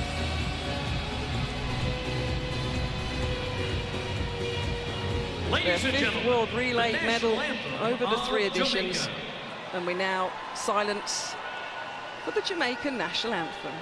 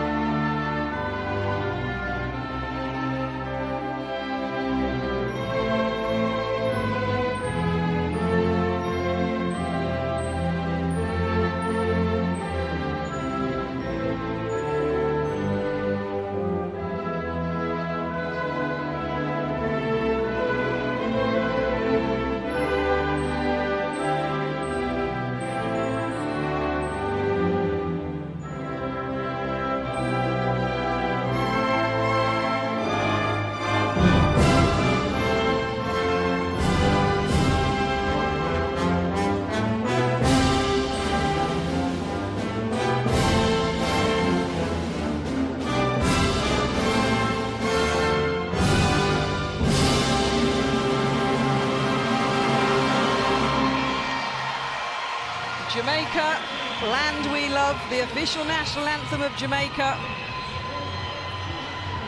rings around the Thomas Robinson Stadium.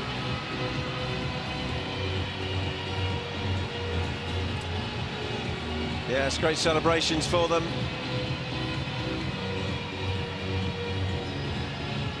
Elaine Thompson quick to congratulate the United States team there. And of course, don't forget, this is about points as well for the overall standings. And not totally surprising that the US and Jamaica are up the top of the leaderboard at the moment. Championship record for the Jamaicans confirmed with the gold, and a very good silver for the Germans there, overhauling the US team.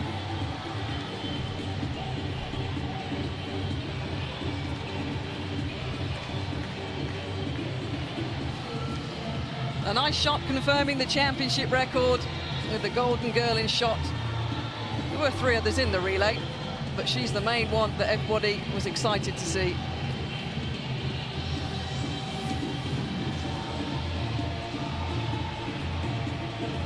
Yeah, she's got used to that pose down by the clock.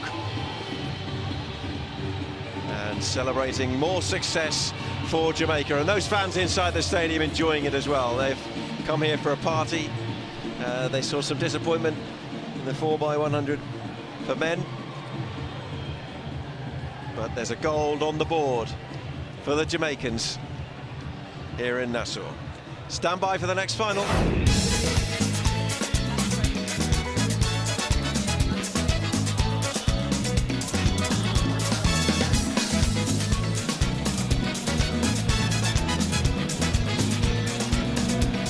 The screen says it's final time, the culmination of this opening evening of the IAAF BTC World Relays, and everyone's on their feet and staying on for the 4x100 meters relay final. Men's 4x100 meters final. In lane 8, Barbados. Here come the Barbados team. Mario Burke on the lead-off leg on the left-hand side of the screen there. They'll go from lane 8. The People's Republic of China. This is a strong team. These lanes are stacked with quality, and here's the Chinese quartet. In lane 6, Great Britain and Northern There's a change to the Great Britain and Northern Ireland lineup ahead of this final. No Adam Jamili. We just wondered whether possibly sustained some little injury. Here's the United States team looking to retain their title with Justin Gatlin on the anchor. They are going to be pushed really hard by this foursome.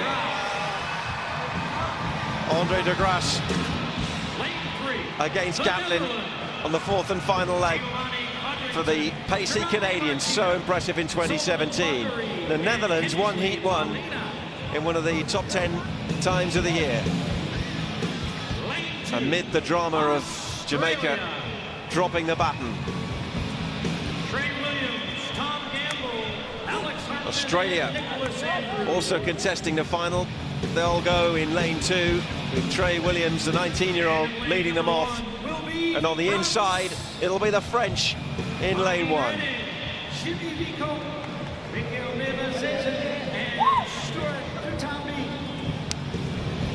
Vico on the second leg there.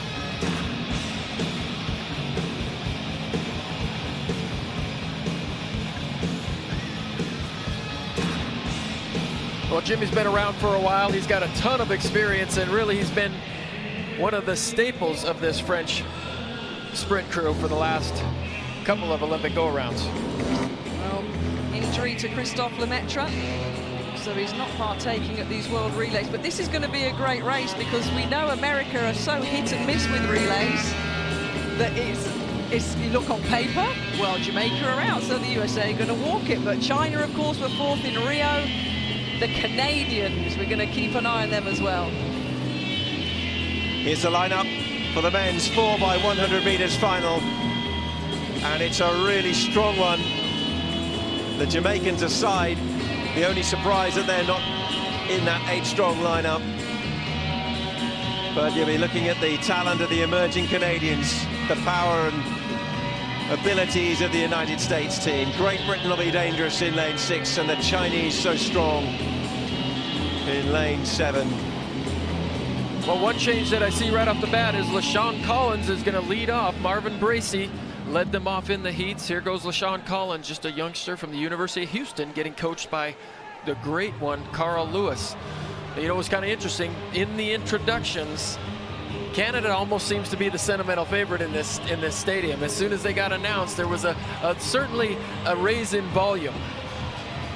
Most definitely. I think that there's that.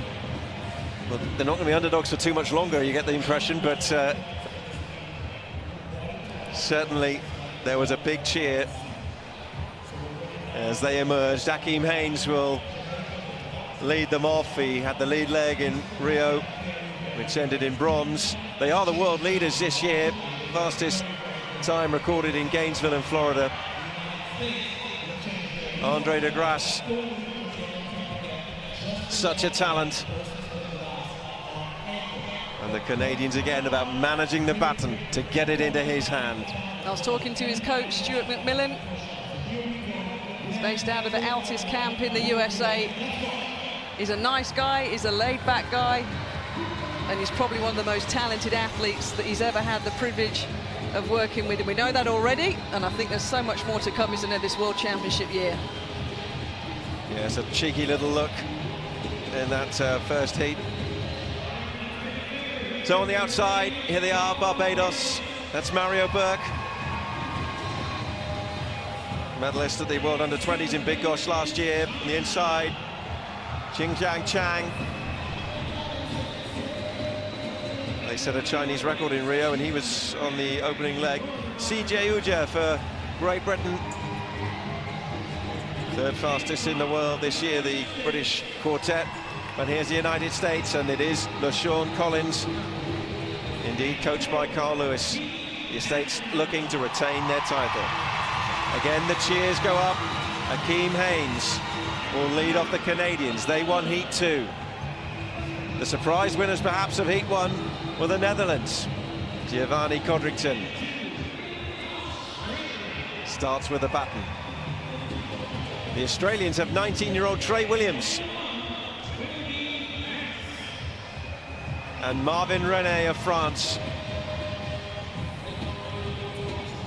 on their best time of the year so far in qualification. Well, a boisterous atmosphere inside this stadium, now descending into a hush. Breeze continuing to blow around the arena. On your marks. And they're called down to their marks for this 4x100 meters relay for men, the final here at these World Relays. From the inside, the French in lane 1, Australia 2, Netherlands 3, Canada 4, the United States in 5, Great Britain 6, China 7, Barbados right on the outside. They go in lane 8. Set.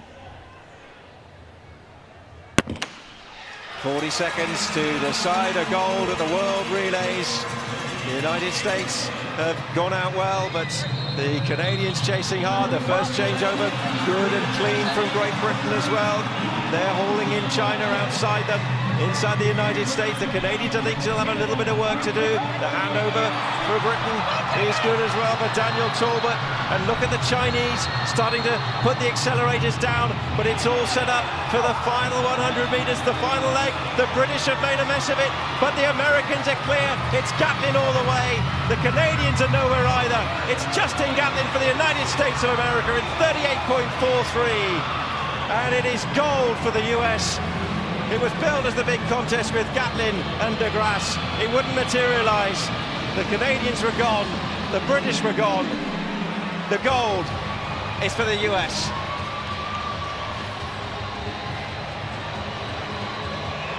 Well, they won the title in 2015. Ryan Bailey holding off Usain Bolt. Usain Bolt, 8.65, the fastest ever electronic recorded final leg, and Usain Bolt couldn't catch the USA 2 years ago. And Justin Gatlin talking to his good friend Atto Bolden. It's the USA that win again. But what a race full of drama. The Great Britain and Northern Ireland team were flying. Eda Burren, the youngster, was put on the last leg. The changes were made. It looks like he went off too early. There was no chance he was going to get it in the takeover zone. Well, this was a race that ultimately came down to some errors. This is the British in the handover between Talbot and Eda Burren, and their race ended right there, and it looked so promising. Of course, they changed the lineup. No Adam Jamili. Talbot went from the last leg to the third.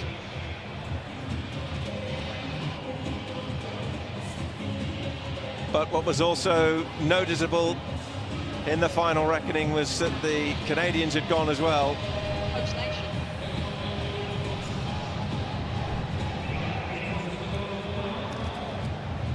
And the Chinese managed to get in there for third place.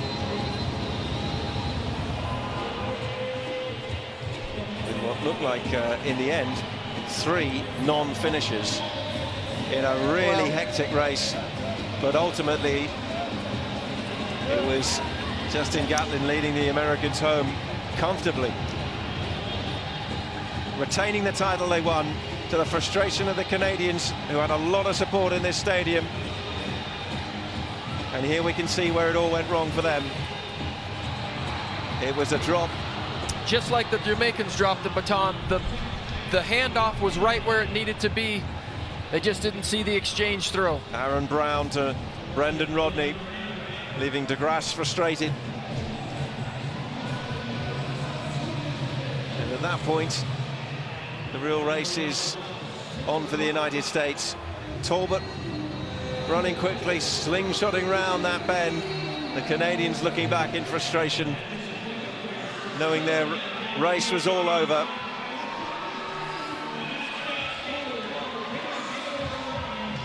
These things happen in relays, though, don't they? The main goal, of course, is the IAAF World Championships in London in August. Remember, Jamaica lost this last year to the USA, and as you mentioned previously, Dan, turned it round when it matters. But it's such a waste of an opportunity for so many teams. But it's rather now than another time. Confirmation of another gold for the United States at the World Relays. Justin Gatlin bringing them home.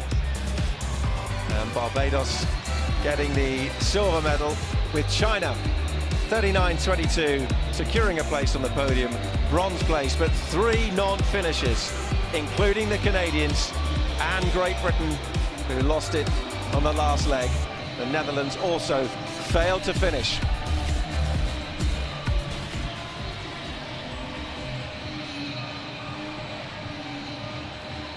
Well, you can see the gap where the Canadians should have been. Gatlin taking the baton, powering his way to the finish, head still, eyes fixed firmly until the end there, where he knew he had time to just take a little glance at the screen, and he knew it was another gold medal for the United States. And the British team had been running so well up until that point, but that third changeover, they didn't even have a chance. Dan, we did our IAAF BTC World Relays preview yesterday, which you can look online, and I tipped the British to potentially win that, but unfortunately not to be today.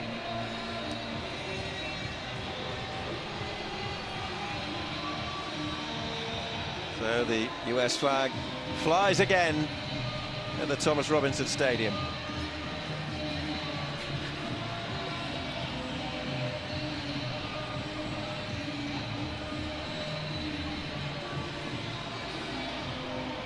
Well, it'll be interesting, isn't it? I said if one team gets DQ'd in a final of a major championship event, then the B squad, the B race winners get promoted. So we remain to see what happens with 3 being lost out of that final there. Always excitement in relays, that's why we love them. And so much happening. I mean, to lose 3. It was a busy race. But in World Relays terms, a predictable finish in the end. Well, and the US retaining the title. It almost seemed like the 4x1 was doomed from the heats. You know, Jamaica gets bounced out, and then we get an opportunity to see a great final, and it just doesn't materialize. The IAAF. And this will be the medal ceremony. Bronze medalists, China. Well, the Chinese got the baton round. And they got it round to secure a bronze medal here in Nassau. Tong Xingcheng. Roberto Monterina is Su Bingcheng. Yang Jinshe. doing the medals. Tang, Ji, Su and Dang. The 4 Chinese athletes going home with bronze. 39.22.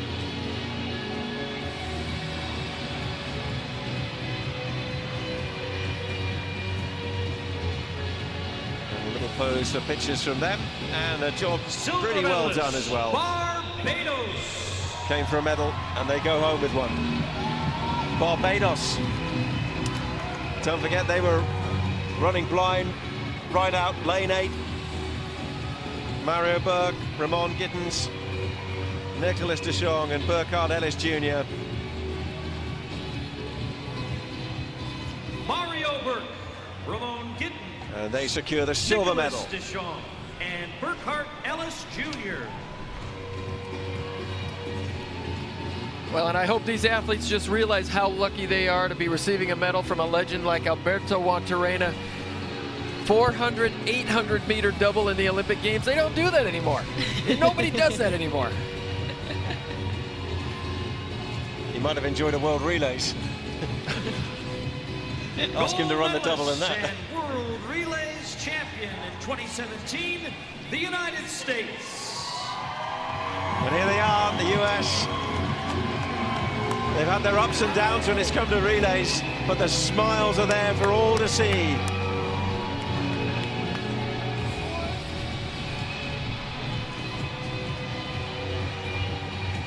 Sean Collins, Mike Rogers, Ronnie Baker, Justin Gatlin. They retain the title they won here in 2015. Mike Rogers. They are once again Ronnie the Baker, IAAF BTC World Relays 4x100 meters champions.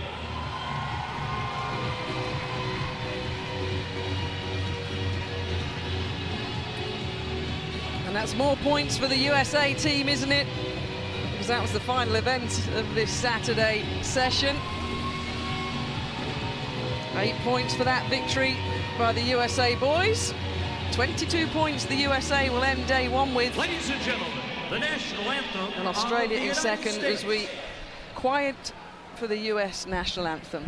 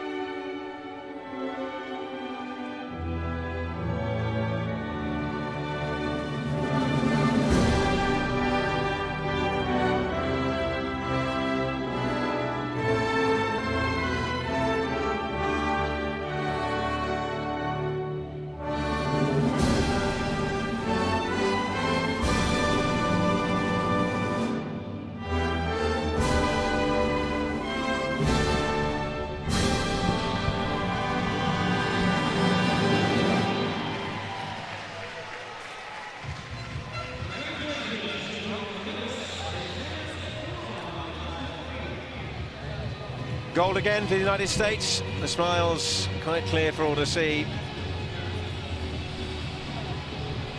And medals too for Barbados and China.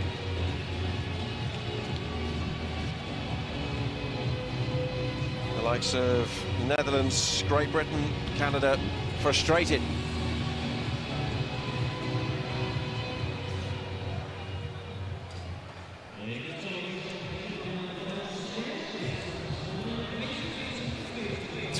Very happy men.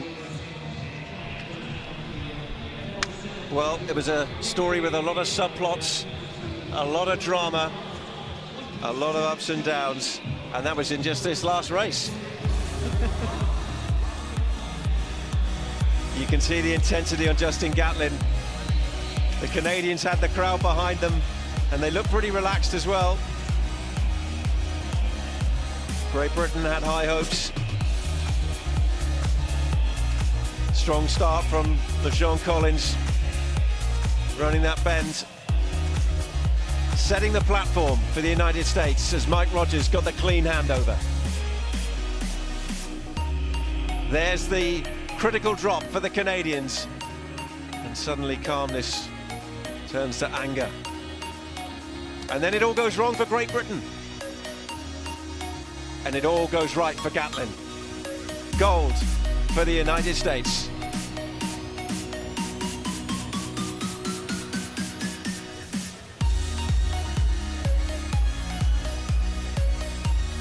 So in the race for the golden baton, after a successful first evening, it's the United States with 22 points. And the Australians second with 11. The Jamaicans frustrated at times, startling at times as well though. And they'll look to move up that table tomorrow.